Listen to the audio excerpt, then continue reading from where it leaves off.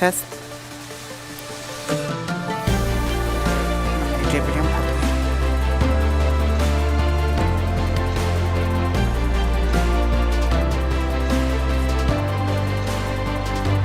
ضيوفنا الكرام السيدات والسادة، سوف نبدأ برنامجنا لليوم الثاني خلال 10 دقائق.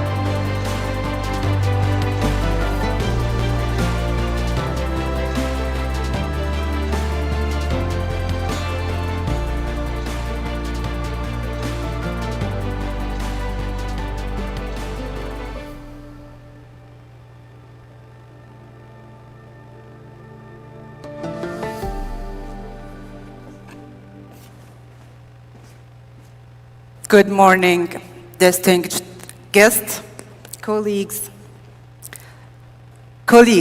and healthcare transformation leaders. Welcome back to day 2 of Saudi Model of Care Forum 2026.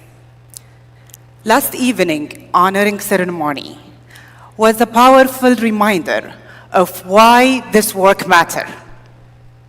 We heard real stories, inspiring stories from patients, real journeys that reflect the human impact on a model of care. Also, we had the privilege to honoring health clusters, other healthcare institutions, whose their achievements demonstrate that healthcare transformation is already delivering a measurable outcome across the country. Those stories form the bridge between strategy and execution. And here is where day 2 begins. If day 1 focuses on national direction, strategy, and policy, day 2, we will be moving to implementation. Today, we will discuss KPI and measurement. We will discuss digital and AI enablement, health systems, and workforce transformation. And lastly, we will go over a clear 12-month roadmap of what's next. And that's where the ambition meets the accountability. To open today, we start with a brief recap and forward focus from Dr. Saad Al-Asiri. Dr. Saad Al-Asiri is the Chief Medical Officer of Urgent Care at Health Holding Company. Please join me welcoming Dr. Asiri on the stage.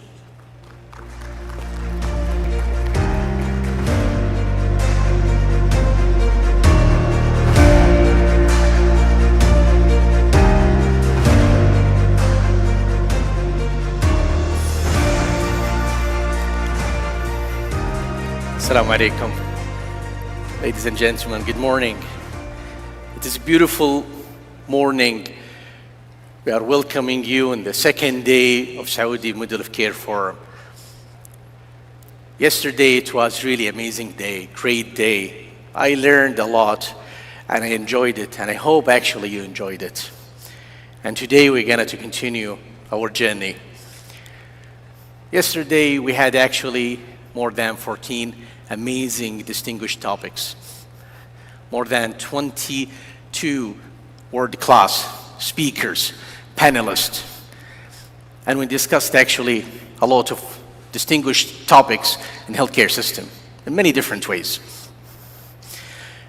15 nationalities participated with us yesterday. And a lot, actually, of viewers, more than 20,000 viewers through live broadcasting. Yesterday, it was not about actually sessions. It is not about lectures, and it was actually about perspective shifts. Yesterday, we explored the differences between evidence that exists and evidence that actually change lives. Yesterday, we explored the gap between activities and outcomes, and what is the meaning of the deep impact for those cases which we are serving through the Saudi model of care. Today, we're going to move from reflection to execution. And also, we're going to talk about how we think differently and how we operate differently. Yesterday, we discussed healthcare transformation in many different levels. And also, it was not limited to the science. We learned also, it was actually related to the system design. And it was actually discussed in many of those sessions. And it was actually mentioned, and we were reminded about 3 core shifts, which is very important. And I'm going to try to recap that right now. Number 1, we discussed from evidence-based to evidence-informed decision. It was very important first message. And the second message, and it was about discovering treatment, moving to the deliverable with reality of this treatment. And the third one, which is very important, and it was from organizational focus to population focus.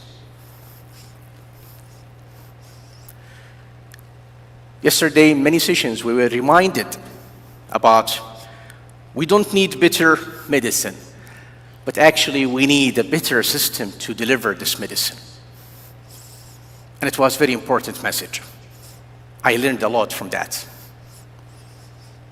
And the meaning of that, reliability, which is actually beating novelty, and also scale, beat pilot. But the most important one, which is how to keep sustainability. Because when you change and you improve the system design, you have to keep that sustainability. Value-based care, it was actually discussed in one of the amazing sessions yesterday, and it was actually talking about many important topics, and we need it in our Saudi model of care.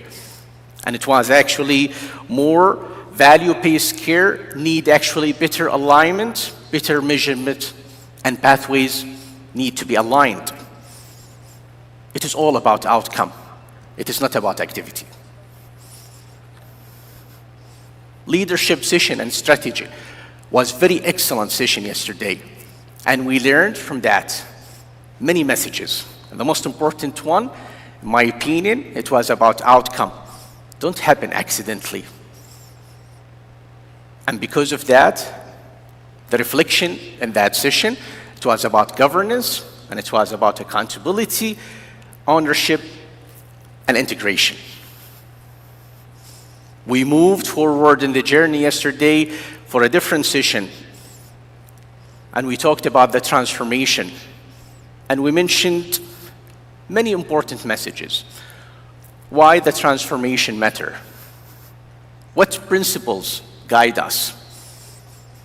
So today, we're going to answer that by how we're going to operate that.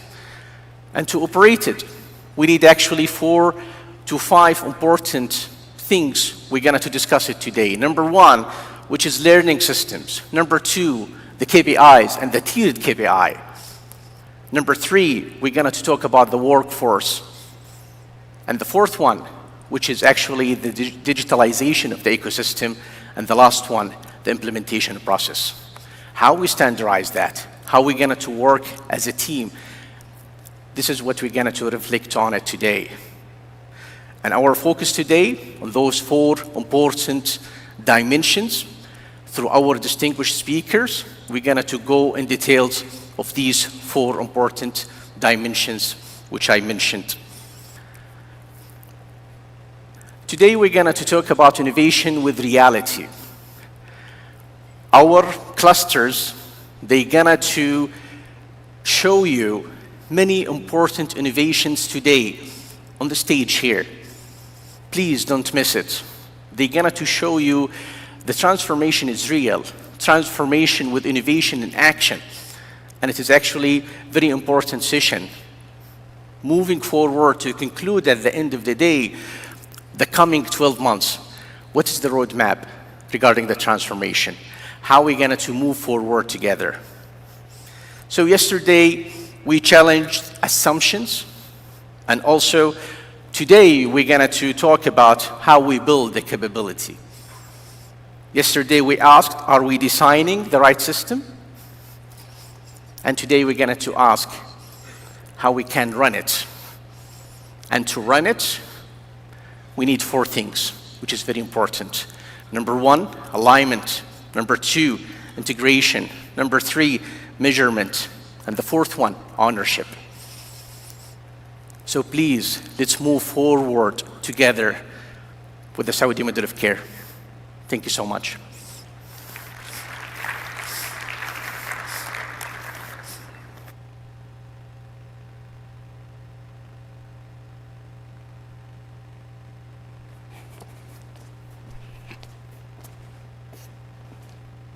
Thank you, Dr. Asiri, for such a great start of the day.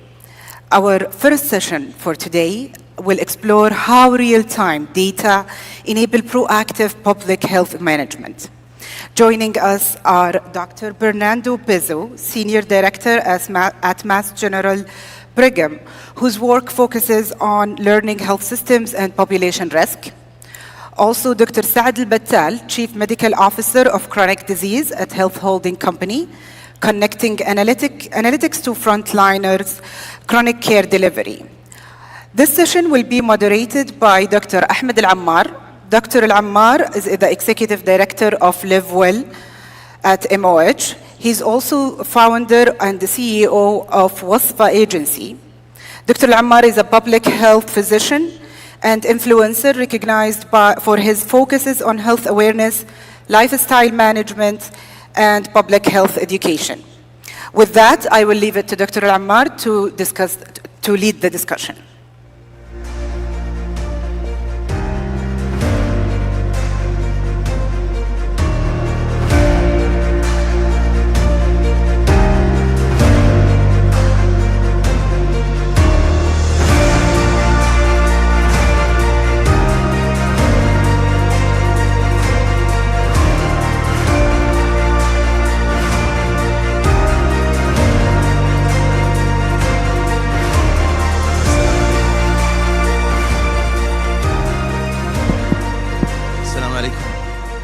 Good morning, everyone. I'm happy to be at Saudi Model of Care Forum for the 7th time, maybe. I had the chance to attend the first one, 2018, when it was like a plan. I'm happy to see the improvement and the achievements with time. Also, I'm happy to have Dr. Saad and Dr. Bernardo with me to talk about this session, which will be, inshallah, informative. I'll start by definition with Dr. Saad. What define a true learning health system? طيب, السلام عليكم جميعا, صباح الخير. When we talk about learning health system, probably most of us will have a dashboard in mind, talking about the healthcare systems reflected on numbers and trends and curves and colors. Probably that's what's happening in most of our organizations, but it is not IT platform.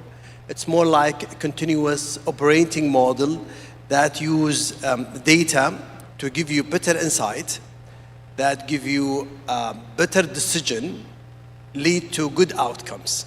So we use these data to pre-event prevention, pre-event intervention, not just post-event reports. There are a lot of examples for that. Probably in our discussion we'll have some of these examples, but that's a nutshell what is a learning health system looks like. And with time, we use these trend and these analysis to improve the performance of these learning health system. Thank you, Dr. Saad. Dr. Bernardo. First of all, good morning, everyone, and thank you for having me here. It's an honor and a privilege to be in Riyadh today, contributing to such an important discussion. I look forward to sharing my insights from my experience at Mass General Brigham, at Harvard Medical School, and at the American College of Radiology, where I lead AI initiatives across the United States. And the topic of a learning health system is a critical one that's transforming healthcare. And when I think about true learning systems, I think the key component for me is being able to close the loop. Thinking about the great points that Dr. Saad mentioned, and also thinking about the interoperability, how data can be exchanged in a seamless manner across different health systems, different hospitals. Think about the governance, so we can have accountability of care, and think about transforming the analytics, embedding that in the workflows. I agree entirely with Dr. Saad that a static dashboard, another report, it doesn't translate insights into action, and it doesn't translate action into measurable improvements. So we need to really make sure that there's a connection between the different stakeholders, the primary care physicians, the frontliners, and that see patients and that patients have a continuity of care. They're not lost along the way because of many reasons beyond technology. The engagement between clinicians and the cultural alignment are key for a true learning system. Okay, so since Dr. Saad mentioned the examples, I'll start with you. So we will take the examples from him. Give me some examples of real time, where the real time data has a significant change on decision making immediately. Yeah, sure. So I like to think about acute care pathways. For example, if you're using artificial intelligence to to identify patients with stroke, with pulmonary embolism, learning those insights, for example, in radiology early on, allows for activating ED physicians, translation into ICUs, activation of treatment pathways in an early manner, as well as capacity management. If you have growing backlogs of patients, either in your ED or in your reading room, learning that as it starts building up allows for better managing that flow of patients to other hospitals, to other facilities. So I think those are two good examples. Maybe I'll just close with an example also related to capacity, which is being applied, is the application of generative AI for productivity gains. We are seeing that a real impact of that for both primary care and specialty physicians with ambient documentation, listening to the conversation between doctor and patient live and translating that into notes automatically that needs to be reviewed by the physician, but that really improves capacity. Similarly to radiologists, drafting reports in an automated fashion. So that really shows how real-time data can expedite care. Nice. Dr. Saad, is there any more examples? Maybe the best example to make it easy for everyone, when you go in a big mall and there is parking areas and you see the light, the green and the red. Red means the parking slot is occupied and the green is available. That's a learning system.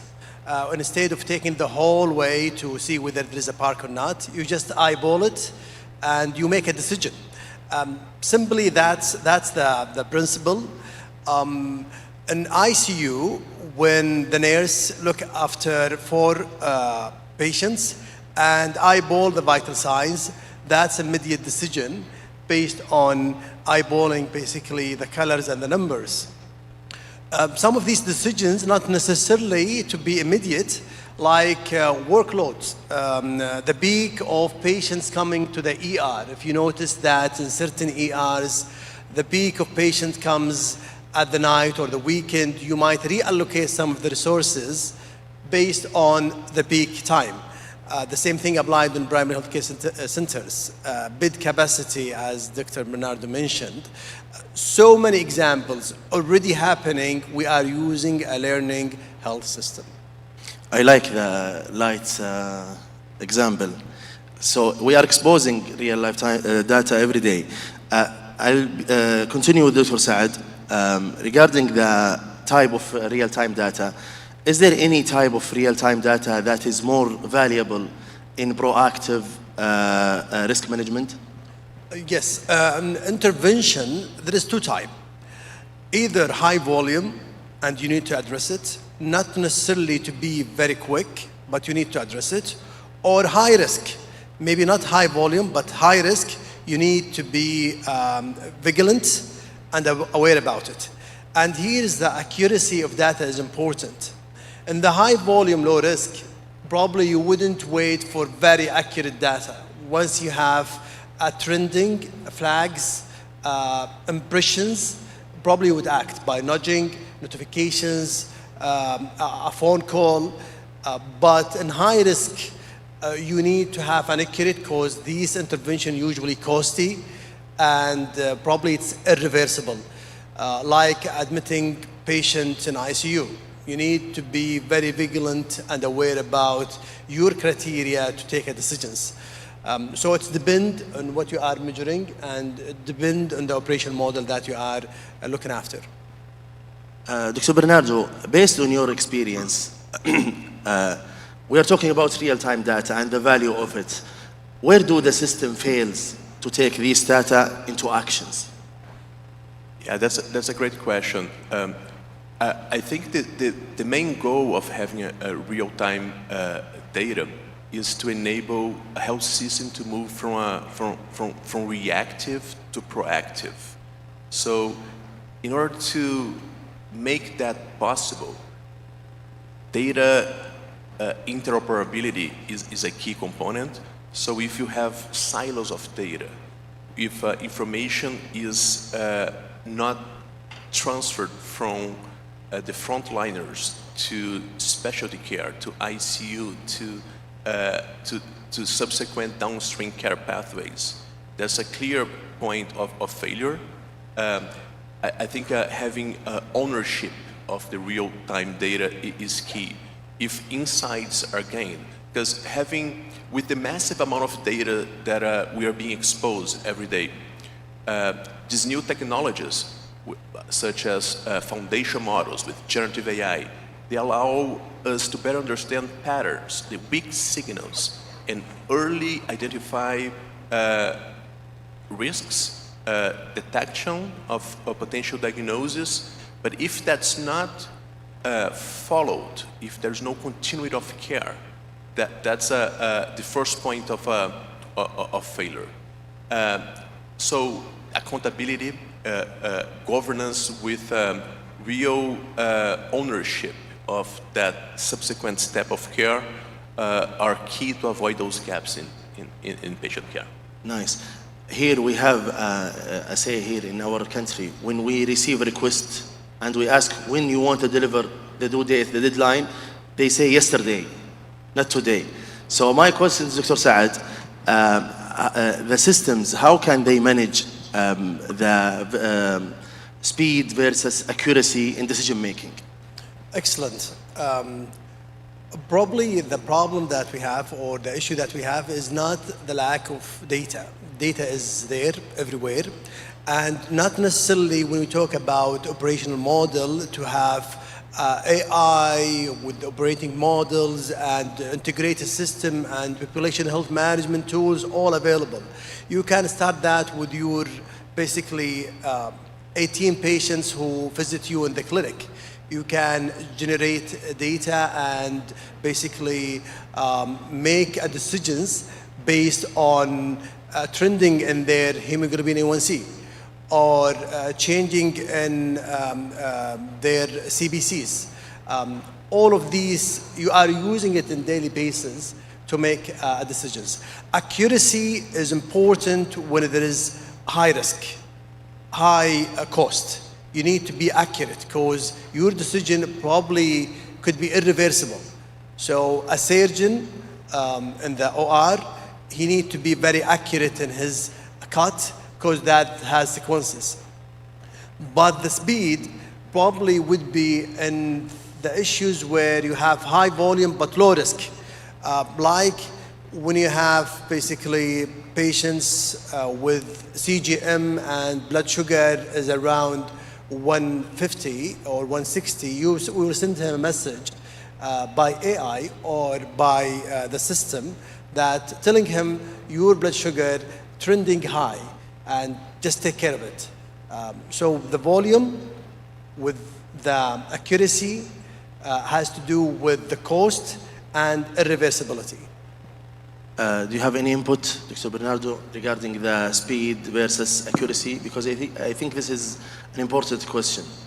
Yeah, I agree entirely, and Dr. Saad made very, very good points. it's always a trade-off between accuracy and efficiency. I think having models or digital health tools that are accurate, but that is not translated into action is a big challenge. We see immediate needs across the entire patient life cycle. And if you just are accurate in identifying some of those signs early on with the amounts of data that we're being exposed, but that information there's a latency in the subsequent steps of care that really impairs all the benefits of making those early detections or those early risk predictions. So that's why this, I keep repeating myself with interoperability. And I think Saudi has the privilege of having the national platform with digitized, centralized data, which enables this information flow to make both the accuracy and the speed be aligned into efficiency gains in the care pathway. Thanks, Dr. Bernardo. Of course, AI will be part of the discussion. So, Dr. Bernardo, what role should predictive AI play here? Yeah, so we're living an inflection point with AI. I think many of you have been exposed to AI over the last years.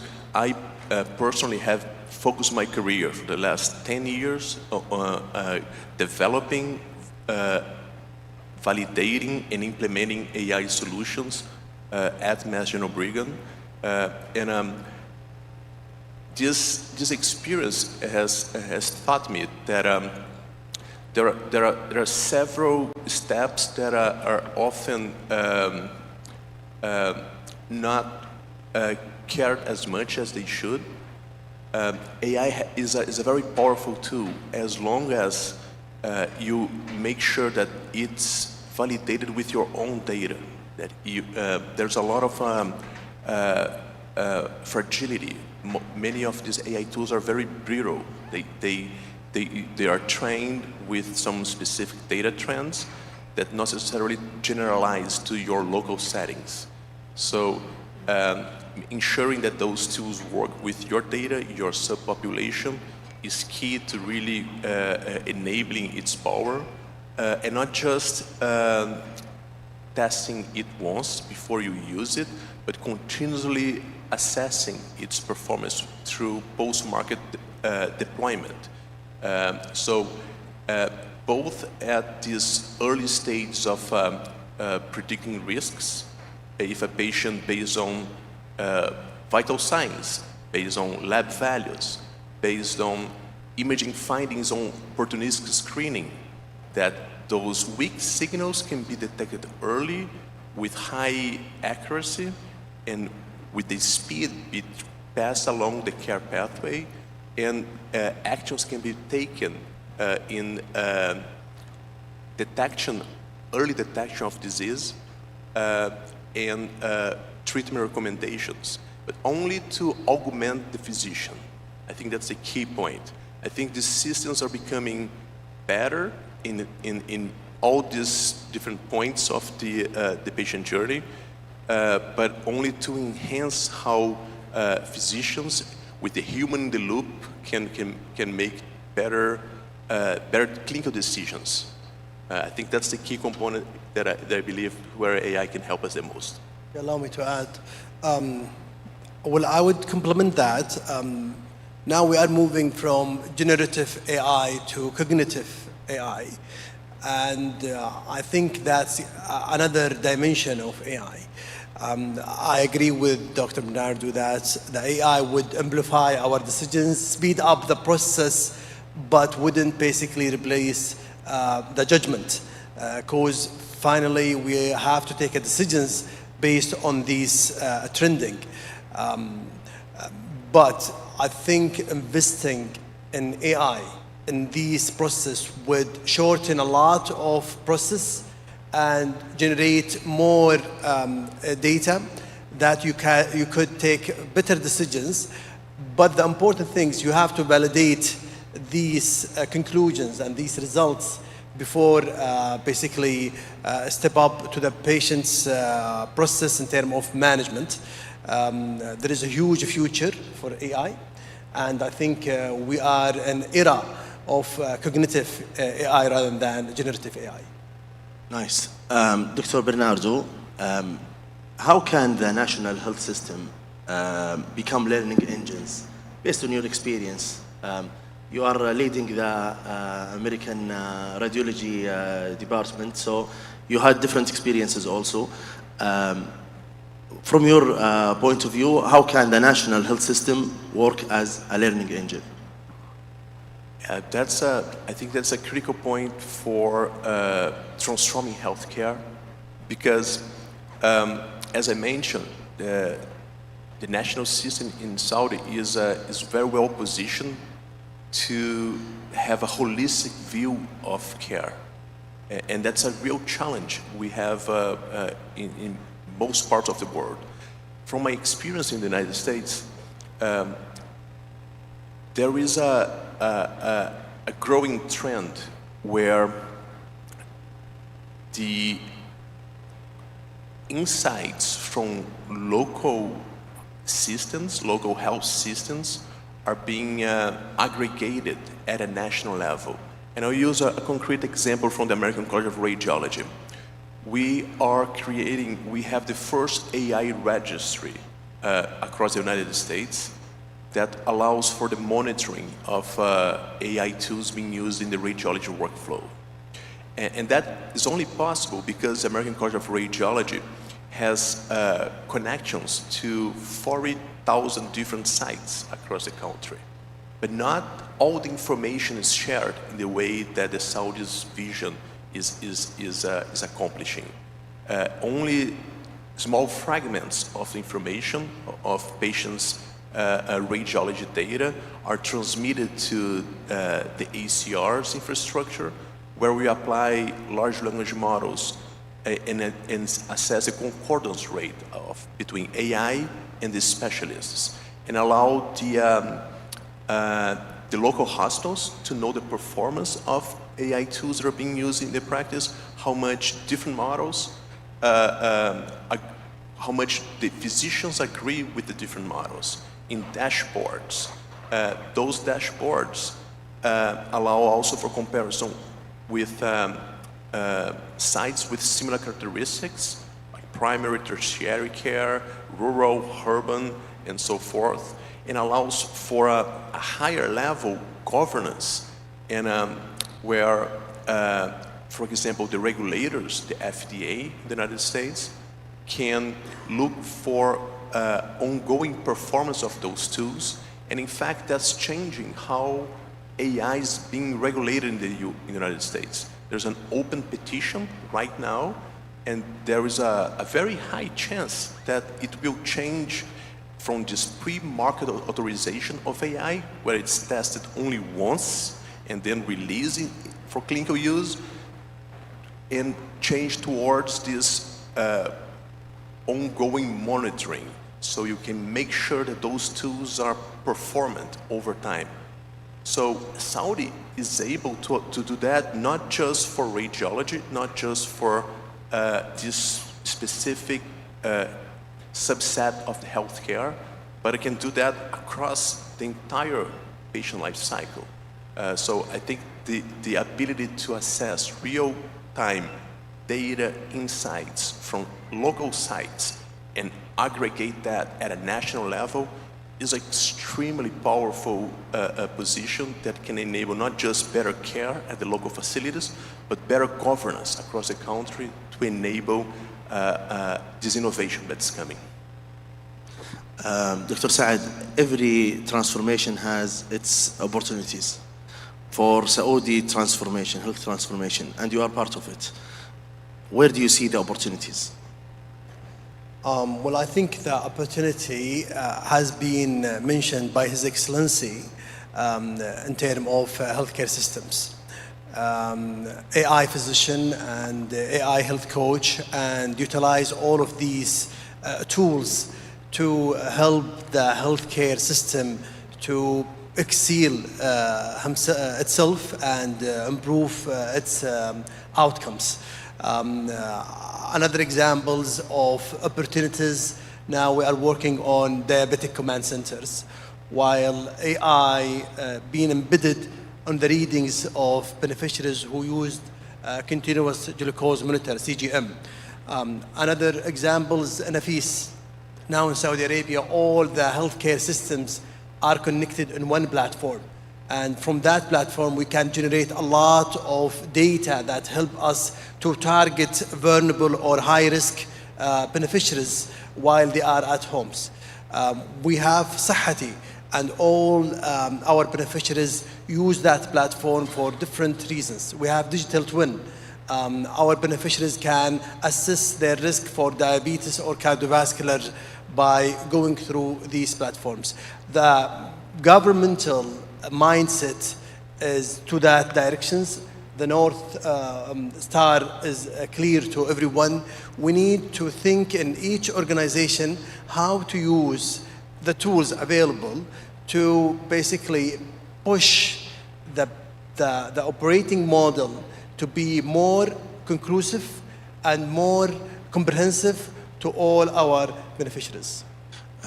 We are running out of time, and I'm keep seeing the timer here. Can we consider this as real-time data? Stressful real-time data? It is.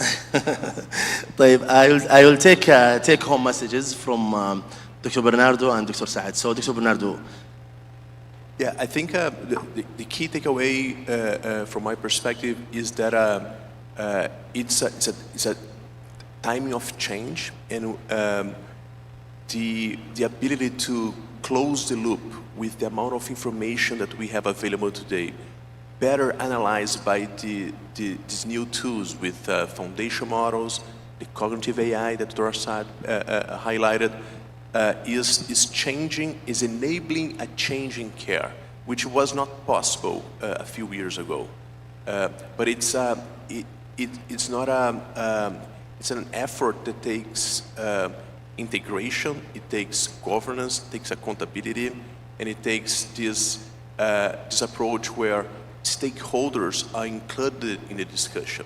The frontliners, the specialists, the providers, all need to be, their input needs to be heard, so there is a flow of communication. The patients are not lost along the way of care.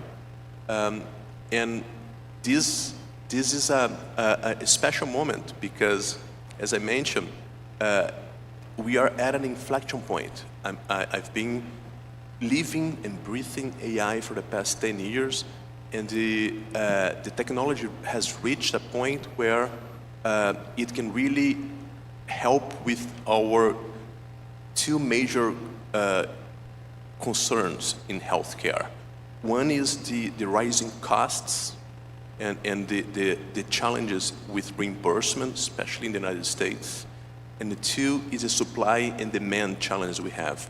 We don't have enough healthcare workers to really cope up with the demand. So having this technology enhance our ability as humans, as physicians, as healthcare professionals to deliver this high quality of care is going to be critical for our future. So you have a perfect foundation, you have the right mindset, the right initiatives. So it's a good time to be listening all these insights and applying them into action.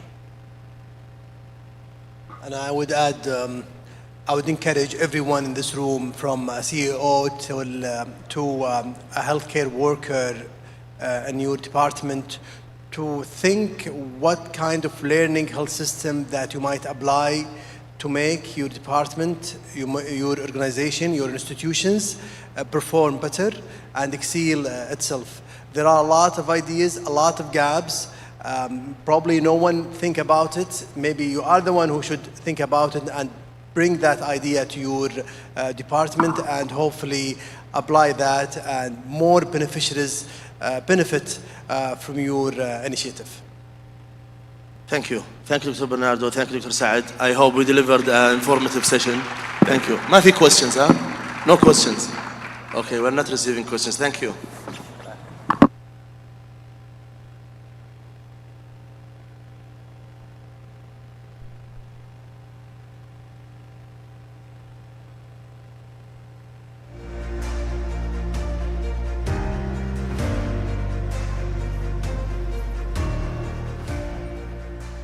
Thank you for such a great discussion.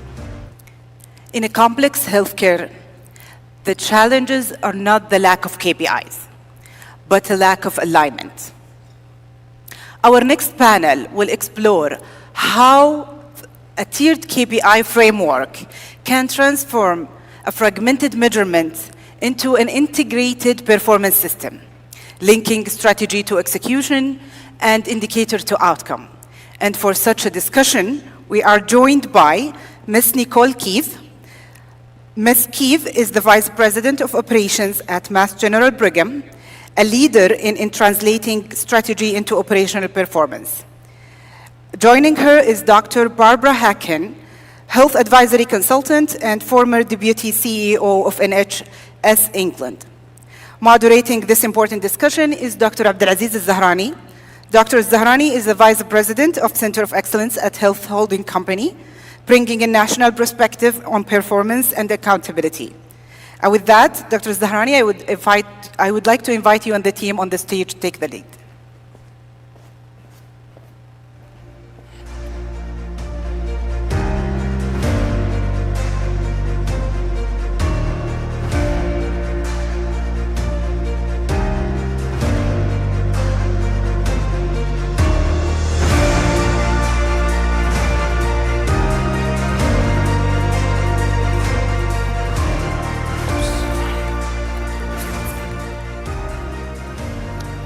Well, good morning, everyone.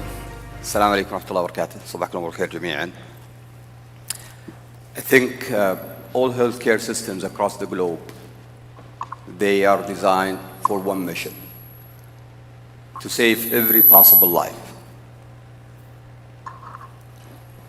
But that mission is delivered differently, depending on the scale of delivery and how accountability is structured throughout that system. In every system, we have performance management that we think it will drive progress towards our goals and will ensure there is a compliance, at the frontliners with what we want them to achieve. More often than not, it's not that easy to do.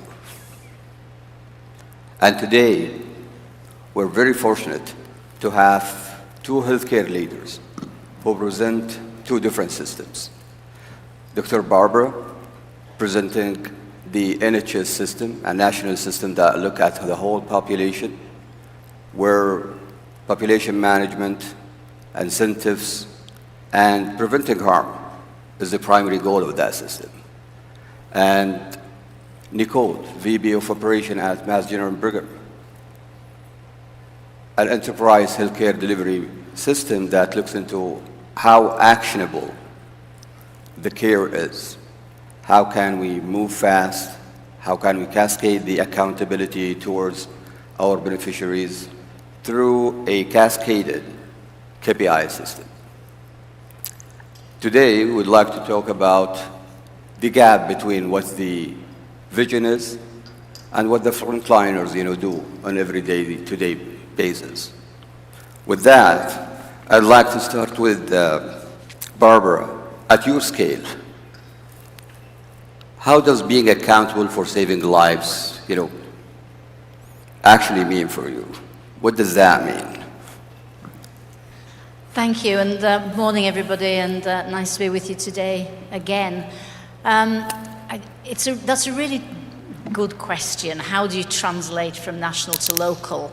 I spent half my career as a frontline clinician and the other half of my career in management, and the latter end of it in national management, and therefore I've got kind of experience at looking at it from both sides. What's really important is that you are able to translate, I think, the big macro objective that you have nationally, which you have to set nationally. And I might make the argument that it's not just about saving lives, it is about making people as well as they can be when they are alive, because I think that's equally important. How do you translate that into something which is meaningful for the people on the ground? Because not only is it's a huge thing, it's like the elephant that you can't eat. The main role of leaders, and as you do your tiered KPIs, is to translate them into something that is meaningful for the people as they work through the system. So how do we break down this massive thing of keeping people well and keeping them alive? And I always think that one of the ways that you can do that is looking at all the different actions that add up to the whole. Because it is easy to sort of denigrate outputs and inputs and say, well, we can only do outcomes. But sometimes outcomes take a very long time to measure, and therefore you're not getting the information back in order to change your behavior fast enough. So inputs and outputs do have their place. And it always seems to me that patients really want three things from us in our health systems. They need to be safe, they need to have treatments that are effective, and they need a good experience of their care. But alongside that, we as a health system need to give patients good access to their care. It's a massive problem for us in the NHS, is access to care. And we need to be improving their health at the same time. And we need to be looking at the whole purse, because unless you've got an infinite amount of money, and who hasn't, then if you waste money not doing something efficient for one patient, then it's something that you're denying another patient. So for me, I think that first and foremost, try to look at the different aspects of that totality of the whole. And then, and we can perhaps talk about it later, is how do you then make those meaningful as you go from national level and what actions you'll have there, down through till you get to the clinician actually sitting in front of the patient. Thank you, Barbara. Nikki? So I think we have to start at the foundations first, too, is do you have reliable data? Do you have the same data definitions across all of your clusters? Are you abstracting the data in the same way? So there's inter-reader reliability. That's key to make sure that you are building off of a strong foundation. Then you need to make sure you have a unified operating model. So how are you going to execute all of the work that you need to do? Setting clear priorities at the beginning that are the same priorities across all of the clusters, all of the country, and making sure that you are all rowing in the same direction, and your priorities shouldn't be 20. They should be 5 to 10 for the year. And we know that the vision for 2030 is reducing mortality rates. So really hyper-focus into that. Cascading KPIs are critical, so your HHC isn't looking at the same data that the units should be looking at. The units should really be looking at the actionable KPIs, where they can make a difference. So when's your estimated discharge date? Are you going to discharge your person on that date? And if not, you're going over, you're not meeting your target. And then you implement an accountability structure. So what does that mean? Your estimated discharge date on a regular isn't met by this one provider. Your medical director should go to that provider and say, you are not performing well.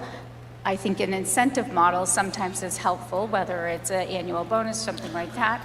But you just need consistency and a sustainable model that you have for across the entire country that is the same also, because scalability is key in this. If you learn something at R2, and it's amazing and it's applicable to many other sites, roll that out. Don't recreate the wheel.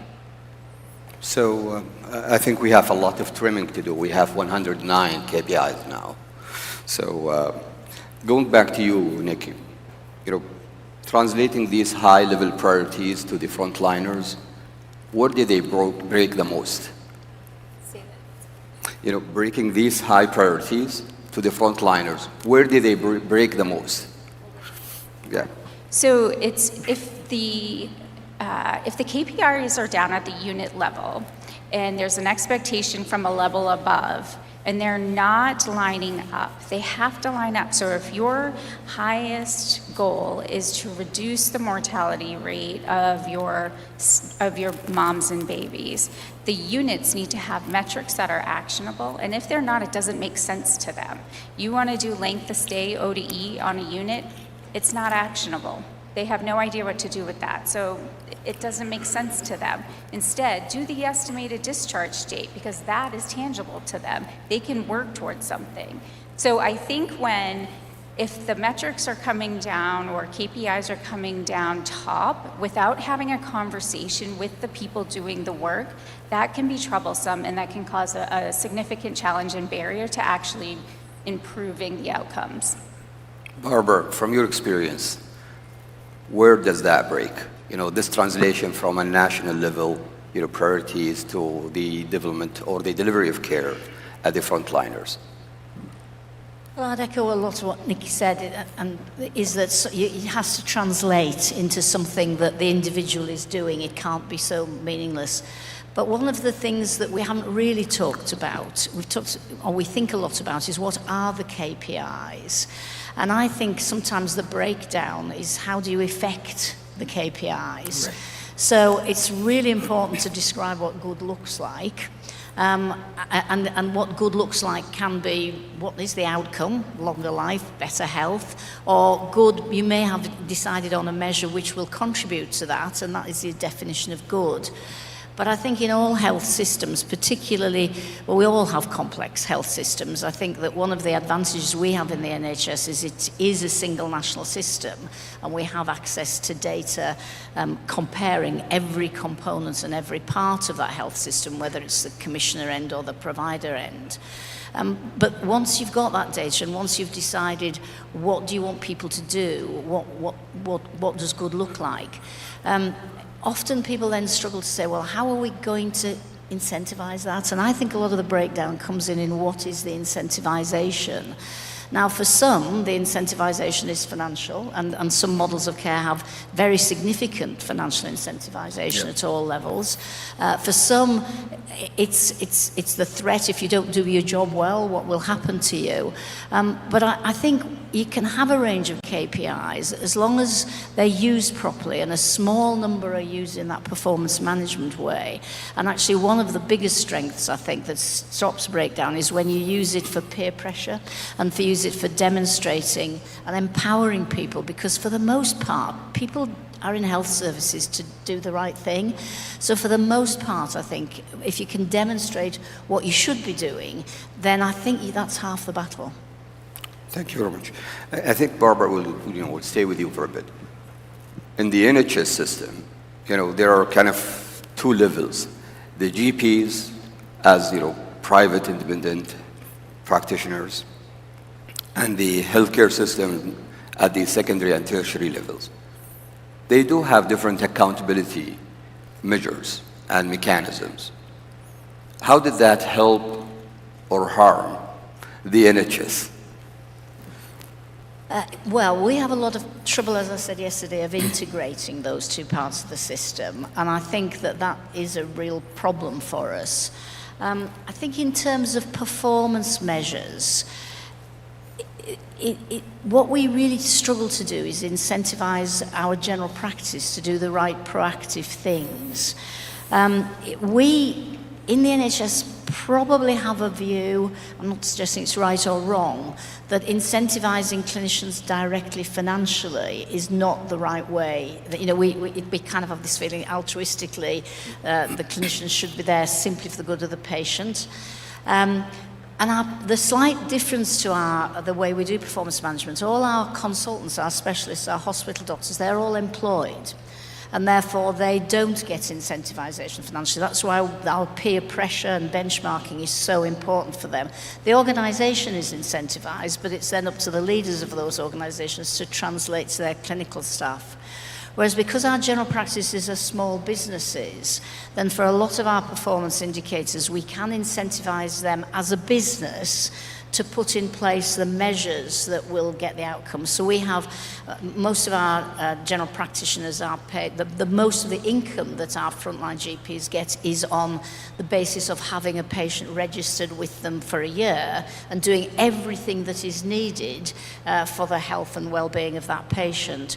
But they also have top-up payments for quality. And that is some of the way I think that we've best done performance indicators, because a lot of them are outcome-based. They are about control of diabetes, control of heart failure. But the incentive is really for them to put the extra services into their practice so that they can drive care downstream. Thank you. Nikki, the accountability in your system is probably a bit different because you have a corporate strategy that cascades at different departments. How does that, affect your accountability distribution, if I can put it that way? Yeah. So implementing an accountability structure for our system was critical. It started with our physicians too. So our chief quality officer, as you heard yesterday throughout the day, we have developed a relationship for ourselves with becoming a high reliability organization. And that means that if there are any issues, that risk can be escalated very quickly and addressed even by our CEO extremely quickly, within 5 hours of the day. So we have a different levels of an operating model that makes that happen. One of the key pieces to that was developing the accountability structure that our CQOs are doing. And it starts at the top and goes all the way to the bottom to the unit level, where every single unit level has a medical director. Their job descriptions were redesigned, their incentive plan was redesigned, and it's very clearly aligned to our key priorities for the fiscal year. And typically it's like CODI, CLAPSI, length of stay. So there's 5 to 7 key priorities that those physicians are accountable for. And then they have their own team accountability to make sure their unit is growing in that direction and getting to meet that target threshold or stretch for whatever was identified for that specific KPI. Now, if they are not meeting those KPIs and consistently are off, there is a dashboard that we have gone to the unit level and to the physician or provider level that will compare you to your other peers. So you can see on one unit the best performers and the worst performers. Our next stage is to tag up the worst performers with the best performers so that the worst performers can learn from the best and try to change their ways and improve their KPIs. Now, say that doesn't work out and they still continue to be on that latter end of the poor performing, there is a potential they will be moved on. If they cannot handle their leadership level as the unit medical director, our organization has determined that we're going to move you on if you can't meet the demands. Now, if there's challenges or barriers, of course, there's always discussions. It's not just black and white. But I would say 10, 15 years ago, we weren't like that as a system. Decisions are made much more quickly this way, and there's more rapid turnaround in getting things done by doing this as well. And one thing, if I might add, which I think is an opportunity that we're starting to take advantage of in the NHS, and I think you have a huge opportunity with ACOs, is to have performance indicators that are for the whole system. So, we have a lot of performance indicators for general practice, we have performance indicators for hospital, but because we're moving more towards an ACO model and more away from the payment for interventions, payment for actual procedures model, then we are able to start to develop some indicators, some performance indicators that we can hold the whole system to account for. And I think you've got a great opportunity with your ACOs to get that in place properly. Thank you. And I think, going back to you, Barbara, because, if you have different tiers of care and you have different types of incentives, if I can put it that way, for, GPs and hospitals, how do you measure as a system the alignment or the lack of alignment, between these systems? Well, you can hold people to account for collaborating with one another, and there's no doubt that we try to do that. They're kind of soft measures. Let's face it, a lot of performance management, a lot of getting people to do the right thing, it isn't about KPIs. You have to have them, you have to be able to use them. But this is a people service delivered by people. And therefore, actually ensuring that that happens is about how all the way through the system, the interaction between people in the different levels is right. So I think we do work quite hard through our management oversight. You know, when I was National Chief Operating Officer, then I would have regular meetings with my 10 regional directors who oversaw all of the systems, and they had 23 systems beneath them. And actually, in that way, that you can use softer methods, I think, of making people, helping people to collaborate. But I think the worst thing is when you have perverse incentives. And I think that, you know, the one thing you really have to watch is that you don't have an incentive for one part of the system, which actually has a deleterious knock-on effect on another part of the system, just makes more work for them and doesn't make it any better for the patient. But it might look like a nice KPI on paper. Yeah, absolutely. Nikki? Yeah, so we actually just started to implement a committee, if you will, of prioritizing even what we're going to be working on as a whole system. Because if you think about it, I did a presentation yesterday on fragmentation, system fragmentation, and our hospitals are built around departments and services rather than the collective whole or the patient journey.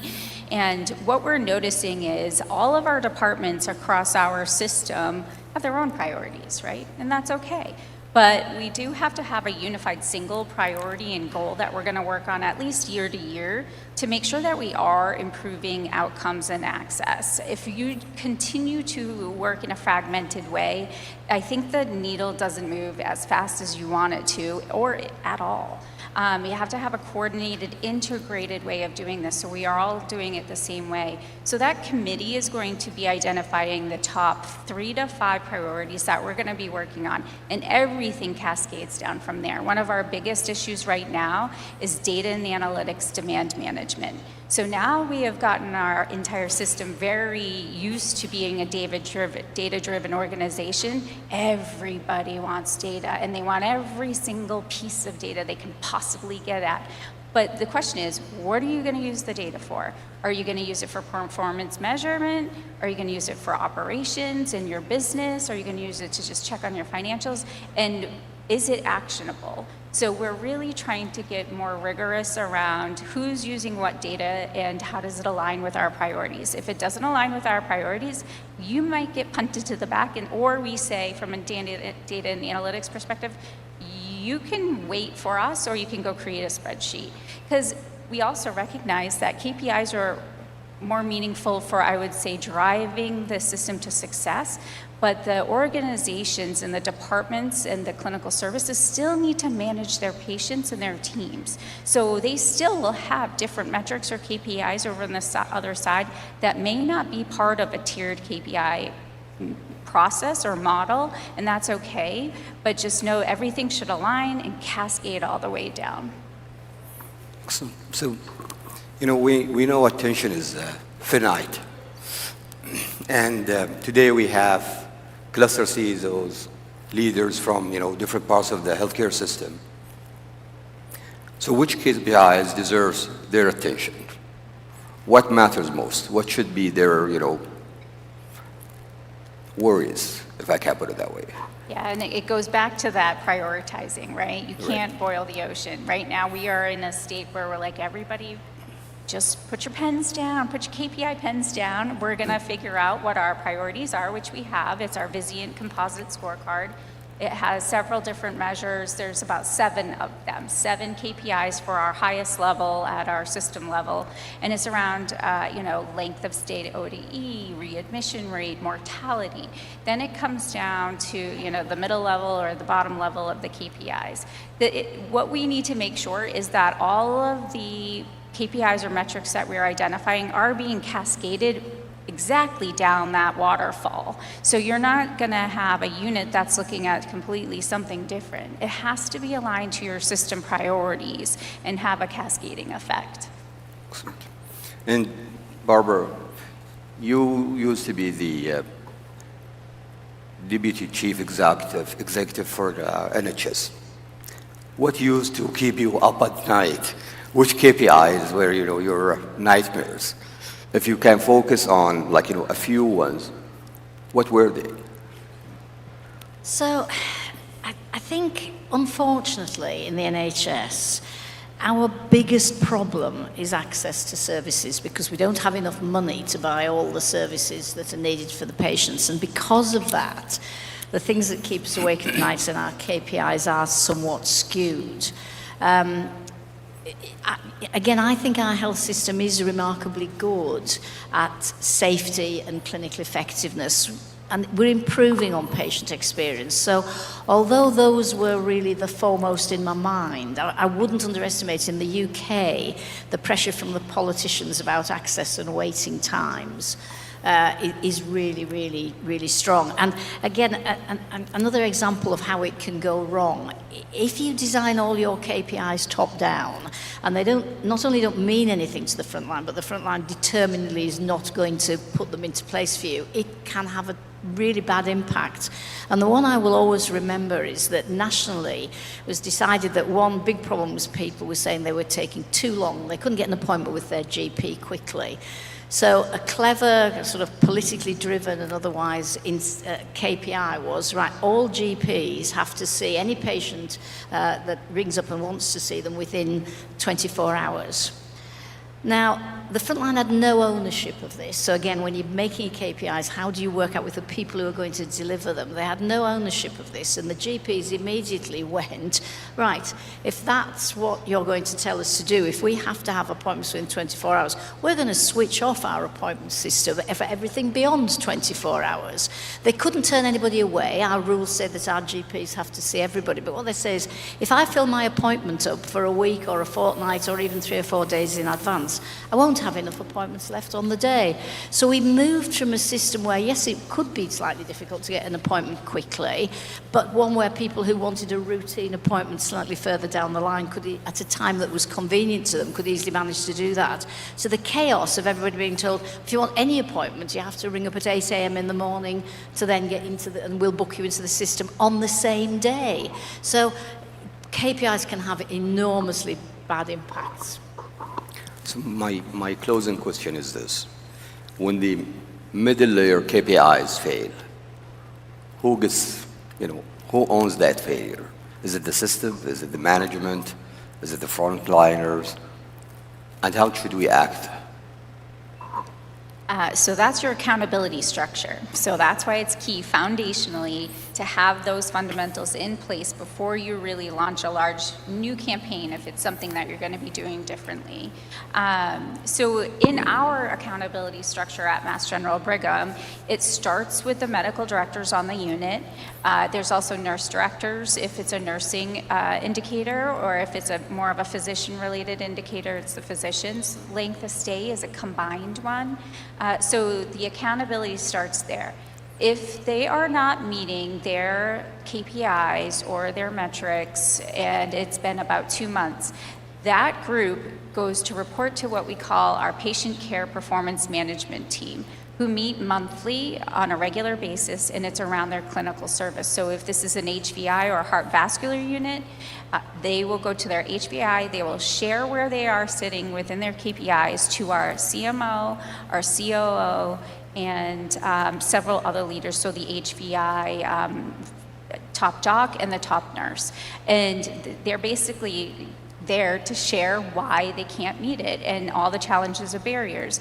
And this happens every month, whether you are doing well or not, because it's the whole opportunity is that if barriers or challenges can be identified and addressed quickly, then guess what? Next month, their KPI might be in the yellow instead of the red.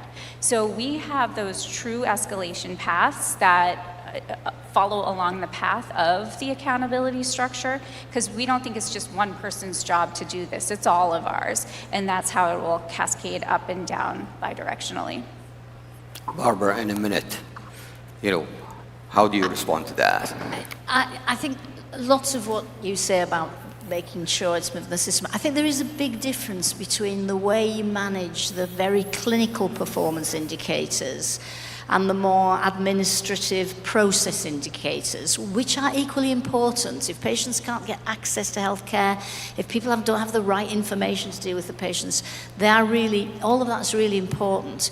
But in the final analysis, the only thing that really saves lives and changes health, I think there are two things that make a radical difference. One is you change patient behavior, and we've not talked at all about incentives for patients, not KPIs, but incentives for patients to change their behavior, or you change clinical practice. And therefore, I think that however you do this, because of this really vital importance of the clinicians and their interactions, then it's those performance indicators that I think are the most difficult to manage. I think it is easier to take an organization and say, you're not being very productive, you're not being very efficient, your processes aren't right, and you can measure those and performance manage those against those. But often changing clinical practice and even more changing clinical behavior, it requires just a completely different style from the red, amber, green. Well, Barbara and Nikki, thank you very much for sharing your insights. A tale of two cities. Tiered KPIs are not just mechanical tools. They reflect, how accountability, incentives, and consequences are wired into our systems. And they explain, or try to explain, how lives are ultimately protected in each healthcare system. Ladies and gentlemen, thank you very much for being with us today.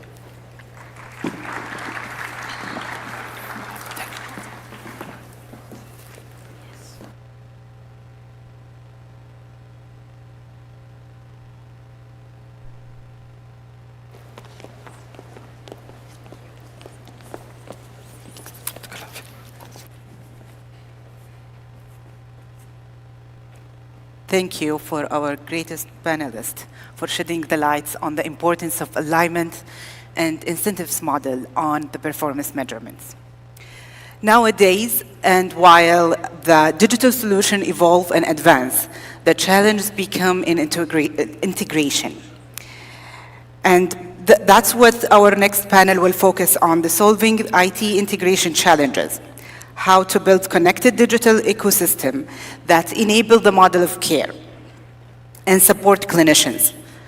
And for this session, we'll bring together Dr. Bernardo Bezzo, Senior Director at Mass General Brigham, with a deep expertise in system analytics, Dr. Raed Al-Hazmi, Informatics Executive Director. Break? Okay. Please accept my apology. There is a slight change in the agenda, and we'll leave you with a 10 minutes break to refresh and come back. See you in 10 minutes.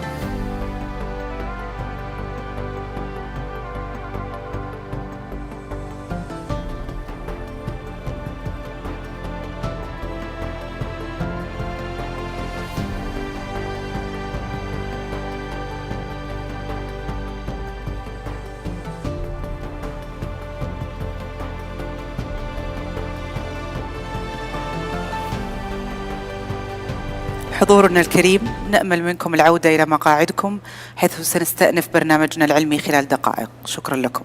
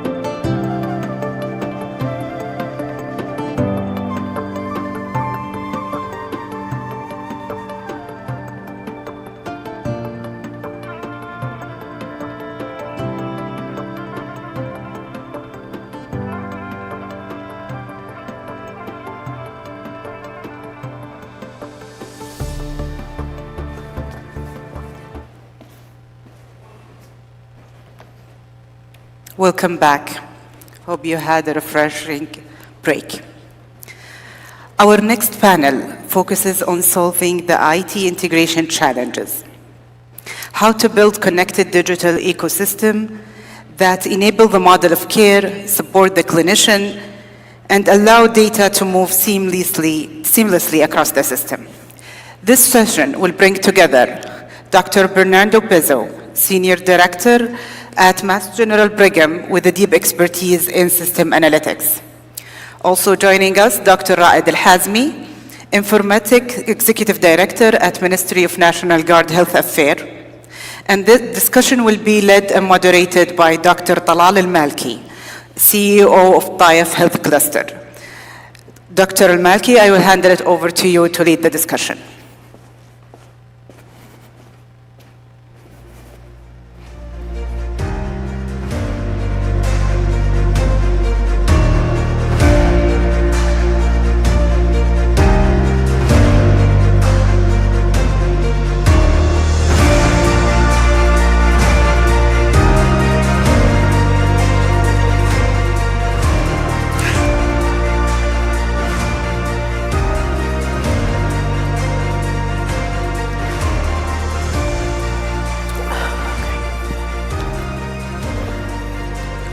بسم الله الرحمن الرحيم الحمد لله والصلاة والسلام على رسول الله.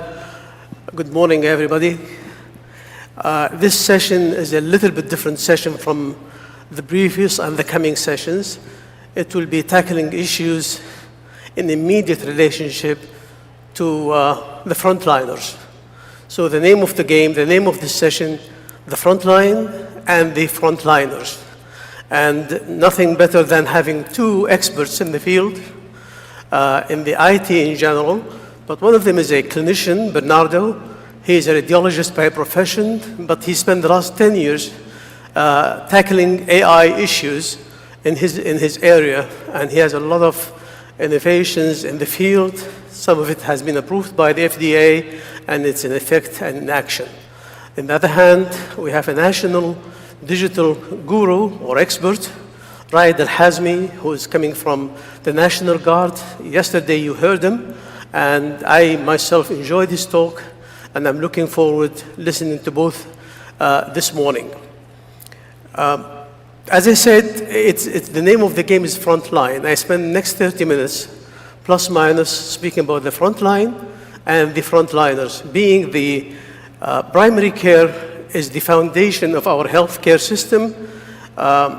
Yet family physicians and the practitioners in the primary care centers, they have a feeling sometimes that they are the data entry clerks for the rest of the medical world in their areas.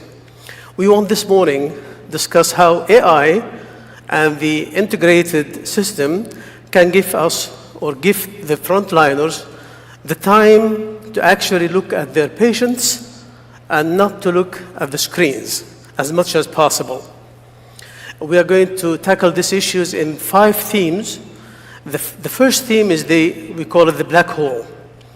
The concept is PhD physicians often lose track of their patients once they go to the secondary or tertiary care centers.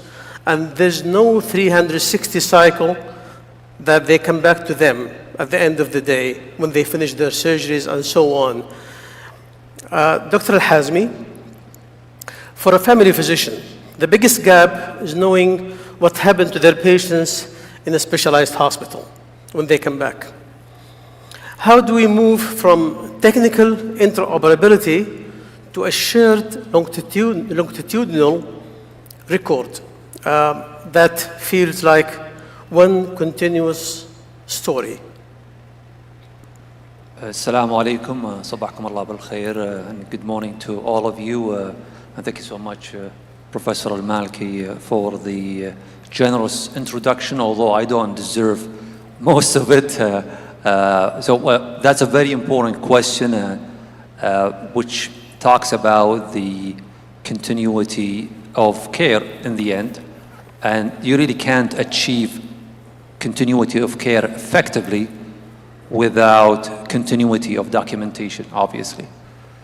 And there are a lot of nuances when it comes to the interoperability, whether it's within the cluster, the ACO, Accountable Care Organization, or intra-clusters, or with the outside.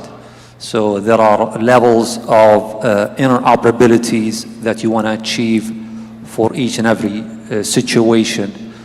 So within the cluster, and probably my 2 cents here are a little bit applicable and relevant because the Ministry of National Guard Health Affairs is almost like a cluster. So we really provide all of the services that the cluster provides. So we have specialized hospitals, medical cities, general hospitals, primary healthcare centers. We have satellite clinics, which are even lower than PHCs, and we even have mobile hospitals, inflatable. So we inflate them within a few days, and you have a complete hospital with the ORs and also ICUs and other kind of facilities that a hospital needs. And in our case, we try to go with the ideal kind of interoperability. And the ideal kind of case is you have a unified medical record system within all of the cluster, within the hospital system. So everything is documented from any entity is reflected on the same unified medical record. And we know that this is not achievable for every healthcare organization. I mean, there are cost factors, and there are also factors related to time. You really want to do things sometimes gradually. Doing something in a perfect way sometimes is not logical and not practical. So maybe another way of doing it within the cluster is you have a very deep level interoperability.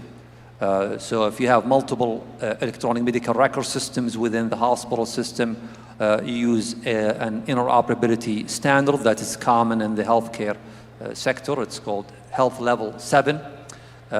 You could use the FHIR version of it, which is the latest and has the most effective way to transfer and transmit health information from one entity to the other.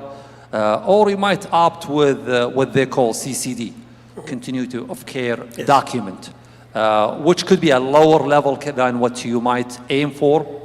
But technology is just one part of it. Yes. There is also the data governance part, which is equally important.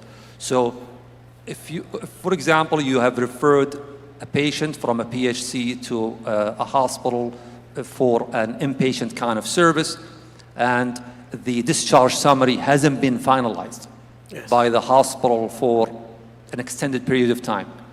The patient is coming to you at the PHC, is not going to be of use, even if you have the interoperability. The technical part of it is there, but the data is not going to come back to you because it was not really documented. If you have improper coding, if you have improper documentation, substandard, you're also going to have the same issue. The good thing about all of that is there are success stories that you could really get inspired by, which is, I mean, it's all over the world. I mean, one of them that is prominent is in Estonia, a small country. Yes. But what they have done is amazing, actually. Every hospital within this country, although again, I'm going to highlight it's a small kind of nation in compared to Saudi Arabia. We're talking about 1.3 million population, 25 to 30 hospitals, depends on how you slice those hospitals.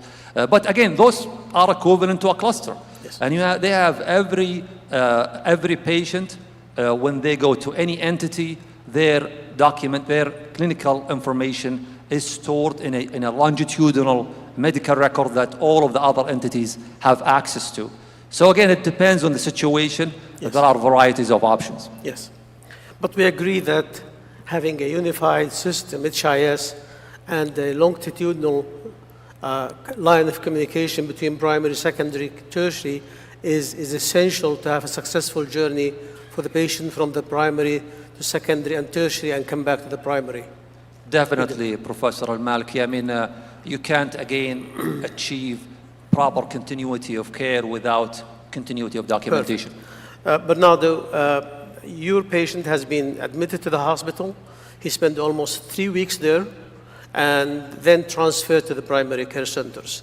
Can AI help summarizing that extensive amount of data within 30 seconds that he can glimpse through over the screen, I mean the family physician or the frontliner, and get enough knowledge from what has been done there? Yes, that's a short answer. And first of all, thanks again for the opportunity to be here. I'm honored to be in the panel.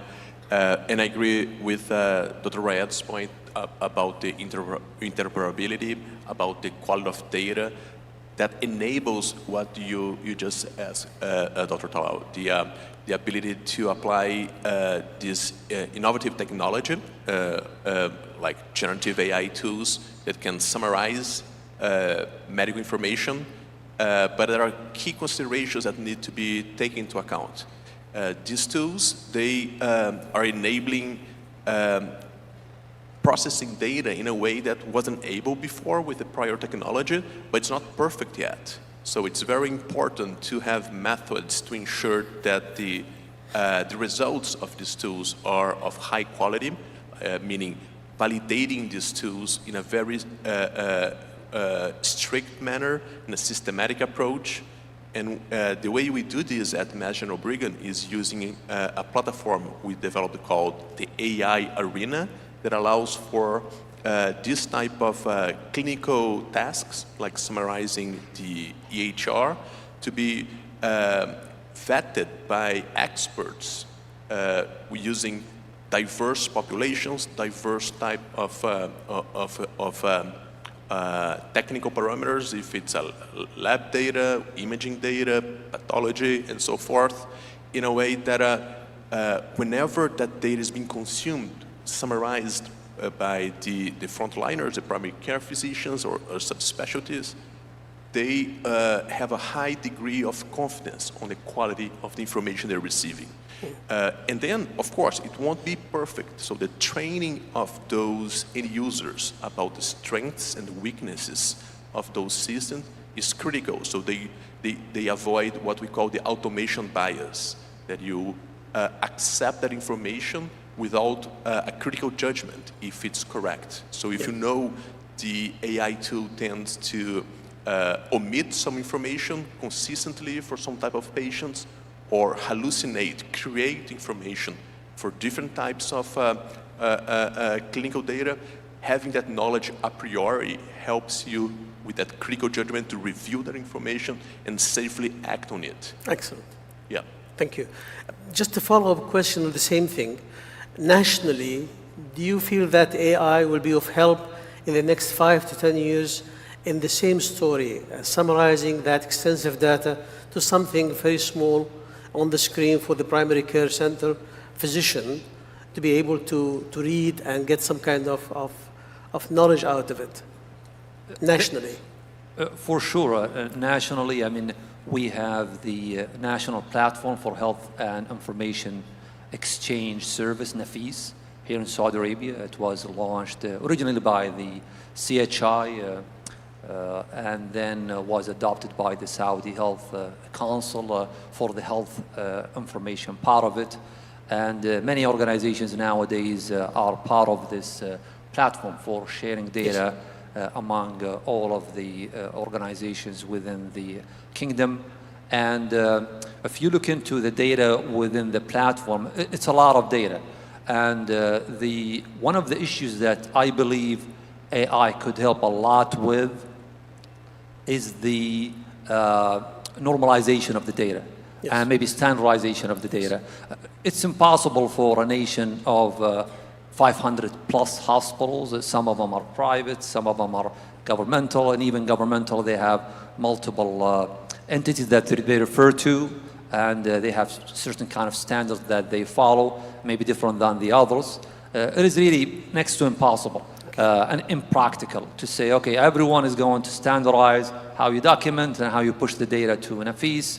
They're trying their best to do the standardization as much as possible, but in the end, something has to happen when it comes to, as you highlighted, Professor Al-Maliki, that this component would make it easier for the receiving end, the clinicians to read this huge amount of data that gets pumped into this platform, and in the end it's useful, but maybe more kind of reforming is necessary in that regard. Okay, thank you very much. The second concept, we start with the big hole or the black hole. Now we're going to the preventive screening and using the AI as a tool in that. Bernardo, it's a question for you. In primary care, we are looking for needles in the haystack, which is very difficult. Can AI help as a safety net for the family physician to have an early flagging of, for example, rising creatinine or missed screening of some kind of a disease without adding alert fatigue? Because if there's too many fatigues, too many alerts, the physician will be fatigued by that and he may ignore it totally and then will be missed. Can AI help in that? Yes, definitely. And I see AI helping from that perspective in two major points. One is risk assessment for analyzing these patterns on the data, either vital signs, lab data, medical imaging, and finding those weak signals that can predict that events may occur the next 6 to 12 months. Examples include a recent FDA clearance that we supported where specific heart disease was identified through electrocardiograms, which are routinely acquired for one reason, but may allow the identification of rare disease that otherwise would take a while to be recognized later down the care pathway. So this kind of a risk deterioration for heart failure, for sepsis and kidney failure and so forth early on, it's a way that AI can help, as well as opportunistic screening on medical imaging. Mm-hmm. It's a key element that a lot of the health systems in the United States are focusing on, looking for early signs in, for example, lung cancer screening exams, CAT scans of the chest, where you can see coronary artery disease, you can see bone mineral density signs, you can see fatty liver, changes in the volume of the muscles and the subcutaneous fat and visceral fat in ways that analyze against normative data, can give you early insights that not just having alerts or causing fatigue, but really leading to action, to change in lifestyle, to recommendations for specialty consultation. Can I just inject one thing? Yeah. Marrying DRG and AI together, is it helpful? DRG and AI at the same time? Will it be helpful in the process for the primary care physician? Radiology and AI, you said? Yes. Yes, 100%. I think the radiology, a lot of conditions that, let's say a patient goes to primary care with cough, or a persistent cough, and the primary care physician requests a CAT scan of the chest. There's a lot of information beyond the reason for that cough that can be extracted from those images, biomarkers, that can give signs early on that there may be a heart condition, there may be other chronic conditions that if acted on early would prevent downstream surgeries, hospitalization, and so forth. Okay, thank you very much.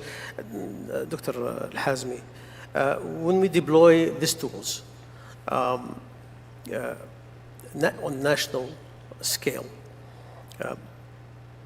how can we ensure that they don't just create more work for the frontliner? Because we are adding more tools in our hand. AI, when we introduce it to the frontliners, will it be a burden on them and then they start to suffer from it? Or can we make it user-friendly, as we say?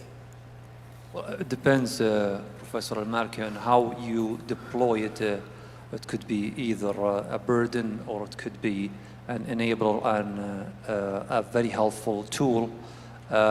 You could deploy AI in a way that produces a lot of alerts and a lot of maybe false positives.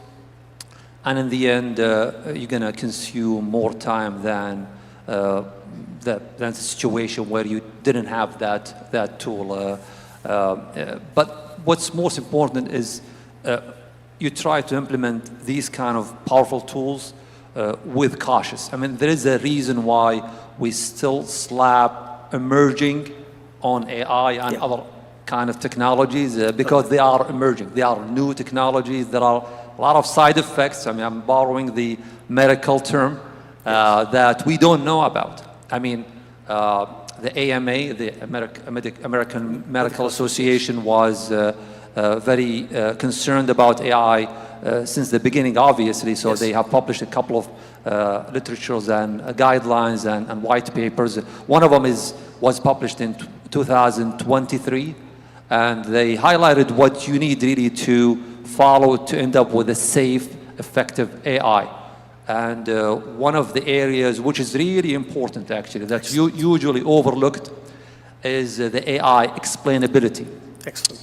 Many people know about the AI hallucination, but one of the ways to counter this kind of side effect is with the AI explainability. So when you implement an AI component, it has to explain to you every time it comes down to a conclusion. It provides a recommendation. How did it come to that conclusion? How did it come to this recommendation? So in the end, the decision maker, which again, it has to be the clinician, the AI has always, it has to be always the sidekick, if we want to maybe label it that way, or say it's an assistant kind of tool. Enabler. Maybe for now, maybe in the near future, but I don't know about what's going to happen in the long term. But the point is, AI explainability is really important. It has to be implemented. And also, there are other factors that we have to take into consideration. For example, an AI component could be useful now, but it could be completely useless or harmful a couple of years down the road. And that's why there is something that we call in the AI realm, the AI drifting, where AI has been just trained on a data that is good now, and in a couple of years from now, it's out of date, and you're still relying on the same version of AI, so you have an AI drifting that could be harmful. There is AI poisoning, if you want to tap into the cybersecurity realm, where with some prompting, if AI is not really safeguarded, you could poison the model, so it could produce negative results or harmful results. So all of these have to be taken into consideration. Excellent. You want to say something? Yes, if I may, I agree entirely, Dr. Fayed. I think those are excellent points. A monitoring system that looks for those data drifts, model drifts, is critical. We have national efforts in the United States through the American College of Radiology that enables that. And that's a key component that the regulators, the FDA, are taking into account to allow those tools to be used clinically. And briefly, about the point about enhancing, AI enhancing the primary care physicians, I think a good example are the AI scribes. As you may know, the conversation between physicians and patients can be documented automatically. And we started piloting this technology at Mass General Brigham in 2023 with, I think, 13 physicians. Today, we have about 3,000 care providers using the technology. Recently, we published some results showing a reduction of the burnout rate of 21%.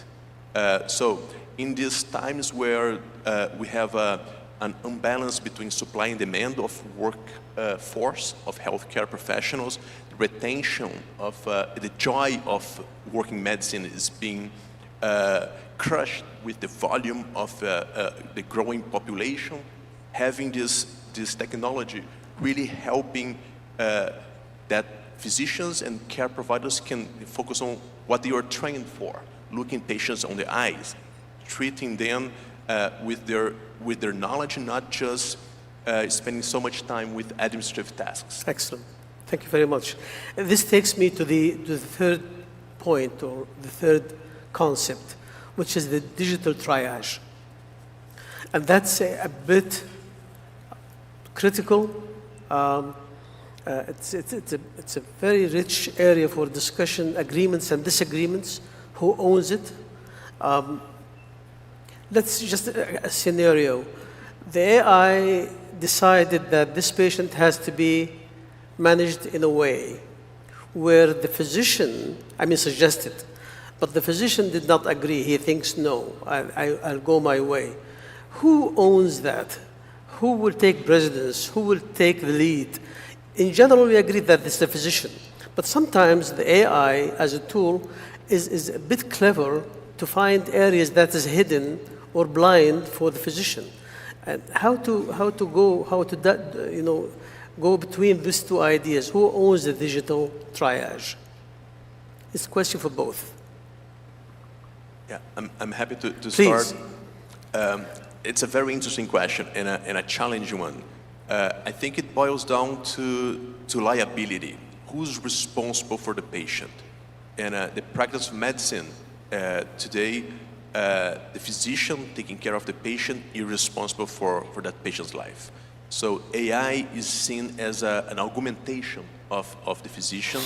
That's why it's so important to know the strengths and the weaknesses of the tool, so you can avoid this automation bias. Perhaps the AI may be seeing things that the physician is not seeing, but perhaps it's incorrectly pointing out to something that is not true. So having this strong knowledge about how the tool works and have data proving that those results are real, help with that final human decision-making process. Okay, right. Yeah, I think with AI, it's more really risky when you deal with it than any other technology. And I'm coming from the technology realm here, because it really gives you the impression that it knows what it's talking about all the time. And this is for a reason. You have very powerful AI models that are available nowadays. Maybe to explain them a little bit, so you have those models that were trained on hundreds of billions of parameters.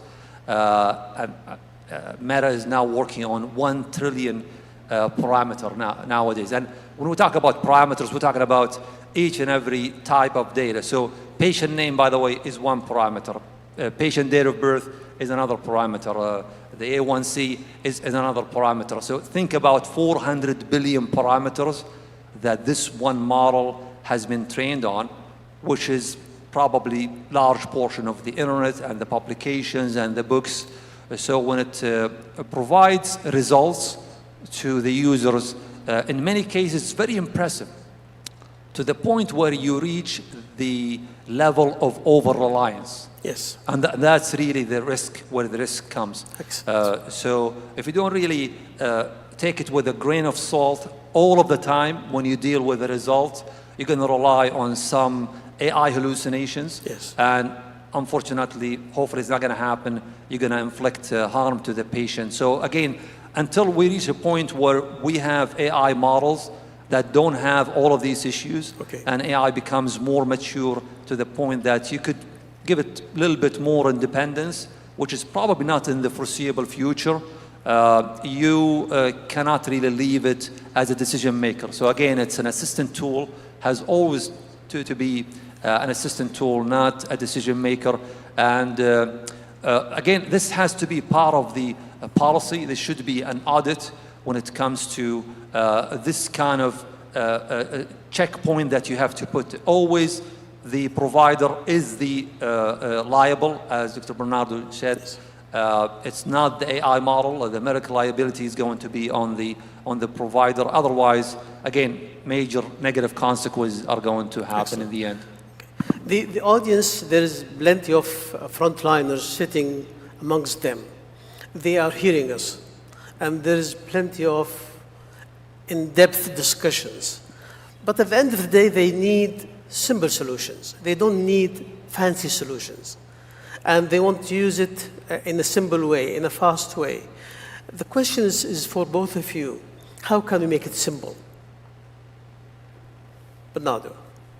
Well, I think a key component of making it simple is to embedding in the existing workflows, not changing necessarily how the practice is conducted. If you try to add extra clicks, extra windows, extra systems, it really makes it more challenging.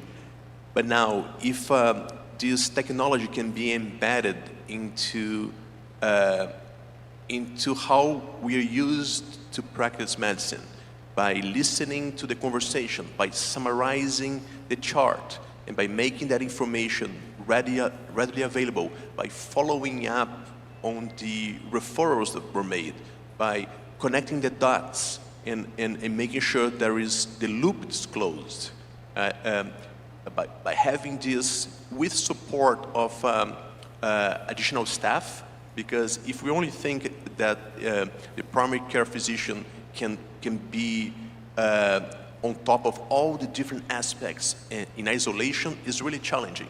I think it's a multidisciplinary effort where the technology can help bridge the gaps between the different stakeholders in a way that it doesn't abruptly change the way the care team is used to working. I think that's the key message to me, not trying to add complexity by adding additional steps to the work. Yes, right. And that's really the pitfall that you want to avoid. I mean, you want to move from a digital maturity level to smart hospital level. Yes. And that's the difference. If the technology is noticeable, if you notice the technology as a provider when you do your job, I mean, you haven't reached really the smart hospital level. Take, for example, the email system, which is a non-healthcare kind of example, but it probably can deliver the point. There is around 160 billion spam email gets sent every day. And of those spam filters that we all use without knowing, so if they're not doing their jobs probably 99% of the time effectively, you're not going to be able to use your email at all, actually. You're going to open your email, look at your inbox, and it's 99% of it, or even more than that, just spam emails. You're not going to find the emails that you have to work on. All of them are just spam emails. So the spam system is just working in the background. It's very effective. And that's the smart technology level that you want to reach in a hospital. It really transcends the digital maturity into another level. Dr. Bernardo has highlighted quickly a very important example, which is doing the documentation in the outpatient settings. So you could have a high level of digital maturity, maybe a HIMSS stage 7, the highest level of digital maturity, where everything is documented electronically with the coding, using a structured kind of way of documentation. But in the end, the physician is going to spend half of the time looking at the screen, not the patient, struggling with the documentation. But you could have an AI-enabled tool where it's just going to tap on a button, and it's going to listen, it's going to do the SOAP documentation with the coding, and in the end, you're going to have the 99% of the time during the clinic is spent on a patient than you spend it on the screen. I have two quick questions with very short answers. For Bernardo, do you feel that you can have an invisible AI in the background in my clinic as a primary care physician? Is it possible? I don't want to see it, but I want it to be helpful. Yes, 100%. Is that possible? Yes. Okay. It's a reality. I'll move to right. Between hospitals and primary care centers, if you are given the choice to use the AI, whom are you going to offer it first, the primary care or the tertiary care centers? Just in a short answer. It is a collaborative work all the time. Okay. In the end, you can't implement a component and you impose it on the other side. Okay. And we expect positive results. So again, these kind of initiatives have to be an organizational kind of initiatives at a very high level with very common understanding. Yeah. Okay. I really enjoyed the talk of the two experts. I'm sure you did. I want to thank them for their input. It's a learning session for me, for everybody. Thank you very much. Let's thank them. شكرا.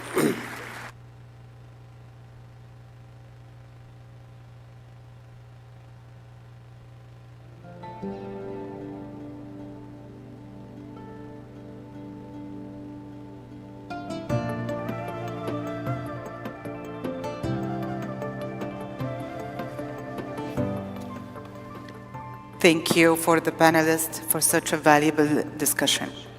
For now, we will be having a 40-minute lunch break, and we'll see you in 40 minutes. Thank you all.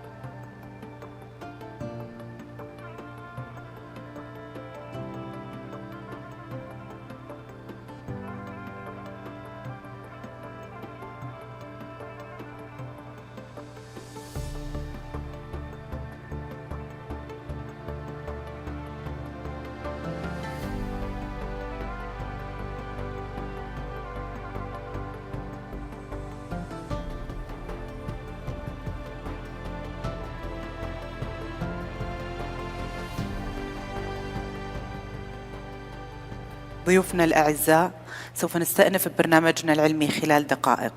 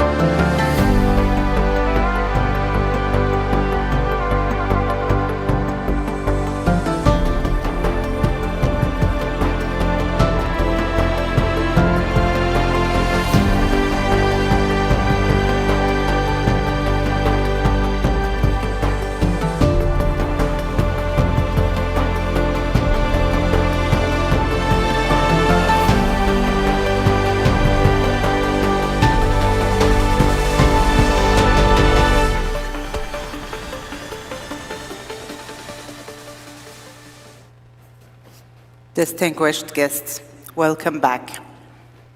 We'll now be resuming our scientific program with the last part for today. Health transformation wouldn't and cannot be happened without a transformed workforce. And that's what will be the main focus of our next panel discussion. And for that discussion, joining us, Dr. Richard Jenkins, CMO and advisor at BWC, Dr. Adel Gnabel, Chief Officer of Public Health Intelligence at Public Health Authority. Moderating this session is Dr. Yasser Fadden, the Chief Medical Officer of Safe Birth at Health Holding Company, where clinical leadership connect workforce capability and care quality. Dr. Fadden, over to you to lead the discussion.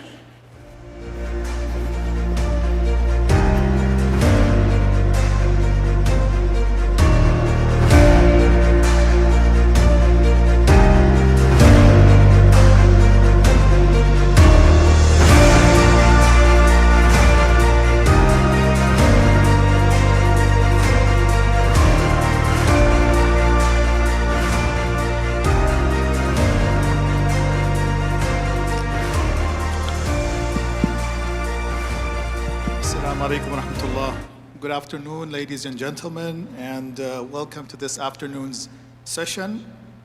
And another session between two minds, and we have two great minds with us this afternoon for this very important session, Dr. Jenkins and Dr. Ada. This session, again, we're going to be talking about AI, and as you have already witnessed, we've been having lots of talks on AI over the past 2 days, yesterday and today, but we're going to focus in this session with this panel on workforce AI. So hence the title, Workforce Reimagined and Transformation, AI Augmented Workforce. I'd like to direct my first question to Dr. Jenkins. So drawing from your expertise in the healthcare sector transformation and value-based care, what new roles do you envision emerging in an AI-augmented healthcare workforce by 2026? Okay, thank you. So I think it's very important that we're talking about workforce and AI, because we'll hear a lot about AI, and we hear a lot about technology in healthcare, and we often miss that vital synergistic link between the technology and the person on the front line who's working with that technology.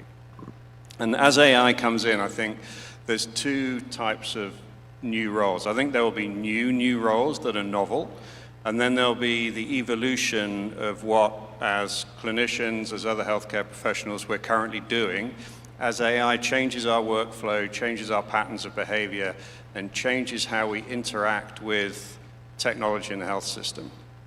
So if we think about what AI might bring us, that might offer us some insight into what might change. So AI is going to bring us the ability to predict in a much clearer way. And so we need new roles to support that prediction. So not waiting for things to happen to move ahead. And we see it in population health management, but there'll be roles, I think, coming through in informatics, in understanding data.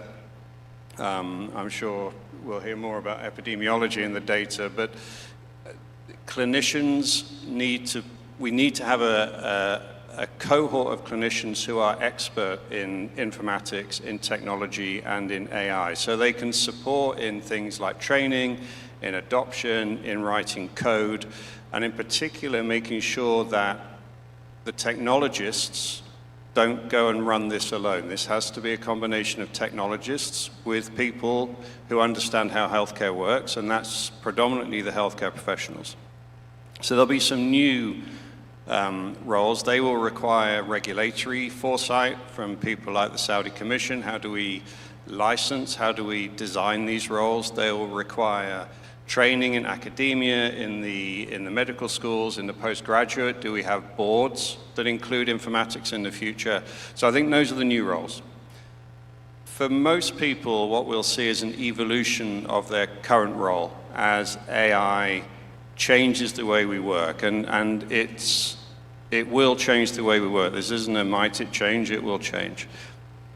I'll give you an analogy. In a previous role, I was Chief Medical Officer for Emirates Airline, which has a large health system. And if we think about pilots and aviation, I think we can look and see what healthcare might look like for the workforce. So pilots used to fly their planes. They had a stick and they had some buttons and they sort of flew around in the sky and it was great. And then slowly things became more automated and they started flying with the use of instruments in terms of where you are, where you're going, your speed, etc. And then that finally moved into what we see today, which is the high-end technology in aviation, where the aircraft essentially flies most of the operations by itself. And if you ever see or you hear the captain of the aircraft welcome you on board, the two pilots in the front have two roles. One of them is the flying pilot, and their job is to monitor the aircraft. Not to fly the aircraft, to monitor the aircraft. The second pilot's job is to monitor the pilot monitoring the aircraft. And I see as we move into AI becoming fully embedded in healthcare, our role as clinicians will move into that supervisory and validation role. So much of the care can be, and I think will be, augmented and delivered through a series of AI or technologies. But the clinician will still be required to act in a supervisory and validating role. Now, that may sound like, oh, the future of medicine's a bit dull. What am I going to be doing, just looking at a machine all day? But the reason you do this in aviation is that it gives the pilots the cognitive space to think about things that might happen and deal with the unexpected. That's valid in healthcare, but I think even more important in healthcare is if this future can be well designed, that additional cognitive space can be used for the things that we like to use it for empathy, for the human elements of healthcare that AI will not and cannot ever deliver. The care, the attention, the listening, the communication.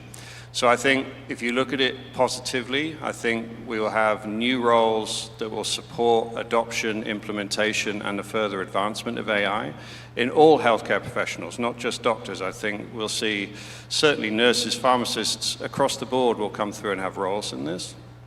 And I think for clinicians and other healthcare professionals, their role is going to adapt and become far more supervisory and validatory of the technology. And positively, that should give people the time to care for their patients in a way that we've arguably lost in our current system. Thank you very much, Dr. Jenkins. So we'll hand the mic to Dr. Ada, and a question to you, especially with your role with the Public Health Authority. So how is the Public Health Authority integrating AI into public health intelligence to create new roles for monitoring and preventing, for example, non-communicable disease? Okay, thank you, Dr. So if you look in the world how the public health institutions are reforming, intelligence is becoming a huge part of it. The WHO, I think, recently changed their org structure, and now they have a public health intelligence within their org structure. And so there is a move to adapt these advances in technology and intelligence to be part of what we do as public health professionals on a daily basis. When it comes to us and what we're trying to do within Saudi Arabia, it's trying to utilize the advancements the country has done when it comes to the infrastructure and the technology and the tools we have in our hands, and how we can effectively use them in public health. Now, in order to do that, we would need different sources of data. The data has to be valid, it has to be reliable, and it has to be representative of the Saudi population. And so that always has to be in the background. As how do we apply it? Well, I would maybe do it in two pools. One is the NCDs, and I'll talk about that a bit, and then there's the infectious diseases. I'll start with infectious disease just because of us being the center of Hajj and Umrah on a yearly basis. And using this type of technology is key for us to be as alert as possible to protect the country and its visitors and its residents as avid and much as possible. And so we can utilize these different techniques or AI and its different aspects to be able to predict what we can see from either influenza happening, meningitis, admissions to different hospitals within Mecca during the Hajj season, the heat stroke. We used that last year to predict how many heat strokes we expect to happen based on the forecast. So that was a model that we actually implemented during the Hajj season.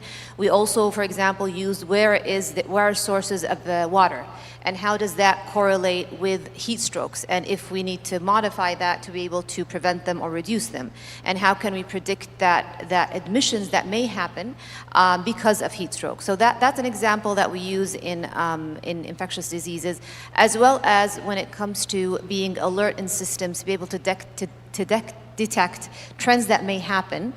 For example, during the flu season, we know there's an uptick of flu incidents. What does that mean to the health system? Does it mean that we need more ICU beds? Does it mean that we need more ventilators? The more we have this data and the more we use AI to employ this data efficiently, it makes the hospitals better prepared, and it also adds the aspect to inform the public of what they can do as precautions to reduce that. So those are a few examples on infectious diseases. If I move on to NCDs, as we know, takes a very long time to actually manifest its morbidities on people. And therefore, if we look at the country, Saudi Arabia, in the 1980s, we did not have obesity as an issue. That was not an issue. Diabetes was not an issue.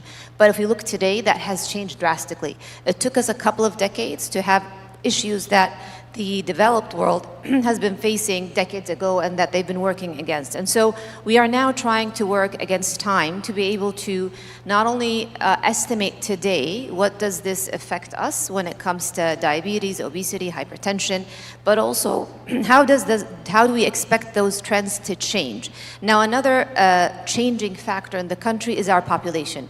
We have a very young population today, but if we look into the future 20 years from now, that will change. We'll be an aging population. And so that means all the NCDs will be a more pronounced issue that we need to deal with. So using AI today to be able to predict those trends is quite key, but also to try to model what we can do today to limit or reduce the impact we expect in the coming few years. We've used it, for example, we have a life expectancy calculator. If you Google that on Wiqaya, it is a tool that if you enter your age today and your risk factors, whether you smoke or not, your BMI, and whether or not you have diabetes, it will tell you what is the expected life expectancy today, were you healthy, versus if you had one of these risk factors. And the idea of this is to show the population that, for example, smoking has the likelihood of reducing your average life expectancy by over a year. And so that also tells you what you need to do to change it. So these are different tools that the authority is trying to expand to be able to better protect the people of the country and the country at whole. We're still in an area where we still need to have a lot of strong collaborations. One of those collaborations is with the health holding company. Another is with the other sectors such as MIWA, such as the Ministry of Education, because AI is only as strong as the data that is in it. And so unless we have strong representative data of the country, it is very difficult for us to generate valuable information. And so that is key. That depends on the furthering of these collaborations between sectors, but also the understanding of the people that serve these different sectors. What is the value of the data they put in today? If I have healthcare providers today in different regions of the country, if you use the platform for surveillance and you enter that data, that not only helps you at that region, it helps the country. And so the value of that data continues to provide. So I think for us collectively to understand that there are building units for AI that we need to collectively to work on to see what is the effect that we can have from this advancements of this technology. Well, thank you very much. It's very clear that we're taking very large steps with regards to the use of AI in the Public Health Authority in the kingdom worldwide. So back to you, Dr. Jenkins. How can clinical leadership adapt to AI integration to improve patient experience, outcomes, and even organization well-being? Okay, thank you for that question, because I'm sure there's a lot of leaders in the room. This is a critical time for, we were discussing this before, Dr. Yasser, it's a critical time for workforce in healthcare. Workforce in healthcare is in crisis. Yes. You know, we are nationally within Saudi, regionally within the Gulf, and globally shortly run out of nurses. We have lower interest in medicine from high schools. The future of workforce is at risk, and so we need clinical leaders to be aware of that and recognize that and take it forward, and that includes AI. So I think I'll go through a couple of attributes that I think would be important. The first is to be positive. There is a lot of anxiety about AI in the system, in healthcare, so please, as leaders, be positive, because there's enough negativity already. Now, that doesn't mean you have to be make-believe, woo-hoo about it. Realism and transparency is important, but positivity about the opportunity of AI and the value of AI, rather than it's going to take away all your jobs, life's going to be appalling, nothing's going to be the same. So the first thing is to be positive. The second thing is to be current. You know, I trained in the 90s. We have leaders who trained in the 80s. You have to accept the fact that the world is changing, and leaders, clinical leaders, need to be current. We stay current within our healthcare. We do our CPD, we maintain our research interest, we read. We need to do the same for technology. So clinical leaders need to be at least up to average and decent speed with how AI works. And I don't mean you need to code, but you need to be at least aware of the potential of AI. When people say, what is AI? You're going to have an answer. So I say, expand your CPD into this arena. Start being interested and increase your exposure and understanding of AI and technologies. The third thing I'd say is lead by example. You can't be asking people to embrace technology if you're still writing on a piece of paper. Be visibly in the world of AI so that those around you can see you. And when we're talking about clinical leadership, we're not just talking about Dr. Yasser and myself as chief medical officers. This goes down all the way to the leaders on the floor. So the shift leaders, when you're using AI in your everyday workflow, when you're understanding how AI fits into policies and guidelines and what we do day to day as clinicians, it's leaders like you that are going to have to support the technologists in getting this right. Because otherwise we're going to have another technology that somebody with a great mind but not a lot of healthcare experience gives you, says it's fantastic, somebody purchases it for you and gives it to you and then mandates you to use it. And you look at it and you think, well, that has no place in my day-to-day work. It just does not fit. We can't wait for that point. As clinical leaders, you all have a responsibility and an accountability to be driving those conversations with the technologists so that as this AI and other technologies are designed, they're designed with you as humans in mind, our patients as humans in mind, but as importantly, an understanding of what actually happens in a hospital, in a clinic, in an ED, in an outpatient department, in an operating theater. Because what actually happens versus what somebody in an AI lab thinks happens is not the same. And that's for us to do. I think clinical leaders with technology have an important role in the conversations with the regulators, whether that be the Ministry of Health, whether that be Saudi Commission for Health Specialties. But the regulators are, over the next few years, going to be shaping that regulation of how AI fits into healthcare. You know, who carries the can for AI? If I'm using a clinical decision support and it gives me some information, I apply it into my care management, and something happens, where do I sit in the chain of responsibility, the legality, the regulatory approvals? So as clinical leaders, we have a role in being part of those conversations, helping the regulators understand, working with them so that we get good regulation that allows us to be safe and allows us to be compliant, but at the same time allows the innovation to flourish. I think the final thing for the senior leaders is to work with the executive team. I heard yesterday in one of the panels that the executive team drives a lot of the leadership and a lot of the decisions that are made, and I agree with that.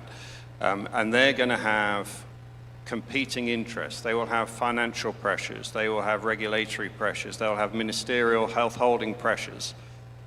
The clinical leader needs to make sure that within that pressured environment, the executive and the C-suite has a good understanding of what the workforce needs to do their job well and to do their job effectively. And equally to do their job with purpose. We're plagued with a burnout issue with our healthcare workforce. The healthcare workforce are feeling a lack of purpose in healthcare. Why I started healthcare, to care for patients, that's starting to be eroded because I'm spending all my time coding or reporting or filling in a sheet. We need to cross that, and I think the clinical leaders are fundamental in helping our chief executives, our chief operating officers, the purchasing teams to make sure that as part of their thinking, they have a good understanding of what's actually required by the workforce in these units. Well, thank you very much, Dr. Jenkinson. So, Dr. Adha, what skills do you anticipate public health professionals are going to need to develop in 2026 to effectively leverage AI in epidemiological studies and population health management?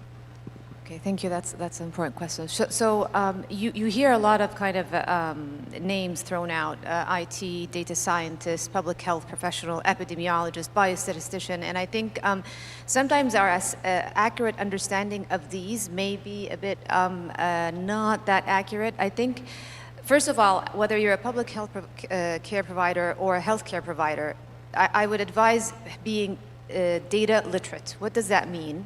I think as a physician, when we were trained, data was not a really, top in our priority. Right? We had to ask about the history, examine the patient, then you either do investigation or you diagnose a patient. And that's where, we kind of end there.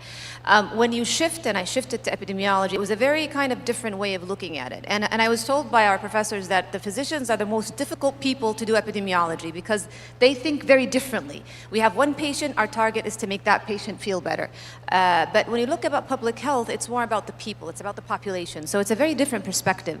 And in order to do that, you cannot focus on one data source. It's the data of the population. And so the better we understand data, what data means, if I look at these different variables, what is categorical and continuous, it may be very primitive as I explained it to you, but it does really affect how you read things. And again, because the AI is driven by data. If I put data, for example, we know cardiovascular disease is an issue in the country. We know in Saudi, probably we're getting hypertension at an earlier stage than other countries.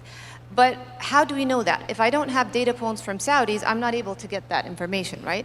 And so if I use AI, using a cohort from US that predicts using Framingham risk factor, if anyone knows that, it's a tool that you use to predict the risk of cardiovascular events. If I use their data, and you as a physician take that tool and apply it to your patients, it is not applicable because what you see is quite different than what they see.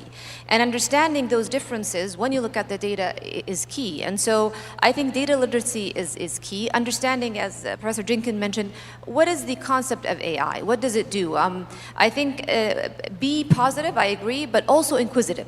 Because we need to also question AI. We cannot take it as is. I think one of the pushbacks I've had in some of these discussions, a physician asked, well, what if AI can be wrong? I said, yes, AI can be definitely wrong, but also us as humans, we can be wrong. And so having that inquisitive sense of, is it helping you? Is it actually giving you more accurate information? And if it's not, you need to push back because that's where you as a human, your role. And I think, again, I would divert back to what was mentioned, is that it should help you to give you a bit more time to have that analytical thinking rather than taking more time and things that the AI can help you with.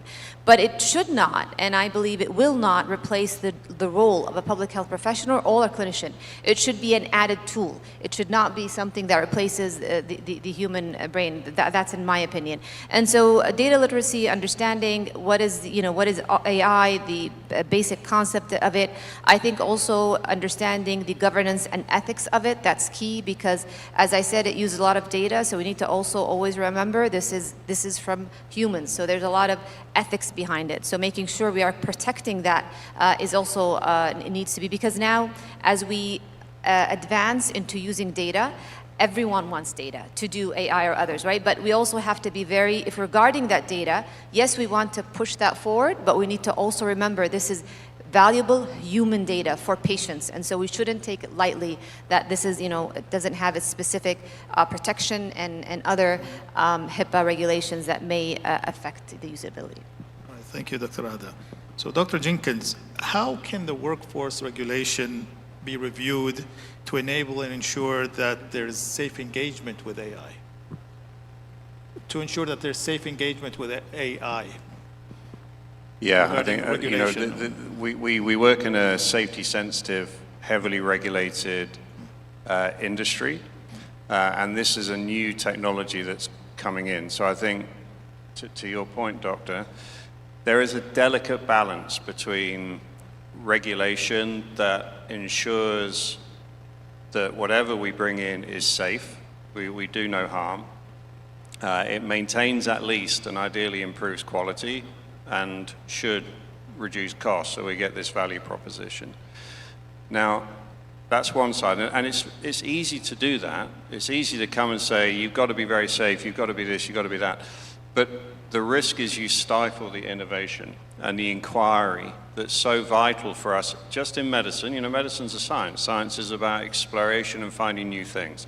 So regulators need to sit on that balance point, and us as clinicians need to be mindful of that. We do no harm, but we do need to embrace this change and take it forward. How we do it, I think, is a combination of leadership, it's a combination of competency development, it's a combination of regulatory control and governance.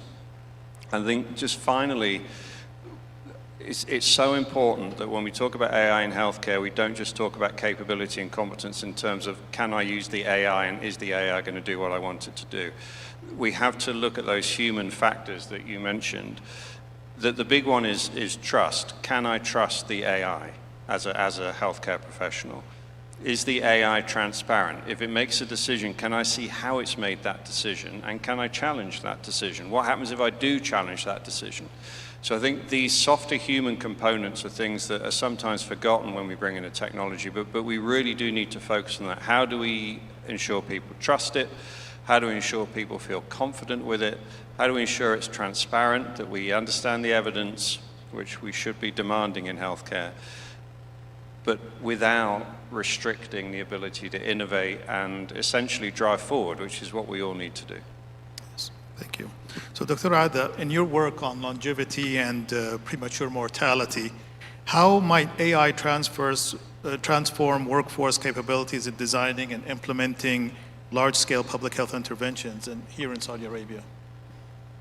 Thank you. So we know the #1 killer in the country is CVD, so that's the #1 cause of death. And we know that the morbidity and mortality of CVD, but also risk factors such as diabetes and obesity is going up. And so one of the things we've worked on, for example, is trying to see if we look at our population and we predict the coming 10 to 15 years and say if we do not intervene, what does that mean to mortality in the country? So we were able to see that with no intervention, this will continue to escalate and we will continue to lose lives because of lack of intervention. And then we took the effect of interventions such as controlling diabetes, controlling hypertension, and controlling them, screening for them, and treating them, and see how that affects mortality. And we are able to see that we can reduce that, and reducing our ultimate rates and our ultimate premature mortality by that tight control and tight screening. And so that was a method that was employed to see, okay, if I work on only 2 things, hypertension and diabetes, how much can I change the needle when it comes to CVD deaths? So that was one example of using AI or predictive modeling to estimate trends and also to direct that if I invest today in better screening, yes, I will have more people that are hypertensive, I'll spend more money on blood pressure, for example, drugs, but that means I'll reduce mortality eventually and morbidity, and therefore I am saving eventually money and the increase of the economic status in the country. Another example was if I screen for cancer. Cancer is a very costly disease, but we showed using these modelings that if we screen, yes, we will have higher costs today, But eventually, the impact of reducing the mortality and extending lives was a bigger win than not doing so. And so that's another example. Maybe I would add also now what we're doing is looking at the regions within the country and seeing what are the variations of different outcomes related to NCDs. For example, CVD, diabetes, cancer, and seeing if we see regional variations. And if that is the case, which we've seen, for example, in last year and the year before that, then that alerts the healthcare system to focus on those areas when it comes to healthcare, but also to focus on those areas when it comes to interventions to be able to mitigate those effects. I think a final example I will provide is examining avoidable deaths. There's a certain methodology that is used by OECD that use mortality data. It's able to tell us, based on our deaths on an annual basis, what are different deaths that are treatable versus preventable. And that kind of divides the fork. What is the role of the healthcare system versus the role of the public health to actually prevent and treat to reduce the overall mortality in the country. So I think those are a few examples of how this can be used for interventions and prevention for NCDs. Dr. Ada, Dr. Jenkins, thank you very much for this enlightening and eye-opening session. Time is up, but I'm sure if any of the audience would like to approach you afterwards, they can. And thank you again very, very much. Thank you.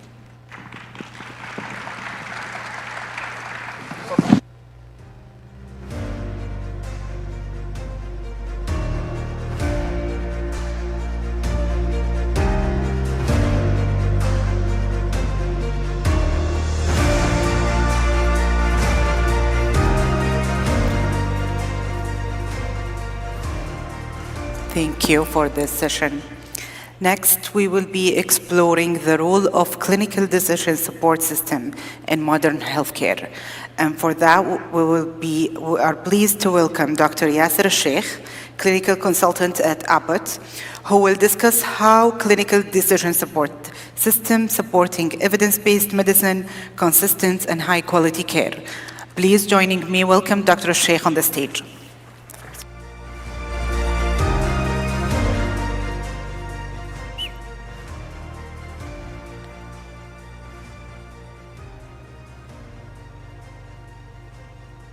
Assalamu alaikum wa rahmatullah. With regards to clinical decision support, is the screen working?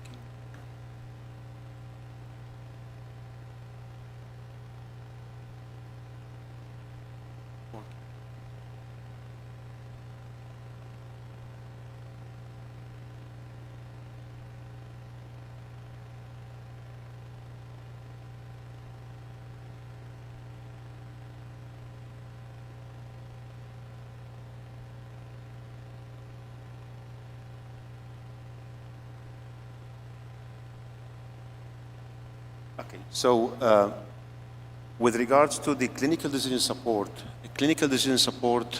is analytical innovation that helps analyzing the amount of data that we have as healthcare about the same patient, creating or reaching to as patient-specific analysis and giving an outcome that is defined per the case in hand for the clinical user. And in that, it means that we take unstructured data, make it structured, and make use of it. And then the output could be simple SMS, could be email message, could be a pop-up message on the screen of the user, and it could be any tool that would deliver the message in the EMR system, LIS system. And when we do that, we are looking on optimizing the diagnostic workflow and elevating diagnostic testing and decision-making and empowering physicians to deliver optimal patient care. Now, if we take the daily challenges that the physicians are under, it's tremendous pressure.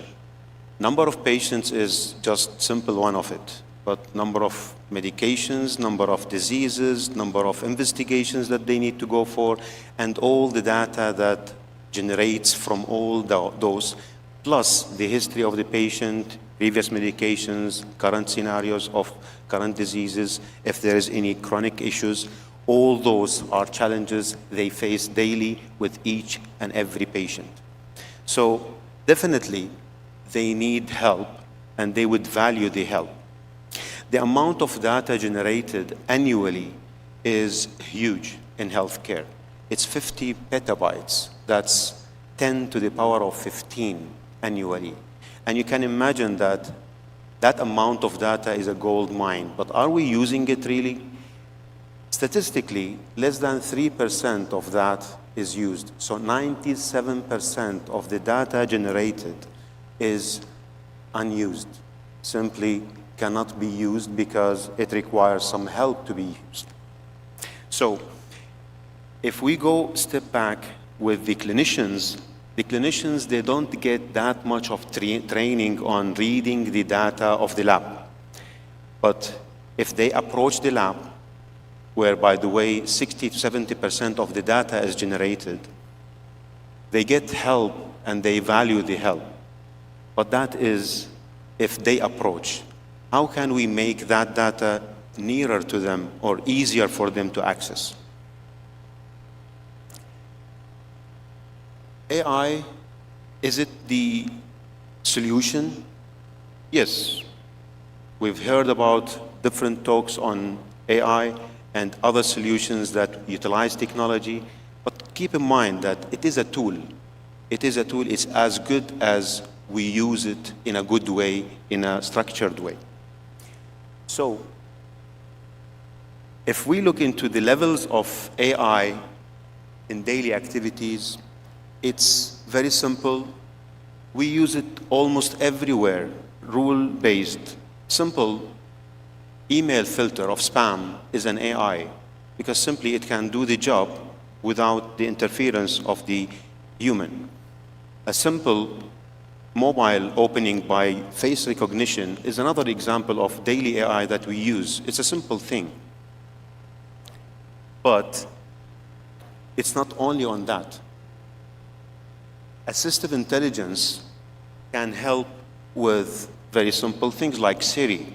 If you ask your iPhone, Siri, I need this information, it's the AI solution there brings the information to you and give it to you instantaneously. The augmented intelligence is another thing where the wearables are common things now, like we use smartwatches, smart rings, smart glasses, other things that collects data and helps into analyzing our activities, our health, and can monitor that. In some instances, some diseases, in diabetes right now, we are using wearables to monitor glucose level on 24/7, minute by minute. So all that generating data. If we link it together and we utilize it well, then we can go in a better way of handling and treating the patients. Autonomous intelligence, where chatbots can help in triaging patients. And I believe this has been used in Hajj last season, where instead of patient goes into the hospital without knowing where this patient is in need of care, where is the best clinic or best department to go for, this chatbot can simply help into this. And cognitive AI, which is the advanced level, this can help into generating another level of data that is in sort of prediction and analyzing what could be a possibility in the future, giving the percentage, giving the ability to anticipate the issues before they become issues or problematic, especially when we talk about looking into pandemic, endemics, all those trends. AI can sense them and feel them before they become imminent. So in healthcare, basic automation is one example where simple predefined rules without learning helps making the capability of marking the abnormal values of lab tests. That's one simple So basic rules approach allows to high precision and low recall.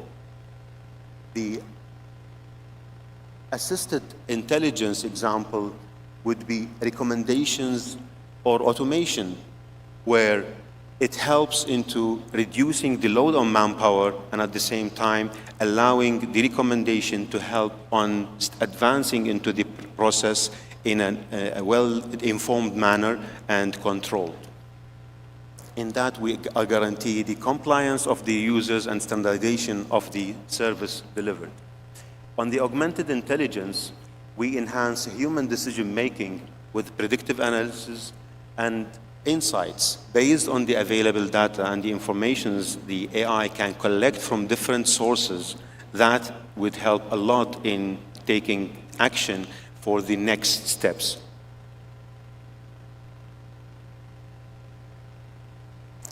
With an autonomous intelligence mimics human reasoning, and then it takes the actions according to what we train usually them. And this thinks just like a human brain, but this is predefined. Something need to be, someone has to give that brain, that machine, that intelligence, the insights or the knowledge to be based on.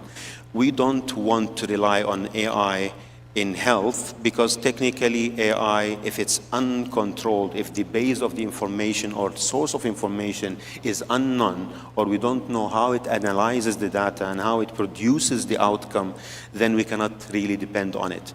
Otherwise, we can run into problems, and those are dealing with lives of people. So, with the cognitive AI, it is an independent with minimal human intervention, and simple example of those is the robotic surgery.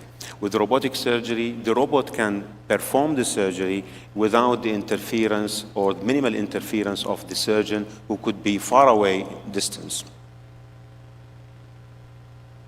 So what are the advantages of CDS, or clinical decision support systems? It allows for faster diagnosis, more accurate diagnosis, because technically it drives the user or the clinician on what would be the recommendation to reach to the accurate diagnosis. It can help with clinical support. What would be ideal, what would need to be avoided, how to proceed with the step-by-step diagnosis, reaching to treatment, what modality of treatment, what dose, how many medications, and then on the follow-up as well. And it can help on the potential or differential diagnosis. What would be the way to get to reach to the most accurate diagnosis as fast as possible? It also helps on the prediction level. So it anticipates, or it can give, because of the insight amount of data, it can give a hint to the user or the monitoring party who is anticipated or expected to be in a disease status after some time. If we have the ingredients built in, given as a data source, then that helps into, for example, in people who are in a pre-diabetic status, they can be clarified, screened, and then that would help the doctors to send them for dietary consultations, life changes, and all this can not only delay the disease, but even in some cases, we handle the case so it gives the patient a better life and better handling of their situations. With insights, the CDS can give more and more what would need to be done to avoid something might happen in the future. So anticipating what complication might happen, patient of a chronic disease need to follow with several clinics, and those insights are easily produced by the clinical decision support, especially if the data source is open to it, and it can do that without really having the physician waiting for the time and analyzing it personally. It can recognize patterns, and that would be very helpful in areas where pandemics, endemics, like in flu, in meningitis, and other cases where the indicators starts before it becomes something among the population or the community. And it can recommend actions and recommend next what to do, what the patient need to avoid. And not only that, it can even send and update the patient on awareness, sending the patient based on the clinical condition and the status, what the patient need to do, what to expect, how to live with the condition he or she is suffering from, and then it also can help and updating the doctors with knowledge on what is the latest into this era of medicine or this disease or this technology. And finally, it can be a simple tool for reminding the users, reminding of simple appointment, time for medication, and other things to do with reminders and alerts. So in simple, if we look into the clinical journey, which area CDS can help with? Yes, it can help with the prevention, like a preventive tool and understanding who would be into a disease status soon or predicting who is going to be there and give that insight, that information so we can deal with that before it becomes an issue. It can help into diagnosis by more accurate diagnosis, the most suitable diagnostics, and differential diagnosis stratification and making sure that we don't really get fixated with wrong or misconception of ideas. And here I need to elaborate on a point where doctors are trained to utilize their way of thinking with the concept of common is common. When a problem is facing the doctor, he thinks of the most common things. But what would happen to the rare diseases? What would happen to the congenital issues that might not appear with signs and symptoms that are easy to diagnose from first time? And they are usually at the bottom of the differential diagnosis list. The system here can direct the user an alert that this might be one of the rare conditions which need to be handled differently than the normal cases. And on the treatment side, it's not only about suggesting the modality of treatment. It suggests the modality, the dosage, if the patient is on other medications, is there any drug-to-drug interaction that need to be avoided? If the patient has previously some allergy to any medication or any problem, will the new medication be interacting with that? Is there any problem to be anticipated there? This all can be helped with the clinical decision support. And finally, on the post-treatment follow-up, whether with the same doctor as a follow-up on the outcome of the treatment or with other subspecialties, especially with the chronic diseases where the problems of different subspecialties starts like in CKD, you can anticipate anemia after some time. In diabetes, patient might need to follow with ophthalmologist and neurologist, and all those need to be done in a scheduled manner, and the system can remind the user that we are not treating this patient only for this instance. It's treating the patient as a journey, controlling all aspects. So the rules that the CDS can help through are built into different levels. It could be simple interpretation, or it could be a comment on the result or comment on the signs and symptoms, just giving a hint. Another level would be recommendation on what, for that scenario, what would be recommended as per the guidelines that are in use. And next would be directing what would be the next to be done, what need to be avoided, how to reach to the final stage of final diagnosis accurately and fast. And it can help into reflexive as automating some of the actions instead of waiting for the patient to take result of test number 1, go to the physician, he will order or she would order test number 2, and then that back and forth journey taking time from both. At the same time, overutilizing the resources in the phlebotomy and in the lab, while this can be simply done by simple automation as a reflexive rule.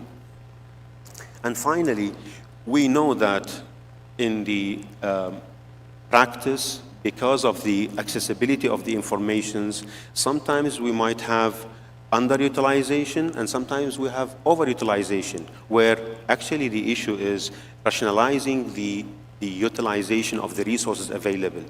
By overutilization, I can say that it's not a mistake of an orthopedic surgeon or orthopedic doctor who orders vitamin D for a patient, but this patient few days back had a visit to another physician in another clinic in medicine, internal medicine, and did the same test. So if that result is still valid and is in the system, the CDS can help bringing that information to the user so that there is no need for that test to be repeated, especially if it's in the window of validity. And that not only for one test. A lot of tests have long validity period. We don't need to repeat them.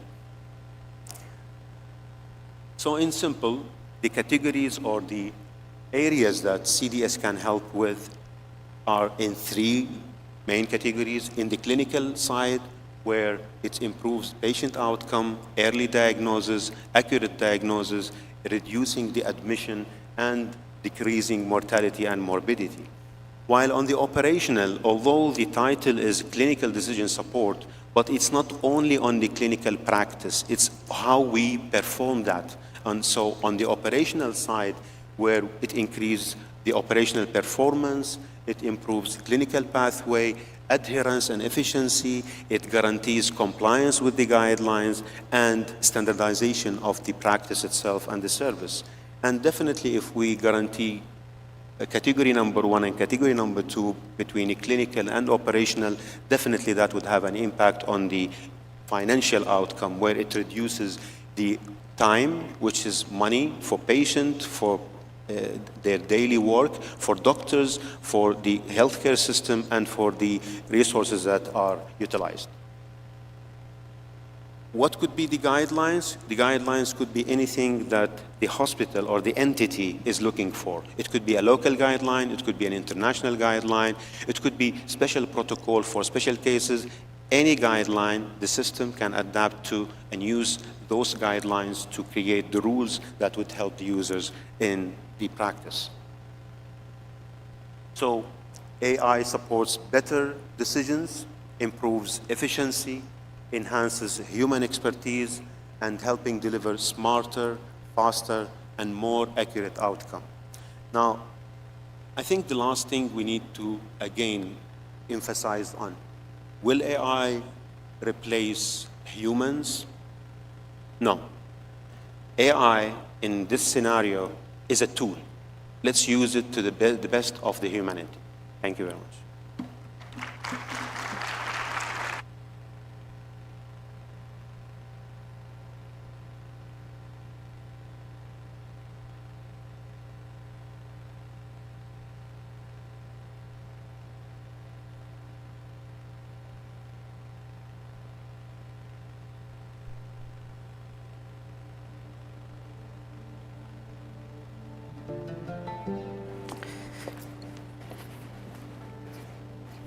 Thank you, Dr. Sheikh, for such an amazing talk.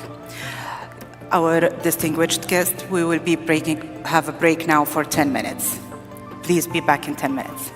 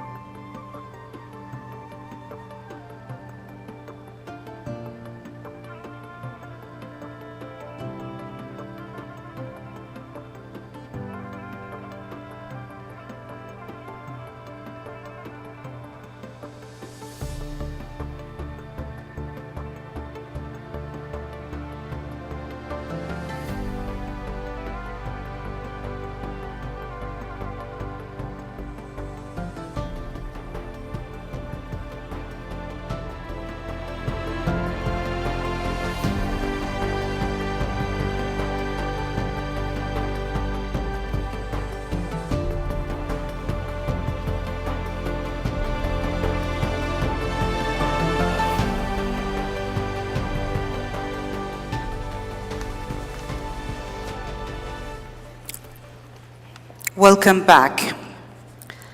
As of today, artificial intelligence is no longer a future concept in healthcare. It's an operational reality. And this unique spotlight will begin with a presentation, followed by a moderated discussion. To start, we are pleased to welcome back Dr. Luis Lepun, Vice President Advisory at Mass General Brigham, who bring a global experience in digital-enabled health system. Dr. Lepun, please take the stage.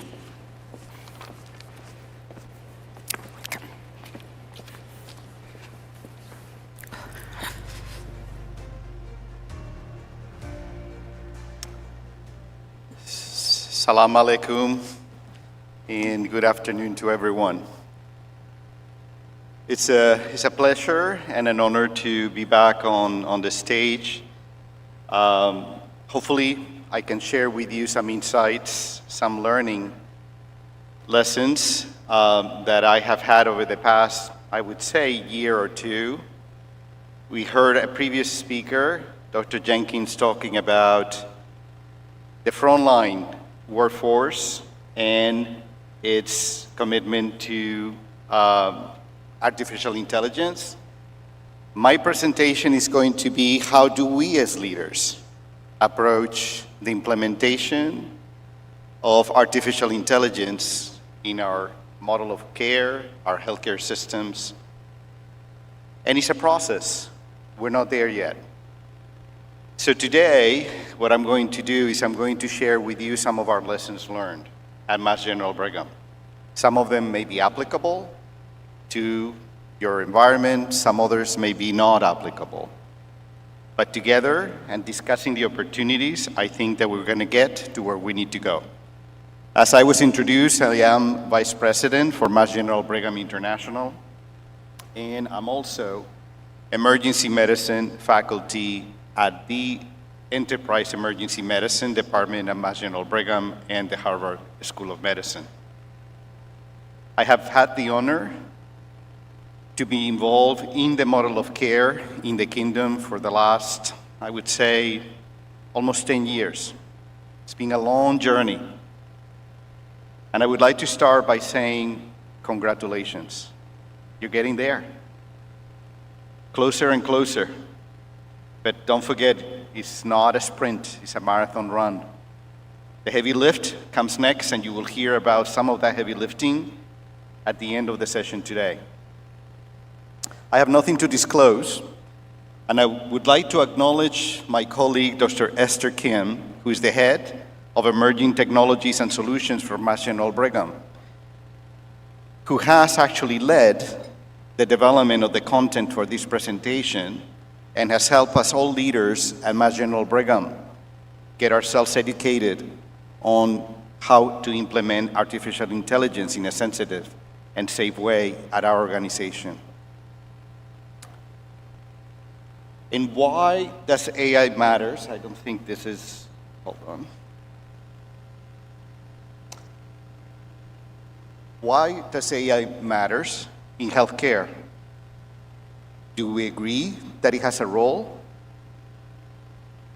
I think it does. You have heard many of my previous colleagues presenting many of the reasons why artificial intelligence is important for healthcare.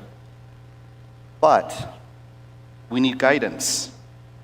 We need to use it in a safe way that protects our patients and, most importantly, the security of everyone involved using artificial intelligence. We also need to use it transparently and in an equitable way.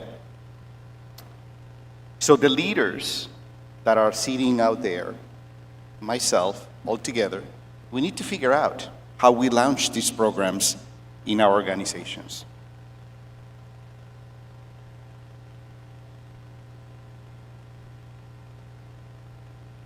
So, where is healthcare today? Healthcare today is in a difficult place. This is not unique to the kingdom. This is not unique to Boston or the United States. Globally, and I see it every time that I travel the world visiting many of our colleagues and the projects that we're doing together, healthcare is at an inflection point. the pressure of rising costs and clinician burnout intersects with a massive, massive explosion of healthcare data. How can we control that explosion? Well, advances in artificial intelligence are giving us the tools to meet some of these challenges. But they truly require very strong leadership to make sure that we launch them and implement them correctly. Many of us thought that artificial intelligence was one single domain. It's part of digital healthcare. That's what artificial intelligence is, but it's an ecosystem in healthcare, a true ecosystem. A true ecosystem that ranges from machine learning models that predict, for example, readmissions to hospitals, to natural language processing in electronic medical records, to generative AI that allows us to convert our conversations with our patients into real clinical notes. And of course, the usage of robotics in procedures and surgery. These technologies are truly reshaping the way that we deliver the care today. And this achievement is impacting healthcare in multiple ways, from the clinical stage to operational achievements and goals, advances in research, not specifically of artificial intelligence as a topic, but using artificial intelligence to discover and explore territories that we never thought we could. And last but not least, a very important factor and a very important domain in advance when we apply artificial intelligence, and that is workforce development and well-being. We talk a little bit about the burnout of our workforce. How can artificial intelligence help us? So going into the clinical applications, AI is already making measurable clinical impacts, and many of this you already know and you practice actually on a daily basis. Radiology and pathology benefit from AI-assisted diagnostics. Predictive models, like the sepsis model that we'll talk in a minute, plus risks before the patient deteriorates. Precision medicine tailors patients' care and treatments to individual needs. And our virtual assistants that we program, that we train, are delivering care supervised by us to our patients in real time, and actually, very importantly, on demand.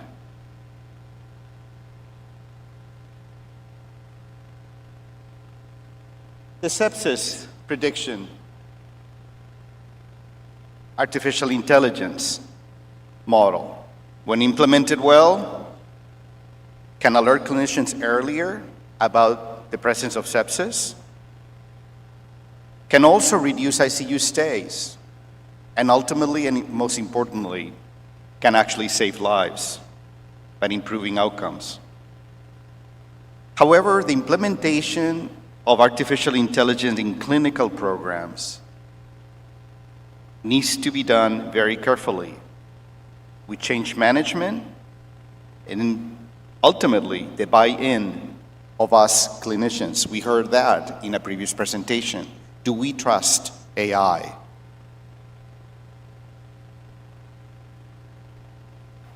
From an operational perspective, you see many of the great applications there. Overall, it reduces friction.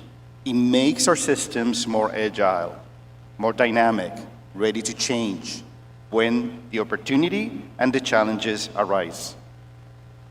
Automating prior authorizations, optimizing staff schedules, improving billing accuracy, and managing supply chain, absolutely supportive of how we deliver care. Our healthcare systems, our hospitals are becoming more efficient. Our practices are becoming safer because of these operational gains that our AI offers to our practices. What about research? not just about research proper, as I mentioned before, of artificial intelligence, but applying artificial intelligence tools to research. I want to share with you two examples. One is the FACE program, FACE H, which analyzes from a simple picture, not how long you're going to live. Because I don't know how many of us want to know how long we're going to live. It's better not to know sometimes, right? But what I want to know is what could kill me today at my age if a picture is taken of me, and that picture is able to tell my physician, my nurse, you are at risk for A, B, C, D, based on that picture alone. That is happening today. That is the FACE H research program. Low-dose CTs. AI is used to read low-dose CT scans and spot early signs of lung cancer, which are not detectable to the human eye. Together, these two advances and many more that are there show how can artificial intelligence can help us find diseases earlier, make more accurate predictions, and ultimately improve the care of our patients, our communities, our country, and the world. We talk about well-being and burnout. I am an emergency physician. I work a 12-hour shift. I see many patients. What do I dread at the end of my shift? Is the 30, 40, 50 notes that I have to write or dictate at the end of my shift when I'm home or still in the hospital that add a minimum of 2 hours to complete to my 12 hours, making my day a 14-hour day. Of course, I don't get reimbursed or paid for those 2 extra hours that I am dictating or manually writing my notes. So at Mass General Brigham, about 2 years ago, we implemented an artificial intelligence tool. Today, there are about 3,000 physicians that use this tool across the organization. And what this tool does, it automatically turns the conversations that you had with the patient when you asked them about the chief complaint, medications they're taking, their allergy history, relays the physical exam that you verbalize now. You didn't before, now you verbalize. Patients love it because they know what you're finding as you go. And then record your medical decision-making and your plan before you leave the room. By the time you hit a desk or a workstation, there's already a draft note that is saving me those 2 hours at the end of my shift. This is decreasing clinician burden significantly. About 39%, you see it there in the last bar, 39% recorded. This is information coming from our physicians, right? I feel much better. This prolongs my work life. I spend more time with my patients because now I have the luxury of time and sitting down as opposed to being worried about the notes that I have to write. So in terms of what are some of the challenges that leaders face when incorporating all of this great, new assets that we have at our fingertips. We heard about the workforce implementing artificial intelligence to their work order. Now, what do I worry as a leader? You're just about to implement your model of care. Your amazing conceptual model of care is going to be launched across 3 clusters in no time, and then the rest of them in no time. You're going to do great. What do the model of care leaders for the health holding company need to worry about when incorporating artificial intelligence to their plans? A few things. How do I protect patient data? Right? How do we avoid reinforcing inequities through biased algorithms We heard this before. An algorithm that is going to help a clinician at the bedside with a decision-making needs to be based on your population in this particular area with this background and not to population that is 5,000 miles away. How do we adapt to the evolving regulation? And perhaps more importantly, how do we earn the trust of the clinicians that we're asking to implement these tools to provide care? So, as leaders, we just cannot be adopters. We cannot just get a tool like the face age or the low-dose CT scan reader and say, we're going to implement this tomorrow. Right? We need to be stewards. We need to guide, we need to support, and we need to empower. Empowerment comes after education, after training and developing trust. So as leaders, we know we have to set a responsible vision. So why would an AI program be different than any other program that we launch? We need to have a responsible vision for our AI program. Establishing guardrails for ethical use, foster collaboration between the clinicians, the information technologists, and the regulators. It's a multidisciplinary approach to the implementation of these tools. It cannot happen in silos. I think it would be great to have a workforce of physician or nurse scientists that take over the entire scientific support and technology that is required to launch. But is that feasible at a time when we don't have enough nurses to take care of patients? So it's only through multidisciplinary approach and work that we're going to be able to accomplish the right implementation of these programs. And very importantly, we need to upskill our workforce. We need to make sure that we invest in reskilling our workforce to thrive in an AI-enabled system. So we come to a conclusion. Maybe what we need is an enterprise strategy. We have an enterprise strategy for many other things, so why not AI? Consider it. The most common pitfall that any healthcare system faces today when adopting artificial intelligence is treating it as a series of disconnected projects. Doesn't work.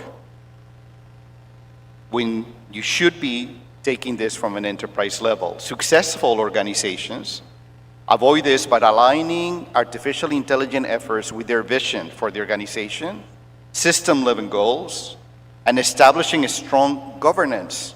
For the first time in this presentation, the word governance comes up. You will hear it many other times, and you heard it already before in 3 different presentations. And preparing the workforce to use AI safely and effectively. An enterprise AI strategy ensures that AI is scalable, you can do it over and over again, ethical, and integrated into daily operation, not just experimental, not just let's try and see what happens. So it delivers measurable value across the entire healthcare system.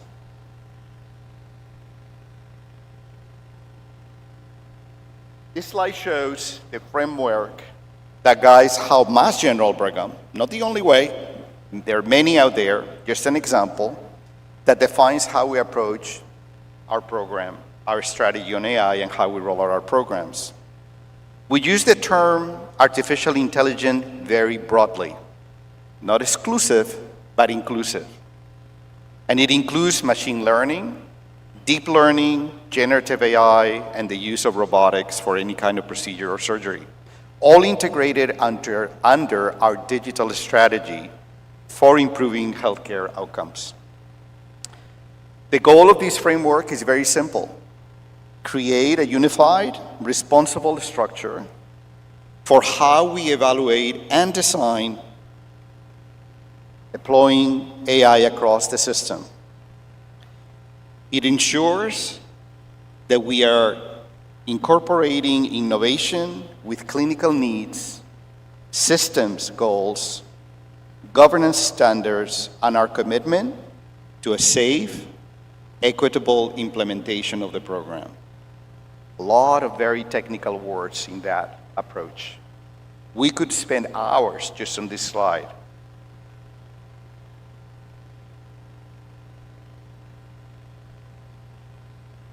And despite preparing and having the enterprise framework and the strategy, there are tremendous risks.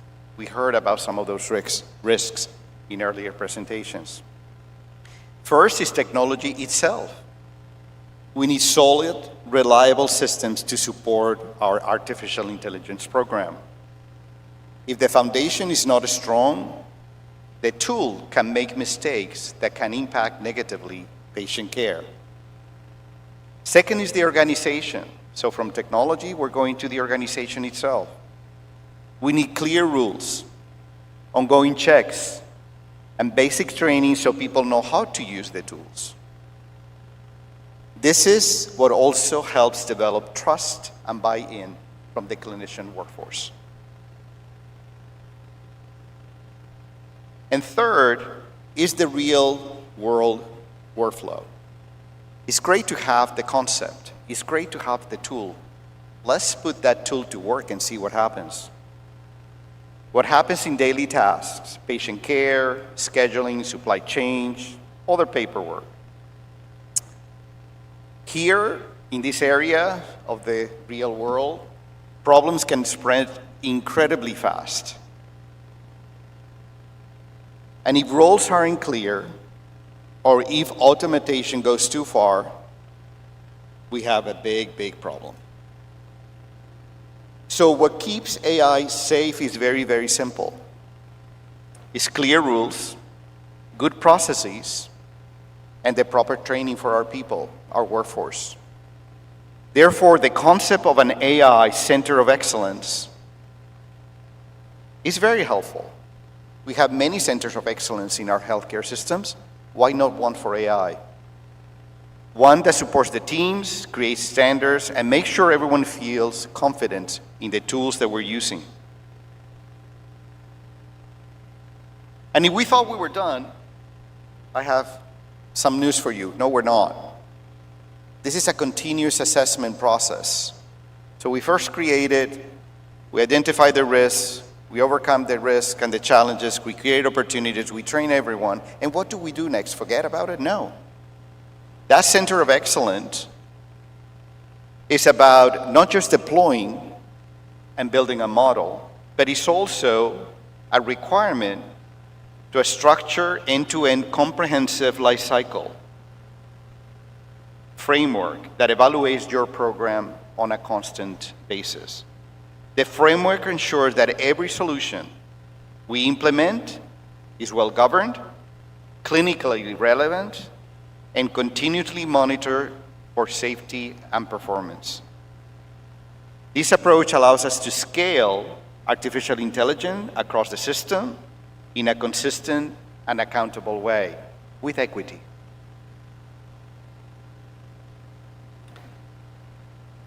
So we're getting to the end of this 20-minute enterprise, AI strategy.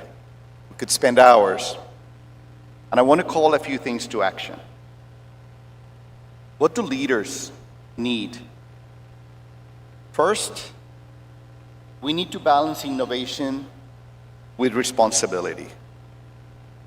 Moving quickly, but with the right safeguards in place, like every program that we launch.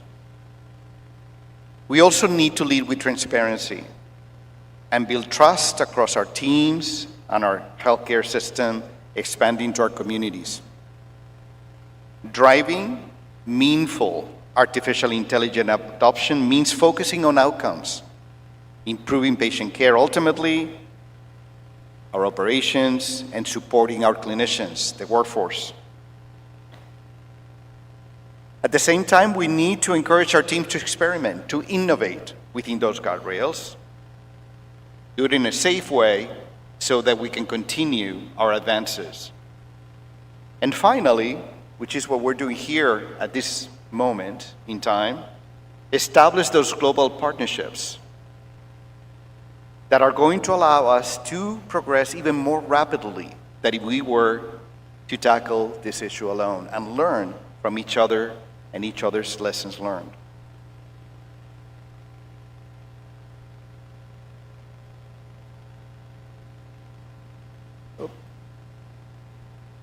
So, what is next for AI? There's a lot coming every day. Every day that I read a new clinical, journal, there's something pertinent to AI. Well, we expect generative AI to continue transforming clinical documentation and patient communication, making interactions much more efficient, at the same time much more personalized, allowing us to spend more time directly with our patients. In research and discovery, it will help us identify new targets, analyze complex databases that allow us to move quicker, developing new therapies to patients faster. And another critical idea is the idea of global equity in healthcare. It will give us new tools to extend what we can do in urban settings, in developed countries, in other areas that are more remote, or in countries with less support and resources. And finally, the future isn't about AI or humans alone. Previous speaker ended up his presentation by who is going to prevail. It's about both of us together, using technology to enhance clinical judgment, to improve operations and support better outcomes across the system. And I want to leave you with a thought that it was very provoking to me, and an approach to this thought, or a conclusion to this thought, that I thought it was even more reassuring. Frequently, we hear that the artificial intelligence debate is fixated on the superintelligence factor. The day that machines are going to take over humankind. As healthcare providers, executives, this is very impacting on us, because our drive and our thrive is to take care of people, to serve others. So, what I learned reading the book AI and the Octopus Organization, which I highly recommend, is that milestone about the superintelligence taking over is not the real turn point. Artificial intelligence's greatest promise isn't about machines surpassing us. It's about expanding what we can achieve together. Humanity and its strength has always come from our ability to collaborate across distance and across times, generations. And AI amplifies that ability in a powerful new way. With AI helping connect our insights and decisions faster, we can coordinate more expeditiously. We can think bigger. We can tackle challenges once beyond our reach. Healthcare leaders must embrace the fact that AI will not be replacing humans. Please do. I have. The true gain is about unlocking our collective potential. And I'll leave you with that thought. Thank you very much.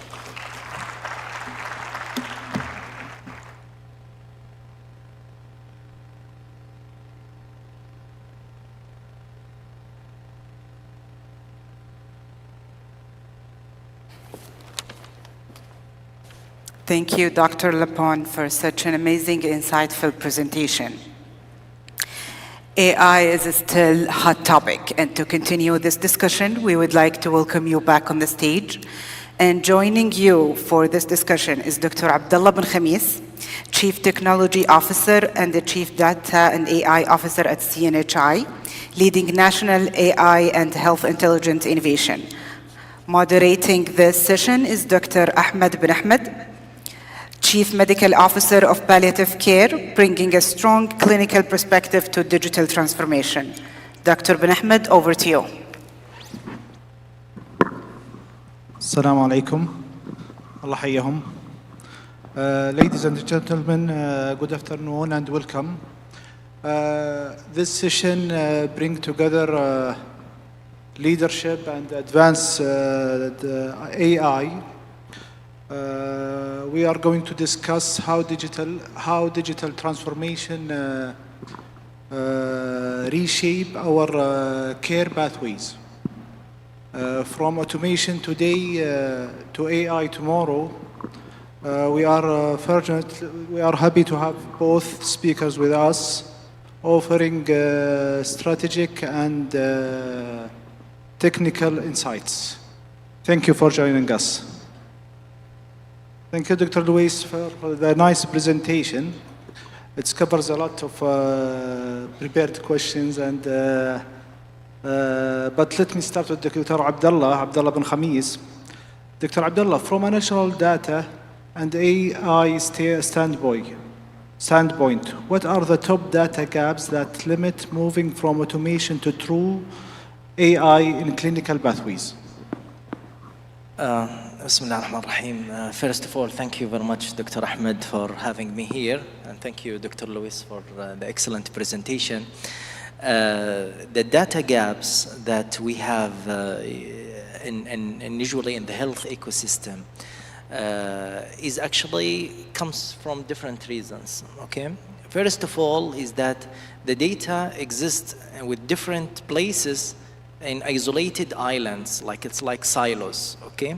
This fragmented data actually is a critical issue because discovery doesn't come from automation. Automation is actually you digitize the current workflows. Discovery comes from detecting the journey from the patients, and the journey means that you take all this fragmented data, link it together, and build the predictive analytics on it.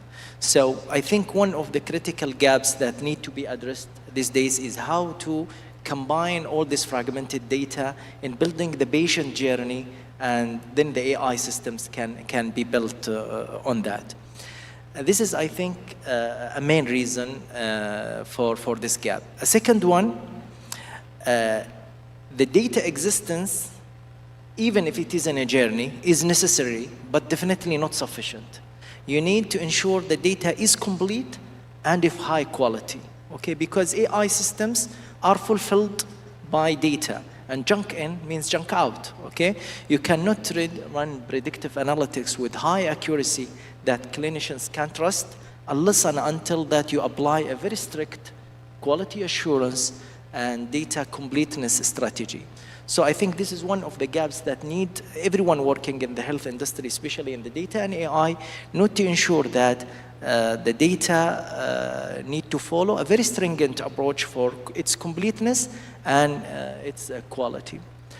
The last and not least issue in the data gap is the data governance that need to be further enhanced and to regulate the data sharing between the different entities and the different, let's say, beneficiaries in the ecosystem.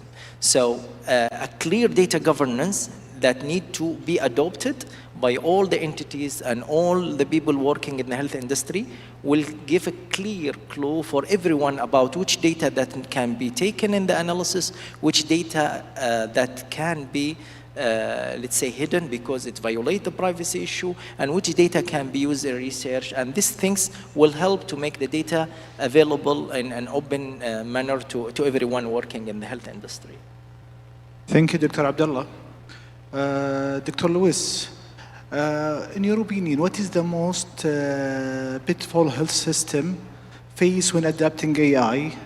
And how can executives team avoid this? Yes. Can you bring the mic? I think you just touched on the data validity, right? AI functions like our brain, right? So when we don't have the data that we need to make an assessment, our conclusions are probably erroneous and have maybe negative impacts or not the impacts desired. So as I reflected on the presentation, the pitfalls is the major pitfall for many healthcare organizations is to think that a group of AI tools constitute an AI program. What is the focus? What is the vision? How do we establish governance? How we monitor? How it's being implemented, rolled out? How do we educate our staff? And then how we measure the outcomes?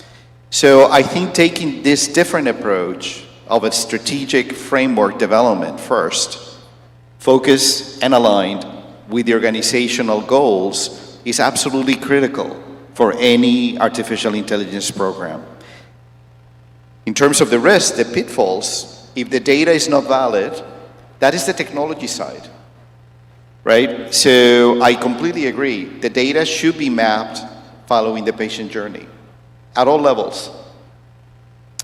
We talk, I think it was Dr. Jenkins who talked about aeronautics and how our colleagues, the pilots, when they get into the cabin before taking off, they go through the checklist, right?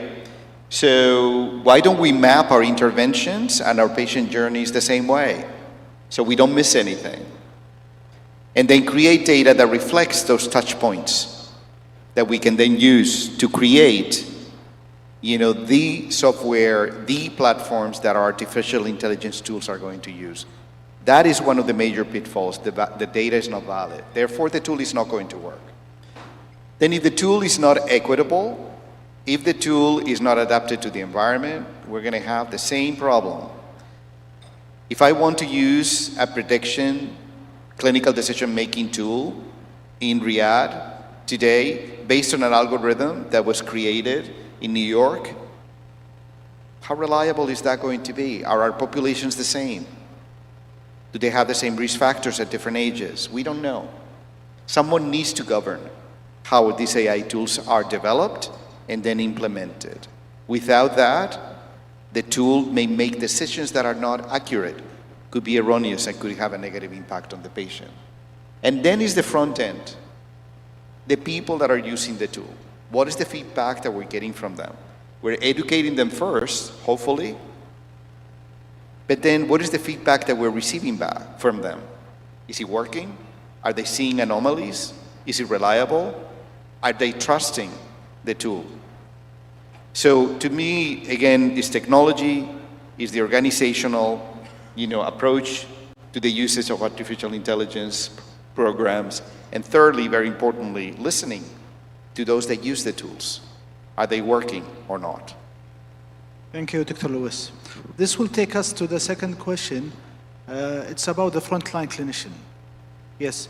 How do you ensure that generative AI model remains clinically reliable, as you mentioned, explainable and trusted by frontline clinician? It's for me or for you? Okay. For Dr. Thank you. So the question is that how can we make the AI to be trusted by medical practitioners? Yes. Okay. Well, trust, okay, that's a difficult question, okay? Trust doesn't come from making AI sophisticated, okay? Because if you make AI sophisticated, for sure, the trust will not be created. But how to make the AI to become clearly explainable for the medical practitioners, okay? Now, I would like to state the following fact. Now, all people working in the medical field, they are facing a new generation of patients that challenge the opinion that they give. So usually in the past, a medical doctor come and prescribe a medicine for the patient, and patient take that prescription and then go. But now, no. The patients sometimes, especially in the young generation, they tell you, listen, doctor, based on my test, I uploaded to ChatGPT, and I got the following feedback that I may have this, and then I asked Claude, and Claude told me the same thing, and then I went to Gemini, and Gemini told me these things, and I uploaded my X-ray to that, and then I have this conclusion. What do you think about my breast? Then the medical doctor has to know that he has a new generation of patients that they will give him already the diagnosis and prescribe medicine. So how to take the medical doctors and medical practitioners to that level where these generations of highly educated and AI-supported patients by doing that. This means that medical doctors need to trust the AI. So how we create this trust? By the following, from my point of view. First, to build an explainable AI, okay? Medical doctor always will not, okay, give prescription or diagnose something if it is coming from an AI or data science perspective, unless and until it's medically prescribed.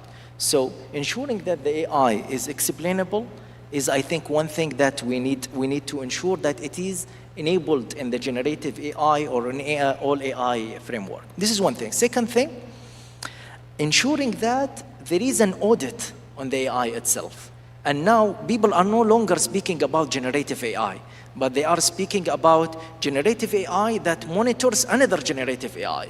Claude that monitors another Claude, Gemini that check the output of ChatGPT, Llama that validate what is. So it's an auditable LLM that comes from multiple systems, and the orchestrator at the end, which is another large language model, brings the final conclusion and prepare it to the medical practitioner. This is something that we need to ensure that it is available in the AI field.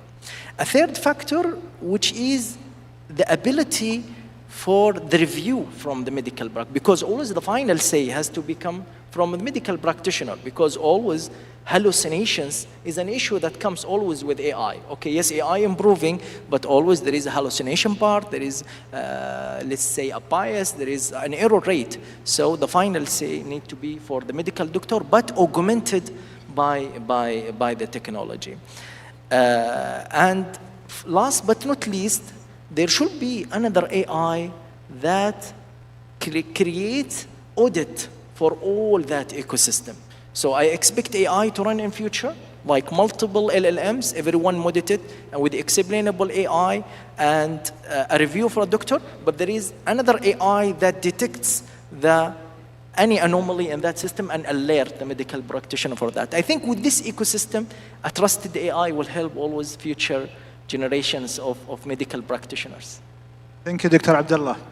This is the perspective of IT expert, but Dr. Lewis, from ER expert, as a physician, do you trust AI now to practice ER?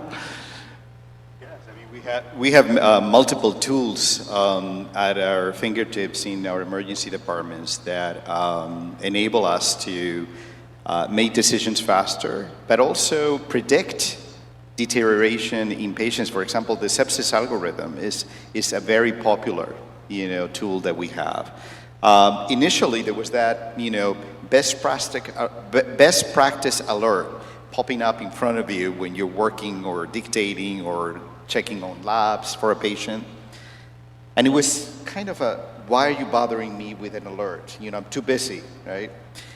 Now, we're starting to pay more attention because, at our faculty meetings, our physician scientist is the one that trains the rest of the staff and educates the rest of us on these tools that are being developed and asks for input. So now when I see it popping up, I know what is behind, who is working on this, and what criteria has been used or not, and how it's being monitored. And we get data that reveal how these tools are working for us or not, what the usage is, etc. In the ER, it's becoming a norm that when you approach a patient after 5 minutes, the patient tells you the entire syndromic differential diagnosis of, maybe a pimple. Things that, frankly, I forgot could be part of that differential diagnosis.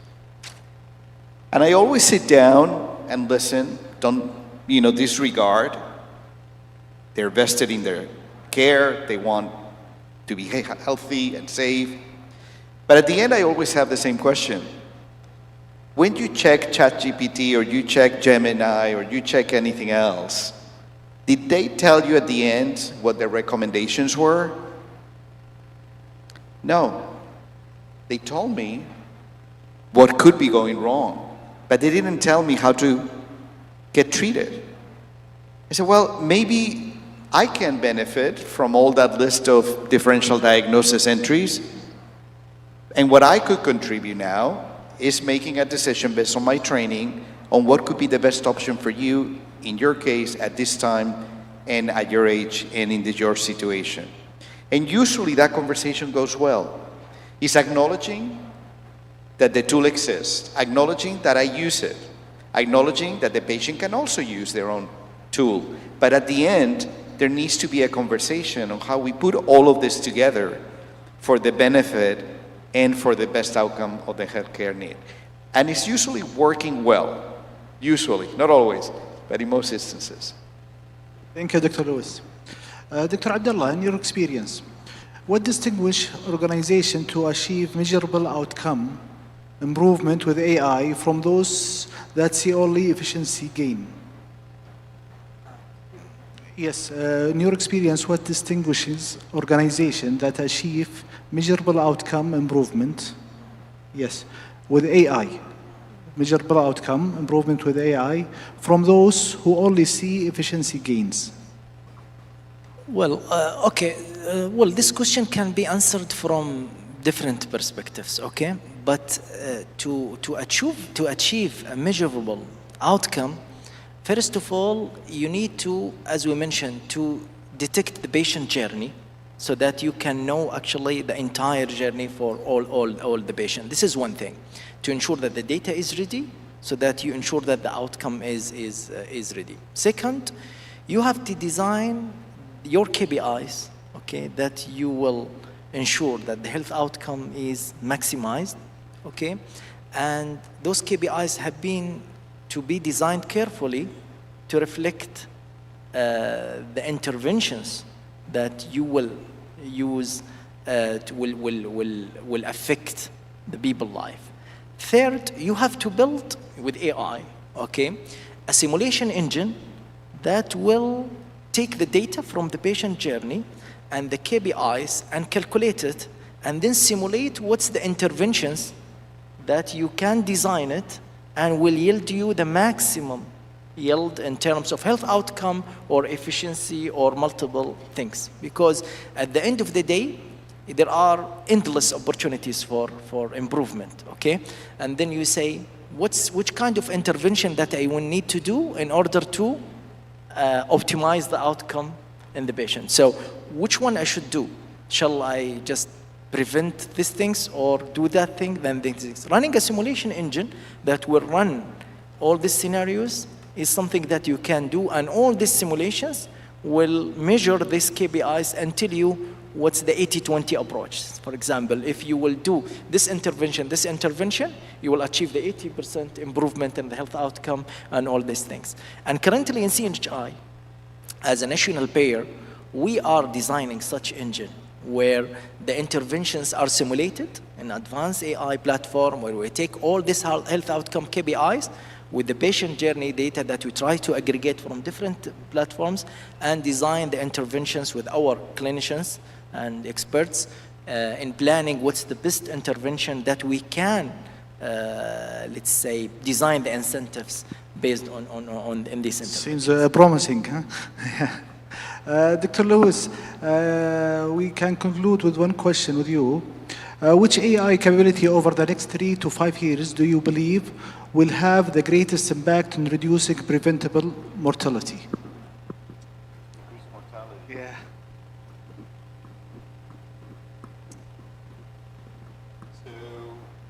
Use the mic, please. Yes, I think, when we talk about AI, we talk about, I briefly talked about the ecosystem, right? So what particular area of artificial intelligence are we going to use to maybe start identifying the right mortality rate, right? What is the driver?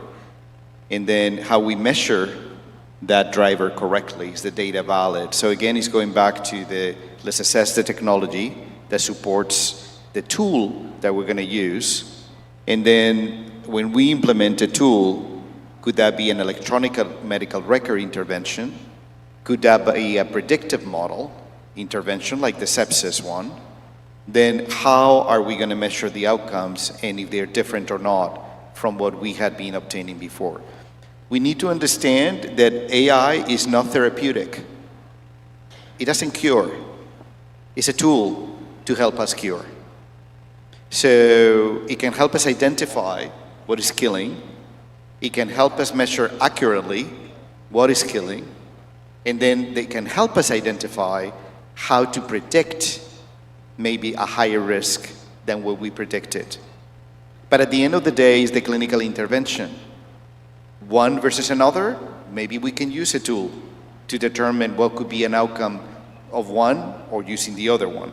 So there are multiple stages of the mortality rate and driver. We can use different tools to improve the outcome. Thank you, Dr. Lewis. I think Dr. Abdullah has a comment. Actually, I think Dr. Lewis has provided a very excellent answer to this, where the predictive analytics is very excellent part, and it will help people who work in the medical field to in knowing the future, let's say, things that will happen to predict it. So I think this is very, very, very excellent thing.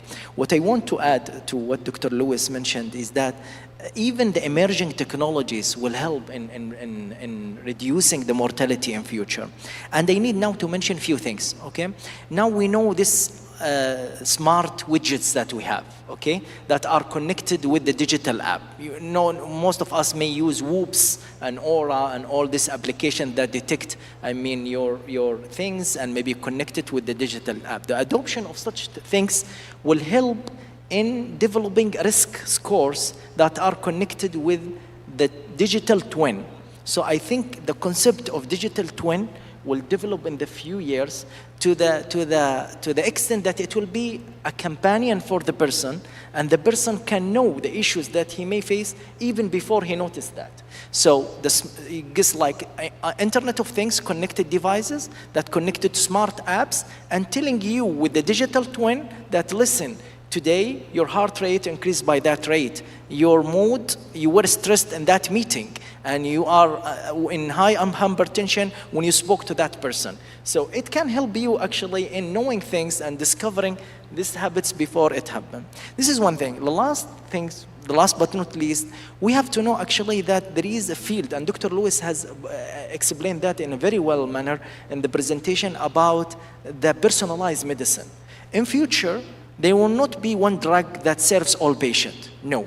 Now you can go in these days to a dental clinic and the doctor tell you with the 3D printer, I can print for you the crown. I mean the dental crown. You don't need to wait for 3 days to get your dental crown or dental filling. The same thing in future with the quantum computing, the ability to design a drug to you promptly, and then you take it from the pharmacy, and that drug that will be designed based on your metabolic pathways that represent how the biomarkers in your body is planning will be the future. So the personalized medicine with the digital twins and the predictive analytics will help, inshallah, to reduce the mortality in future.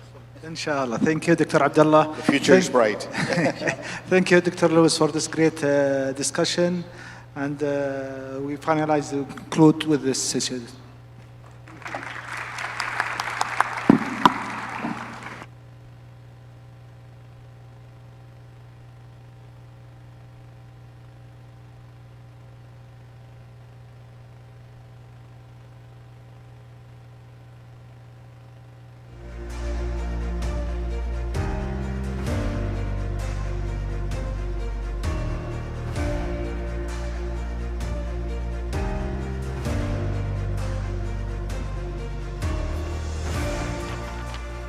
Thank you for all the panelists for such a great session.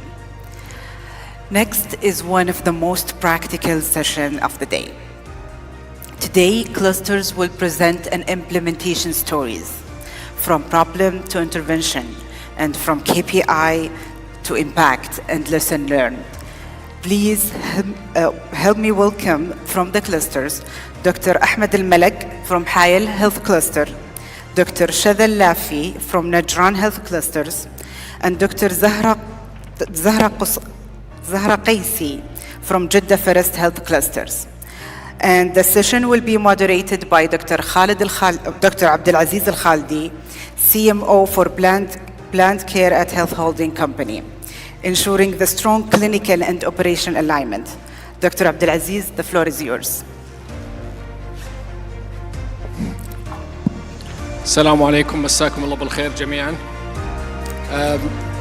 This session today highlights the merge of innovation and the model of care and how they help in the healthcare transformation, with the model of care showing the direction and the North Star, while innovations will be the vehicle that will help us to reach the required outcomes.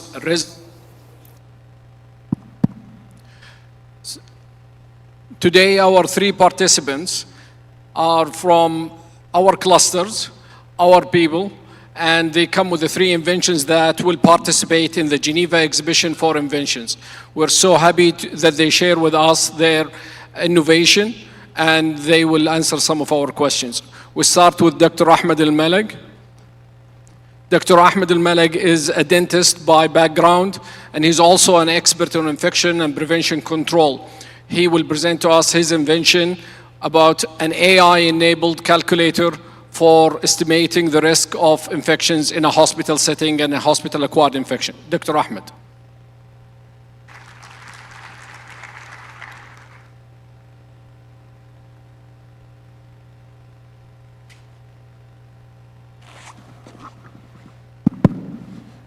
السلام عليكم. أنا الدكتور أحمد الملك، استشاري علاج جذور وعصب الأسنان ومتخصص في مكافحة العدوى، ومهتم بالتحول الرقمي واستخدام الذكاء الاصطناعي في القطاع الصحي. Good afternoon everybody. I'm Dr. Ahmed Al-Malak and I am a consultant endodontist and infection control specialist and interested in digital transformation and the use of artificial intelligence in healthcare sector. And today I'm going to present, inshallah, my innovation, which is named Surveil AI, Surveil from surveillance and AI from artificial intelligence. And I hope you enjoy my presentation.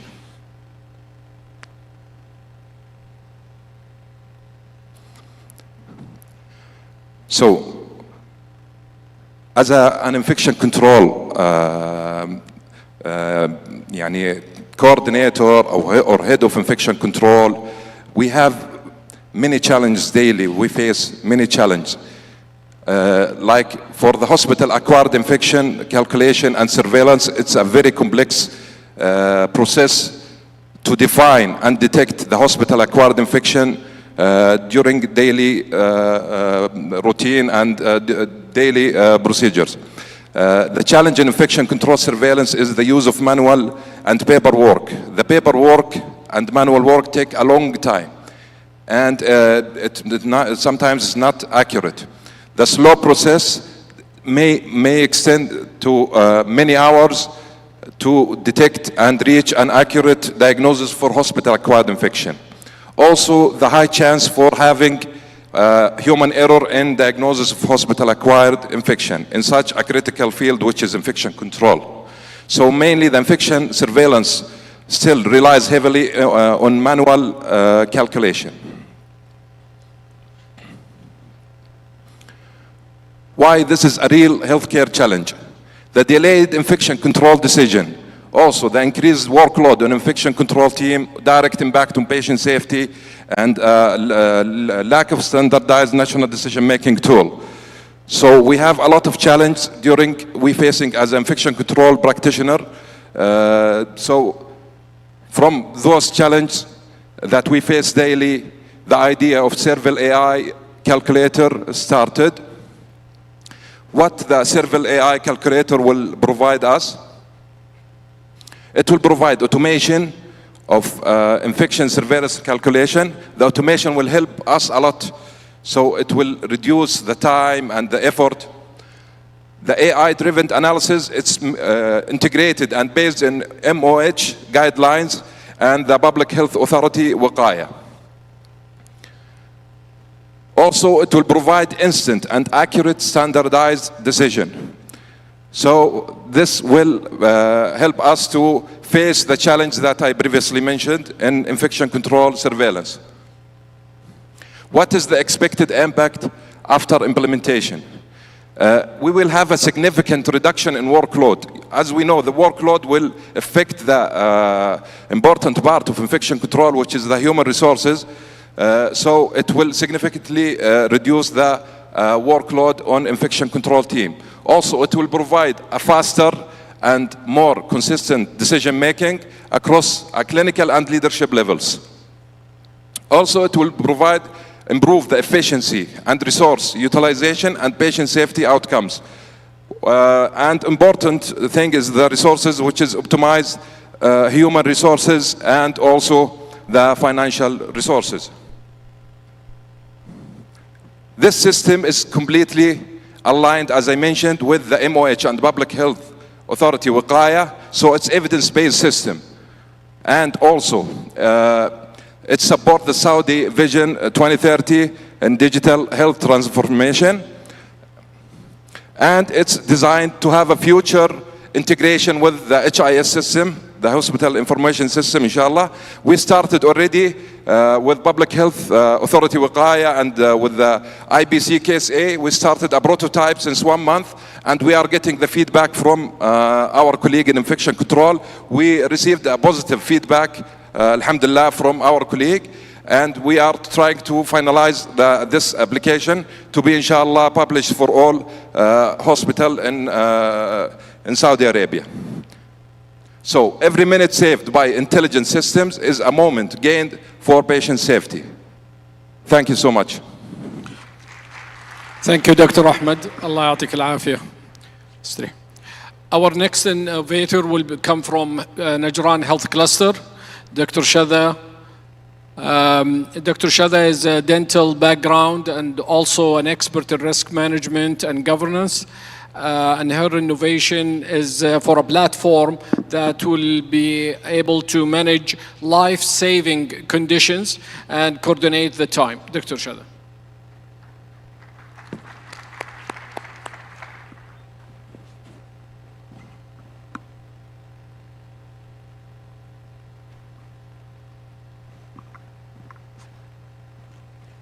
السلام عليكم. معكم دكتورة شذا اللافي، طبيبة أسنان مهتمة في مجال الأمن السبراني. إن شاء الله اليوم راح أتكلم لكم عن ابتكاري، وهو متابعة حالات إنقاذ الحياة، الجلطات والسكتات والحوادث. التحدي اللي كان عندنا طبعا بحكم أني مدير عمليات القيادة والتحكم في تجمع نجران الصحي، كنا نتابع الحالات يومياً اللي هي حالات إنقاذ الحياة، فلاحظنا أن عندنا تحدي في يعني فقد في بعض مؤشرات الأداء. كان بس عندنا اللي هو متابعة مؤشرات نقل الحالة نفسها. فصممنا موبايل آب انتجريتد مع داشبورد. الفكرة منه الداشبورد كانت في المراكز الصحية والمستشفيات. أي مركز يعني يحتاج أنه ينقل حالة إلى مستشفى أو المستشفى تستقبل الحالة راح تكون عن طريق الداشبورد. بالإضافة أن رفعنا الKPI، فكانت من 3 KPI رفعناها إلى 7 KPI. طبعا المسعفين ربطناهم مع المراكز والمستشفيات بتطبيق جوال، راح يتم قبول الحالة عن طريق تطبيق الجوال، ربطناه بGPS فراح ينقل لنا الحالة بالضبط، ما راح يحتاج ان احنا نتواصل مع المستشفى او المسعف، لان الداشبورد راح تكون لايف عندنا في القيادة والتحكم، فاحنا راح نقدر نتابع الحالة بشكل لحظي. كذلك نتابع تقديم الخدمة، فمثلا إذا وصلت الحالة إلى الطوارئ، مثلا حالة استمي أو ستروك أو تروما، إحنا راح نتابع الستيب نفسها لكل حالة إلى ما تنتهي تقديم الخدمة. يعني في البداية إحنا كان عندنا بس متابعة لحالة النقل نفسها، الآن طورنا الفكرة وصرنا نتابع الحالة إلى انتهاء تقديم الخدمة لها بشكل كامل. فبكذا صار عندنا اوتوميتد للريكورد. طبعا البرنامج مؤتمت بالكامل، ما في أي إدخال مانيوال، فرح يقلل لنا من الأخطاء البشرية، ورفعنا من جودة التراكينج للحالة نفسها. الاكسبكتد امباكت راح ان شاء الله يكون عندنا امبروف للريسبونس تايم، احنا راح نحسن وقت الاستجابة، راح نرفع من جودة تقديم الخدمة ودقة اتخاذ القرار. الفيزيبيليتي للتطبيق already implemented in Najran Health Cluster as a pilot. ممكن ان شاء الله الهدف المستقبلي expanded across the other health cluster. احنا راح ان شاء الله نقدر نطبقه على جميع التجمعات الصحيه، وكذلك قابل انه يصير له integration مع الناشونال اي هيلث سيستم ان شاء الله. يعني يعطيكم العافيه. شكرا دكتور شاهد. The third invention comes from Najran Health Cluster.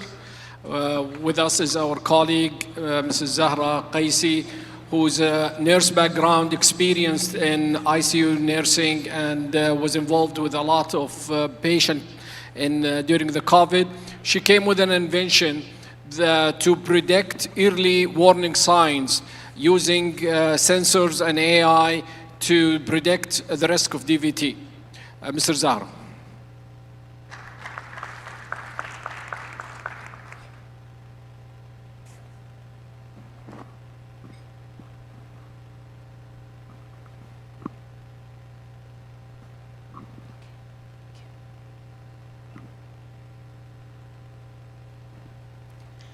السلام عليكم. معكم زهراء قيسي من تجمع جدة الأول. اليوم راح أتكلم معكم عن ابتكار صحي لحل مشكلة من المشاكل اللي كثير نواجهها في المستشفيات، اللي هو الانصمام الخثاري الوريدي، ال VTE. ابتكاري عبارة عن VTE Predictor. It's a wearable device for continuous VTE prediction and monitoring. إيش المشكلة اللي إحنا نواجهها؟ عادة في المستشفى نواجه مشكلة الانصمام الوريدي، اللي هي تعتبر أهم مؤشرات المضاعفات في المستشفى. تعتبر تهديد صامت، لأنه أغلب الأعراض تكون على المريض غير واضحة حتى يتم حدوث المشكلة أو المضاعفات. كيف يتم حل هذه المشكلة؟ So this is how the VTE is a silent threat. So we need a 24/7 visibility into the hemodynamic changes for the vein. الحل ابتكاري عبارة عن dual limb wearable جهاز ثنائي مزدوج للأطراف السفلية ليقوم بمراقبة التغيرات والتغيرات الفسيولوجية والحيوية للمرضى. So it anticipates the risk for 74 hours before the clinical events occur. بيعمل لي الجهاز بيعمل لي مقارنة للرجل اليمنى والرجل اليسرى لرصد أي تغيرات فسيولوجية أو حيوية تتم في رجل المريض. إيش التكنولوجي اللي based on this invention؟ الجهاز عبارة عن مالتي سنسور يعمل لي evaluation لمرونة الوريد، سرعة تدفق الدم، والعلامات الخثارية. فكرته أن يأخذ كل هذه التغيرات الفسيولوجية والحيوية ويعمل لها integration عن طريق ال AI، وبعد كذا يعمل لنا مؤشر الخطر للمريض توصل للدكتور أو الفريق المعالج. بناء عليها حيكون الريسك للبيشن إذا كان low, moderate or high risk. According to the score, the action will be. What's the impact? So, the impact is transforming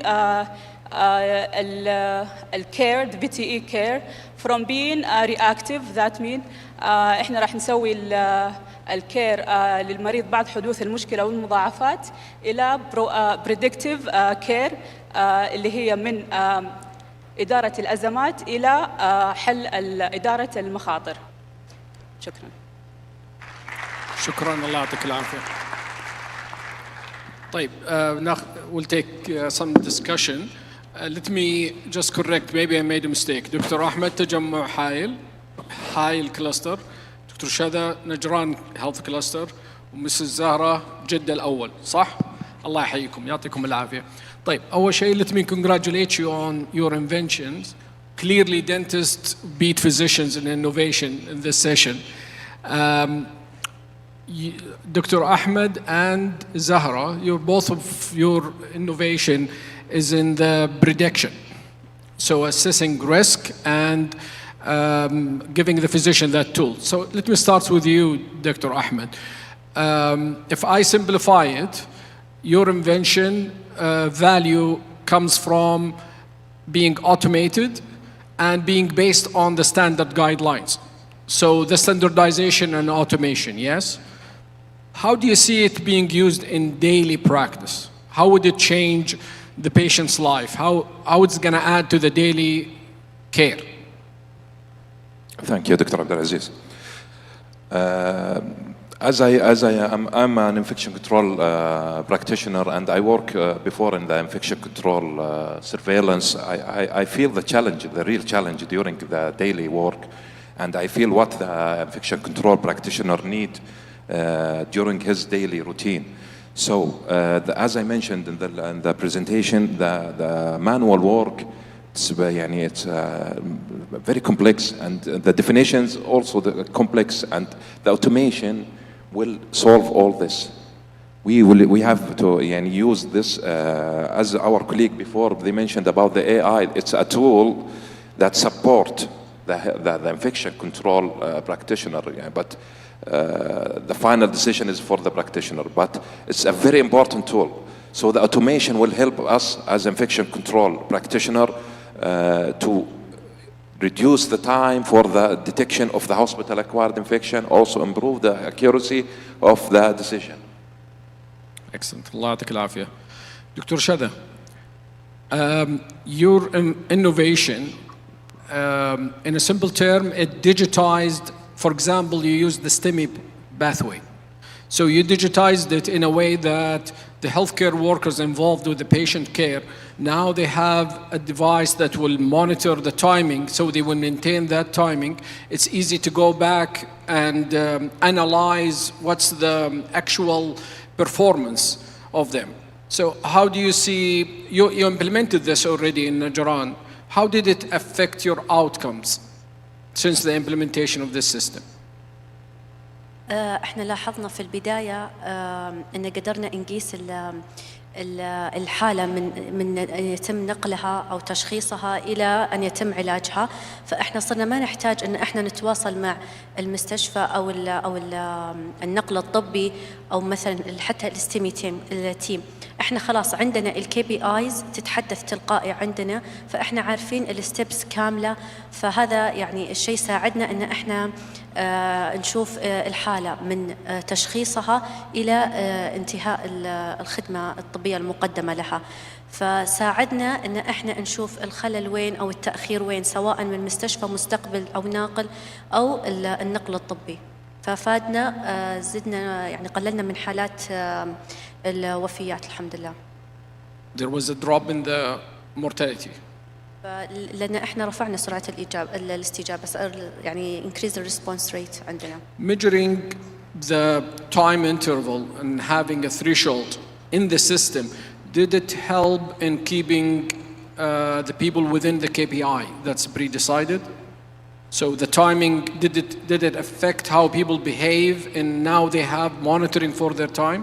إيه طبعا هذا الشيء يعني صار الوعي أكثر، صارت سرعة الإحالات، الاستجابة سواء من المستشفى المستقبل أو الناقل، كذلك حتى النقل الطبي، فكل شيء كان تراكنج عندنا مربوط بالGPS، فاحنا يعني صار واضح لنا بالضبط، وصرنا نعرف التأخير من عند من مين بالضبط أو في أي نقطة بالضبط، لأن في البداية زي ما ذكرت كان عندنا 3 KPIs اللي هي تقيس بس النقل KPIs للنقل الطبي، متى الريكوستنج تايم ومتى وصل للمركز ومتى سلم الحالة. فكان مثلا كنت ألاحظ أن في بعض المستشفيات أو مثلا أقسام الطوارئ يوصل النقل الطبي عندهم بس يتأخر تسليم الحالة، فإحنا قسنا KPI أو أضفنا KPI هنا وقت استلام الطوارئ نفسها للحالة، فهذا الشيء يعني سرع لنا الإحالة وتقديم الخدمة نفسها. Excellent. Zahra, your innovation is actually extremely important in the inpatient setting in predicting the high-risk DVT. How do you see this integrated in the daily practice? Because nowadays we are in the era of the new model of care, and one of it's a preventive. I can see that this invention, once it be like a fully device, it can be very crucial for the patient in the ICU, especially because it's the high rate for mortality and morbidity in the ICU patient. Also, post of patient care, it will be very useful to decrease all the rate that we are facing nowadays. Because currently the practice is, patients that we consider to be high risk, we give them more intensive therapy, and it could result in complications. So if this become a reality, you could imagine that, and this is relatively cheap, that only you give intense therapy or prophylaxis for patients who demonstrate the early signs of a problem. Correct. In addition, it might prevent the progression from DVT to pulmonary embolism because you detect DVT early, yes? Yes, correct. Excellent. Do you see any technical complexity in the sensors that you guys are using? Usually, no, because all of the sensors that I studied and I see it's present. Some of it it's commercial used or medical used. So only it will be a combination of all these sensors that present and link it to the AI. Do you have experience or came across other systems for prediction of DVT similar, or how you compare this innovation to other inventions in the market? Yeah, when I search, there's some modality for the DVT predictor, but it's mainly using only one sensor, for example, while my invention is taking many sensors so that if one fails, the other will be standby to detect any VT. So using multiple sensors will increase the accuracy. Yes. Will reduce the false negative, the false positive, because you combine the data coming from all four. Correct, yes. Excellent. Thank you. Great invention. Shada, your platform, as you presented on, was implemented for the STEMI pathway. Do you see it including all other life-saving? Are you planning to do a similar thing for other emergency situations? طبعا احنا كانت اول يعني منصه وطنيه على مستوى المملكه، بدانا فيها الحالات انقاذ الحياه ستروكوستيمي والتروما، بعدها ان شاء الله اكيد راح نسوي اكسبانشن، فراح يعني يكون ان شاء الله جميع الميديكال ريفيرال عن طريق المنصه هذه. Excellent. Dr. Ahmed, do you see this automated AI-enabled calculator being extended to other prediction in the clinical field? There are other situations where we predict clinical risk. Now that you have the methodology, you have the framework, would you try to use it in other situations beside infection risk prediction? Yes. For sure. the automation and also the programming of such a platform or application, it can help us in prediction. Like this calculator is a part of a big platform, inshallah, that will be published, inshallah, soon. There is one whole feature is for prediction. We call it outbreak radar. It's predicting the outbreaks. It's detecting the hotspots of infection in each department. So it will give immediate alarm that in the platform and send emails for the related departments. Then the immediate action would it guide you how to manage this outbreak. So that's a facility based. Yes. So that's a larger scale. Yeah. But it could be the same concept. Yes. Excellent. Yeah. Very good idea. While we have you now, tell us the biggest challenge you faced yourself as an innovator, and what things that will help you and enable you to develop such ideas and products in a faster way. I think the investment in such a field is now, as we know, the era of AI and the trend. And it's proved that its effectiveness in our life and as a whole. So I think that the investment, the cost for using the tools of AI tools, it's not yani, it need like a sponsor. So financial support. Yes. Otherwise, I think it's the tools make it's easy. So I think it's the financial part is very important, but the AI make everything now it's easy. The coding, everything it's become easier than before. Yeah. Yeah. Excellent. Dr. Shada, the same question. What challenges you faced and what enablers you might need for to progress in your innovation? What challenges for you as a Saudi inventor? وش الصعوبات اللي واجهتيها؟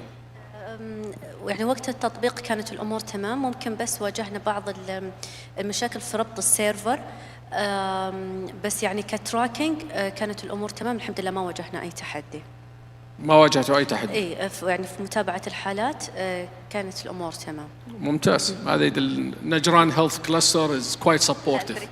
Good. جدة الأول. Ms. Zahra, as an innovator, from your personal experience, what challenges you faced or you see that it is in the field that you wish that the leadership will work on and facilitate for people like you to get this innovation to reality? Because especially with your innovation, that it includes sensors and include patient, to apply directly on the patient, unlike the previous two, it will go through the usual phases. Immediately you'll get in phase 1, phase 2, phase 3 clinical trials, so I'm sure you're preparing yourself for that. What challenges you face and the system could help you with to make this idea into reality? The most challenge that I faced since I became an inventor is the connection and the communication with for example, some medical centers or any university that it can help us. So I believe if we have any like bridging for us to communicate like through the ministry or the cluster to facilitate all the communication with the university, that can help us like in the providing the engineers or the place that we can work with the. Excellent. Allah يعطيكم العافية. The three of you will exhibit your inventions in the International Exhibition for Inventions in Geneva. We wish you all the best. We thank you for sharing your inventions with us this evening, and we are proud of you. نتمنى لكم التوفيق إن شاء الله. We conclude our session. Thank you. Allah يعطيكم العافية.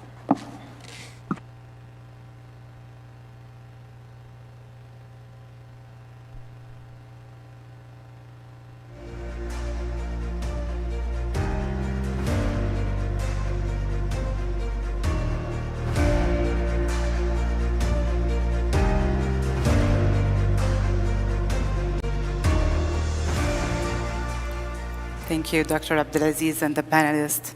We make us all proud. You make us all proud of you. As we come to the last session of this 2 days forum, our discussion have taken us the full journey from strategy until lesson learned. We now will conclude with a forward-looking conversation focuses on what matters most. The next 12-month implementation, where vision is tested, systems are activated, and real impact will be delivered. This closing panel brings together leadership perspective that connect national direction with practical execution. We are honored to be joined by Dr. Nofel Drayan, CEO of the Medical Referral Center at Ministry of Health and Director of Medical Care Transformation Program, sharing insights and learning on leading a larger scale system transformation. We are also pleased to welcome Dr. Luis Labon again on the stage, Vice President Advisory at Mass General Brigham, who will connect his global experience also with our local realities and executions. Moderating this important discussion is Dr. Ghali Sayed Ahmed, who will guide our panelists through a focused and dialogue on the priorities, challenge, and opportunities ahead. Please joining me and welcome all the panelists and the moderator on this stage.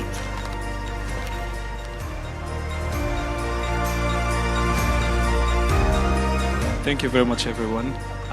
We are coming now to the last session or the last stretch of our 2 days forum, where we learned about so many things, including strategy, including regulations, financing, and with innovation as well in our last session with our colleagues from the clusters, and we are so proud of them, so a big applause for them. Thank you very much.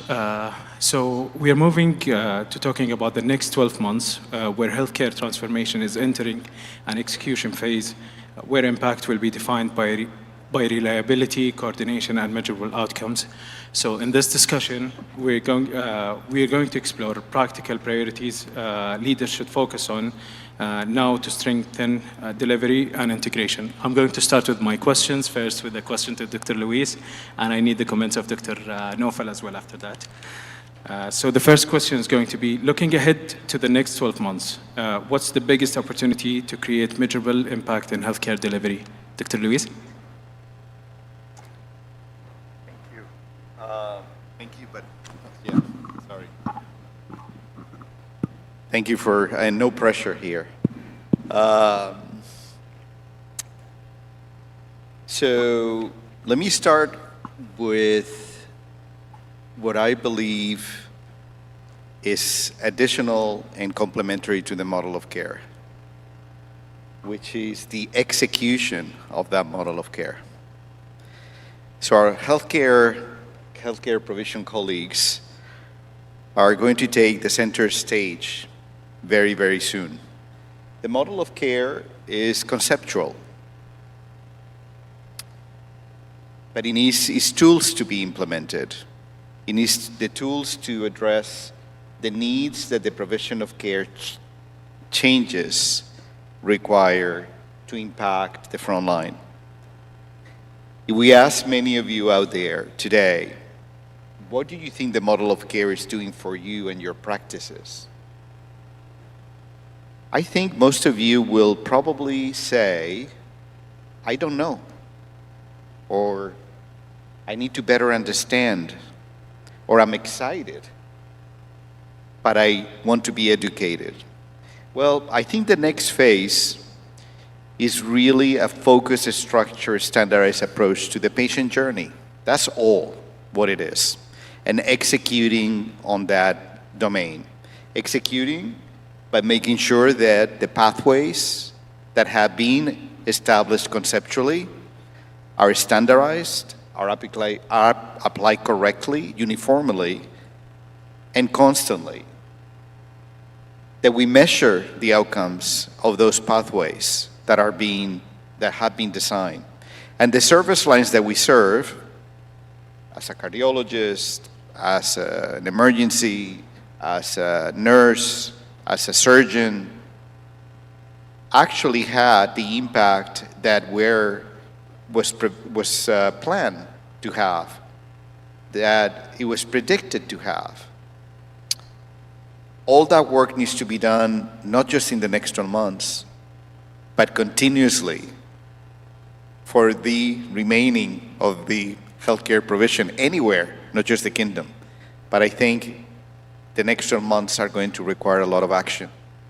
Real dashboards, real-time dashboards that people can use at their fingertips. We just saw amazing work from the inventors on all these apps. What if we had apps in your phone that were actually, assessing the work that you do on a clinical day, and you were able to say, "Wow, I did follow the standards, I did not, and this is why." That would be fantastic to have those dashboards at our fingertips. I'll pause there, but there are many other things that are coming next. Thank you very much. Moving to Dr. Naufal to hear his thoughts about the same question. Yeah, so I totally agree with what Dr. Luis talked about. I think the clusters today have mastered the model of care. Model of care is not something new. We've been doing this for a couple of years now, since maybe 2017. I think we should start integrating a couple of things that makes the practitioner's life easier. So currently, and I can say this because I'm leaving model of care, it's easier for me to say now, the amount of data that clusters have to report on in regards to model of care is tremendous. This data won't be meaningful unless we have machines, we have AI that can help analyze this data, coming out with important KPIs that are that show impact and outcomes, rather than achieving a KPI and so on. Tools and hardware that can help physicians, nurses, practitioners focus more on patient care, less on documentation. Ambient listening, AI tools that align within systems and so on. I think we have to also focus on starting to spread the model of care across sectors. So private sector, other government sectors, and having these measures standardized so we know what kind of care are we providing across the whole spectrum. If a patient is eligible to R1 or R2 or treats in National Guard or in King Faisal, are they receiving the same treatment? Are they getting the same level of care? And also, can we start giving feedback to our practitioners? Are we achieving our KPIs properly? Are we providing care in the best method? Are we adherent to the latest evidence protocols? And also helping the public see what we're doing. So if I live within R1, R2, or R3, if I live in Jeddah, am I in a safe city? Is public health appropriate? Do we show the community the amount of effort we are putting into to provide care? We saw a great panel yesterday with Mr. Mdefer, and we saw our patients receiving appropriate care. I was happy to hear when they talked about Al-Iman and when they talked about Mzahmiya.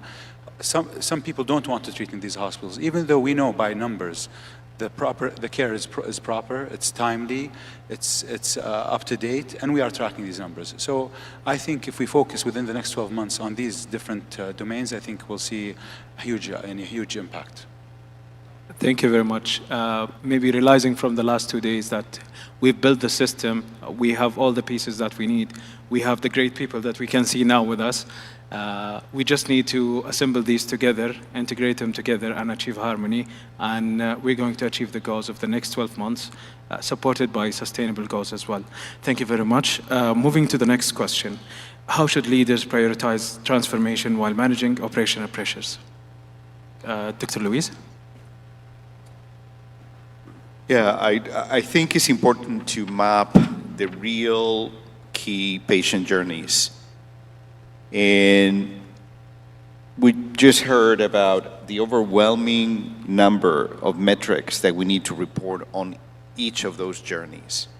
Perhaps start mapping the most important, the most critical ones, the ones that are driving our key indicators, mortality, morbidity, on each of the systems of care that we have designed, and trying to nail those first, focus on those, I think will be very helpful. We can achieve degrees of success that will be impactful at many levels. One, overall, with the mortality rates, of course, but most importantly, awareness, reward for the practicing teams, but also for patient satisfaction, which I think is incredibly important. You know, I cannot agree more. Every patient that touches the public healthcare system in the kingdom should expect the same, identical, flawless type of care. Sometimes when I speak to my colleagues at the health holding company, I say, you know, the Mass General Brigham is your, 21st cluster. And when we pride ourselves in Boston and in the communities that we serve beyond Boston, is to always say and remind each other and our patients that no matter where they go, no matter what door they're going to be knocking at and opens, they're going to get the same care. That's our commitment to them. I think this is something much more ambitious, a greater deal, but it's something that can be achieved with a certain degree of certainty. Besides the KPIs that focus on the drivers, on key indicators, I think it's also very important that we establish rapid assessment teams that evaluate how changes can occur rapidly on the areas that we identify we're not meeting the mark. Empowering the frontline teams to make those decisions is absolutely crucial. Frontline teams sometimes feel not only empowered, but threatened. Because if they make a mistake, they make the wrong decision, there will be repercussions. We need to create an environment where people are empowered to make decisions within guardrails, but decisions in real time. That is going to have a significant impact on the patient journey that I think the patients first will notice, and then it will help the well-being and the professional development of our staff at all levels. Thank you very much. Dr. Naufel, any comments on that? Very, very difficult to talk after Dr. Lewis, and I have nothing more to say. But I'm so sorry for that. I would focus on national outcomes. I would prioritize national outcomes and shared KPIs. I would really focus on having clear governance of how the model of care is going. I would also really want to work on the fragmentation that we have within each other. Currently, a lot of requests are needed, achieving a lot of KPIs from different levels of the sector. Reporting lines have challenges within the ministry, outside of the ministry, and so on. I think this will make people's life easier, make the amount of data that is required less, and also focusing on things that really matter. Going to the first question, Dr. Lewis had a nice point on, do we really know, if people outside of this room, the practitioners, people in their clinics, in the hospitals, if you really ask them, what does model of care mean? They wouldn't have a proper answer, right? If we would focus on certain clear, impactful metrics and messages, so we can share the effort together with these practitioners, I think this would be one of the important priorities within the next year. Thank you very much. KPIs are the most important thing that we should measure, but it should measure impact as well. Data sets should be unified through all the system, through integration. This is the message from our leaders. Moving to the next question. What's one practical step organizations could take immediately that would show results within the next year? So Dr. Naufel, you start. So I think working on accountability. I think accountability is very important within the future. I have to really work on accountability, and accountability is going to help. We are working in Tanagum on working on accountability and really mapping patients to their proper providers. I think transparency in providing care. transparency in regards to access to care, transparency in regards to all the domains in the model of care, our patients truly getting the care they need to, and having open, safe discussions on challenges we have in regards to providing care will help the providers, will help the sector improve on those small gaps and challenges that we do face in practice. Thank you very much. Dr. Luis, if you have any comments on the question. So,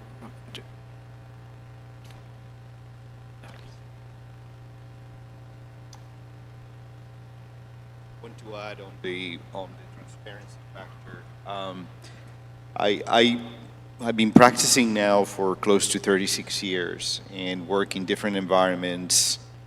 One of the key elements of change that was introduced in the way we practice is to understand our humanity. Our humanity comes with not being perfect. Not being perfect comes with making errors. Trying to identify where those errors are arising from a personal choice versus a systems issue is, I think, critical to achieve the transparency that you were referring to, right? So I would try to focus more on why are the errors happening, disclosing the transparency and open discussion so we can all understand how we can do better. So, in opinion, what should leaders pay closer attention to measuring in the next coming year? What would you measure as a leader for the next coming year? In terms of... So, what are you going to measure in terms of impact and operations for the next year? What would you focus on? Well, I think the multidisciplinary team approach is one of the key elements here, right? I think we are very used to working our own silos. And that is because we focus on us and our work. Let's change the paradigm for a second and think about the patient journey. Again, right? The patient journey has been brought up several times. This conversation already. I wonder why. Because at the end of the day, that's what we do. We take care of patients in their journeys, human beings in their journeys. So we don't work in silos, we work in teams. We succeed together, we fail together, we achieve goals together. So having that degree of transparency at a multidisciplinary level, I think is critical. Safety rounds, daily rounds, that last minutes, 30 minutes, we have a 1,000-bed hospital that has a public safety round event every day where leaders from every single discipline that you can imagine, supply chain, cardiac care, the emergency, radiology, nursing, everyone meets together. And in half an hour, there is a safety round where everyone identifies the challenges of the day or that they inherited from the shift prior. That work together has a tremendous impact.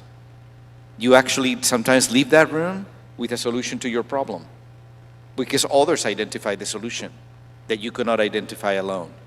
So I think that multidisciplinary approach to the work that we do is going to be a critical component of how the healthcare delivery team implements the model of care at the cluster level in the front lines. Thank you. Dr. Naufal, what do you measure within your organization? Yeah, so I agree with Dr. Lewis. I would also add working on population health outcomes rather than single indicators, and that would help us understand what the impact of the model of care is. I would also focus on sustainability of our workforce. A lot of what we do is regarding patient care, providing care and so on. I think we lack a component of workforce outcomes. Is this sustainable? Are our staff happy? Are we treating our staff similarly to how we want to treat our patients? I know this is model of care, but the people providing care are the staff, and I think we should have something focus on that. I would also add, as Dr. Lewis just said about, we heard patient journey many times in this discussion and in discussions today, earlier and yesterday. I would focus on measuring care coordination across sectors and across levels of care. So primary, secondary, tertiary, and backwards. I think that would show us the loop as a whole. We have a lot of advanced centers providing tremendous and amazing work, but is this, is the cycle closed? Is the patient, receiving all this care properly, timely? I was going to say in the right time, in the right place, but Dr. Ghali always says that I overuse the word right time and right place. But are we providing right time, right place care? I think that would be one of the things I would measure. I was trying for you not to use it today, but you used it anyways. So our leaders are sending us a message is to communicate freely and streamline communication vertically and horizontally, as well as look at our employees and their needs and measure their performance accordingly. Thank you very much. Moving to the next question. Where should digital and data and AI investment be focused on the next 12 months? So I would really work on decreasing the amount of data that we ask people to enter. We have to find solutions, and solutions are there. Insurance companies, all sectors are doing it. We should start doing that. We keep on entering the same numbers, the same data, and we're reporting it to different channels. For sure, there's a way to do that, and we should be able to do that. The other part is that, and I won't go back to AI and so on, I would really want to see policy-driven or data-driven policies. With all the amount of data we've been collecting in model of care for the last 6 or 7 years, we have the numbers of every STEMI and every stroke and every trauma, every high-risk pregnancy, every patient who has visited a clinic for hemoglobin A1C, so on and so forth. When can we start seeing policymakers base their decisions and their new policies based on this data that we've entered? I think this is the next step, and I think we really have to focus on this to be up to date, to be a nation that we are, leaders in transformation. I think we should start seeing that happen. Thank you. Dr. Luis, do you have any elaboration or a comment? Yeah, and building on it again, I think quite a bit. It's a good sign, right? It's a good sign that we are, tagging along. I think one of the elements that the model of care has a great opportunity to really be not a pioneer, because it's happening already, but really to establish as the norm and the plan of action moving forward, is to create that operational interconnectivity across the entire model of care delivery. Today, there's a lot of fragmentation. There's a lot of lack of communication, lack of common goals. I think from the approach that is being taken, there's a golden opportunity to really integrate and achieve that operational connectivity that is going to help us all achieve our goals. Thank you very much. In that context, I would like to ask you, in your opinion, what could strengthen the integration on the short term? What should we work on to integrate better in terms of our digital systems as well as our operational models?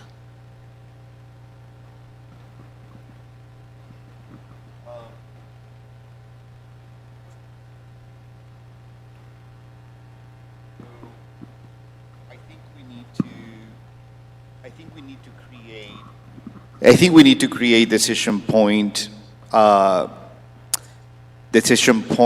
empowerment, and lose the fear of making a mistake. Without risk, we don't achieve goals. So we don't create, we don't innovate. It's okay. Risk can be done, can be taken with some guardrails. I think empowering that front line to take that risk, I think, is part of the end game here. Thank you very much. Do we feel comfortable with it? I don't know. Thank you very much. Dr. Naufal, what could strengthen our integration in terms of operations and data systems as well? I think if we have shared outcome metrics. So if the metrics were shared across systems, across sectors, across institutes, it will help us a lot to work together rather than to compete. We want to compete in a proper way, but having a shared metric, using aligned incentives to help people understand which direction they're working on,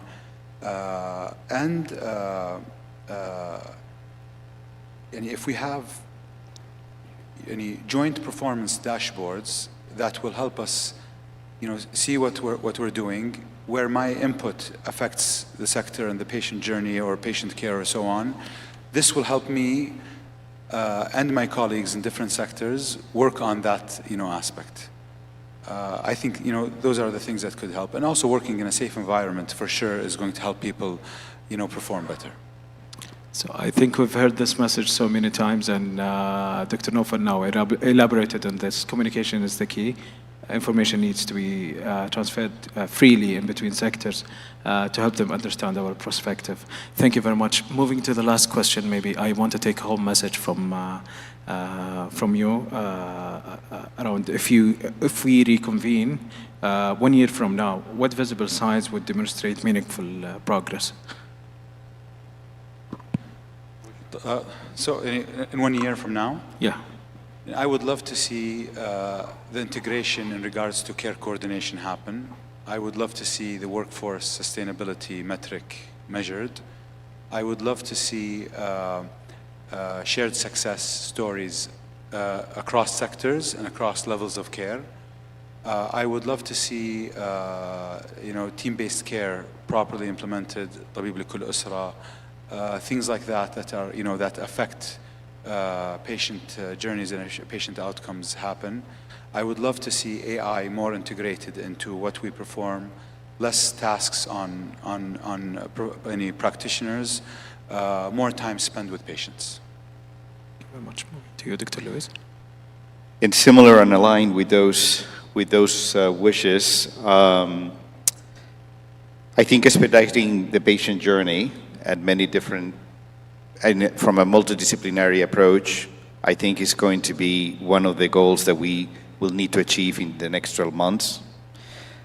Lowering, the rates of avoidable escalation and lowering the national, drivers, or avoiding the national drivers for key mortality indicators and morbidity numbers, I think is going to be also absolutely critical, because there will be a lot of work behind the scenes to achieve those goals that will have a major impact on that patient journey.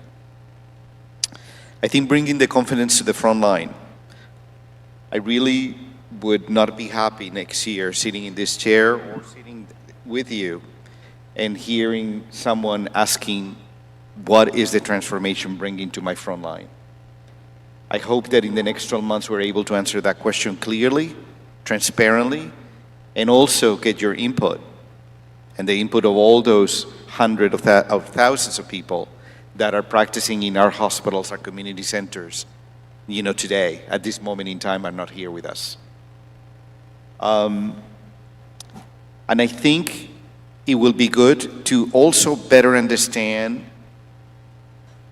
patient-reported outcomes at the point of care, not as a cold KPI indicator that has little meaning behind it, but what is happening in the front line? What is the indicators that we can use in that journey that can help us determine, a best option for the care that we deliver? That's what I would like to see. Thank you very much. Please join me to thank Dr. Luis and Dr. Naufal for their great contribution. And with that, we conclude our scientific program. Thank you very much. Thank you.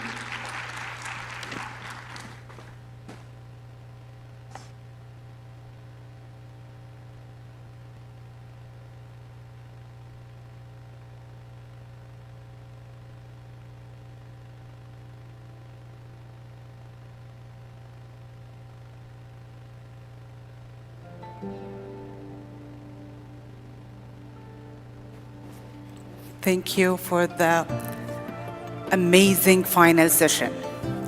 As we conclude these 2 days of Saudi model of care, we return to the stories that we heard last night of patients, families, and teams recognized for their excellence. Those stories remind us all that KPIs are not just numbers, and digital systems are not just platforms. And models of care are not just documents. they are commitments. And today, we focused on how to honor those commitments through delivery and action. On behalf of the Scientific Committee and Organization Committees, I would like to sincerely thank all the speakers, panelists, partners, and participants for 2 days full of rich dialogue, honest reflection, and meaningful exchange. Thank you for being part of this journey, and we are looking forward to welcome you again next year as we continue to shape the future of health. Thank you all.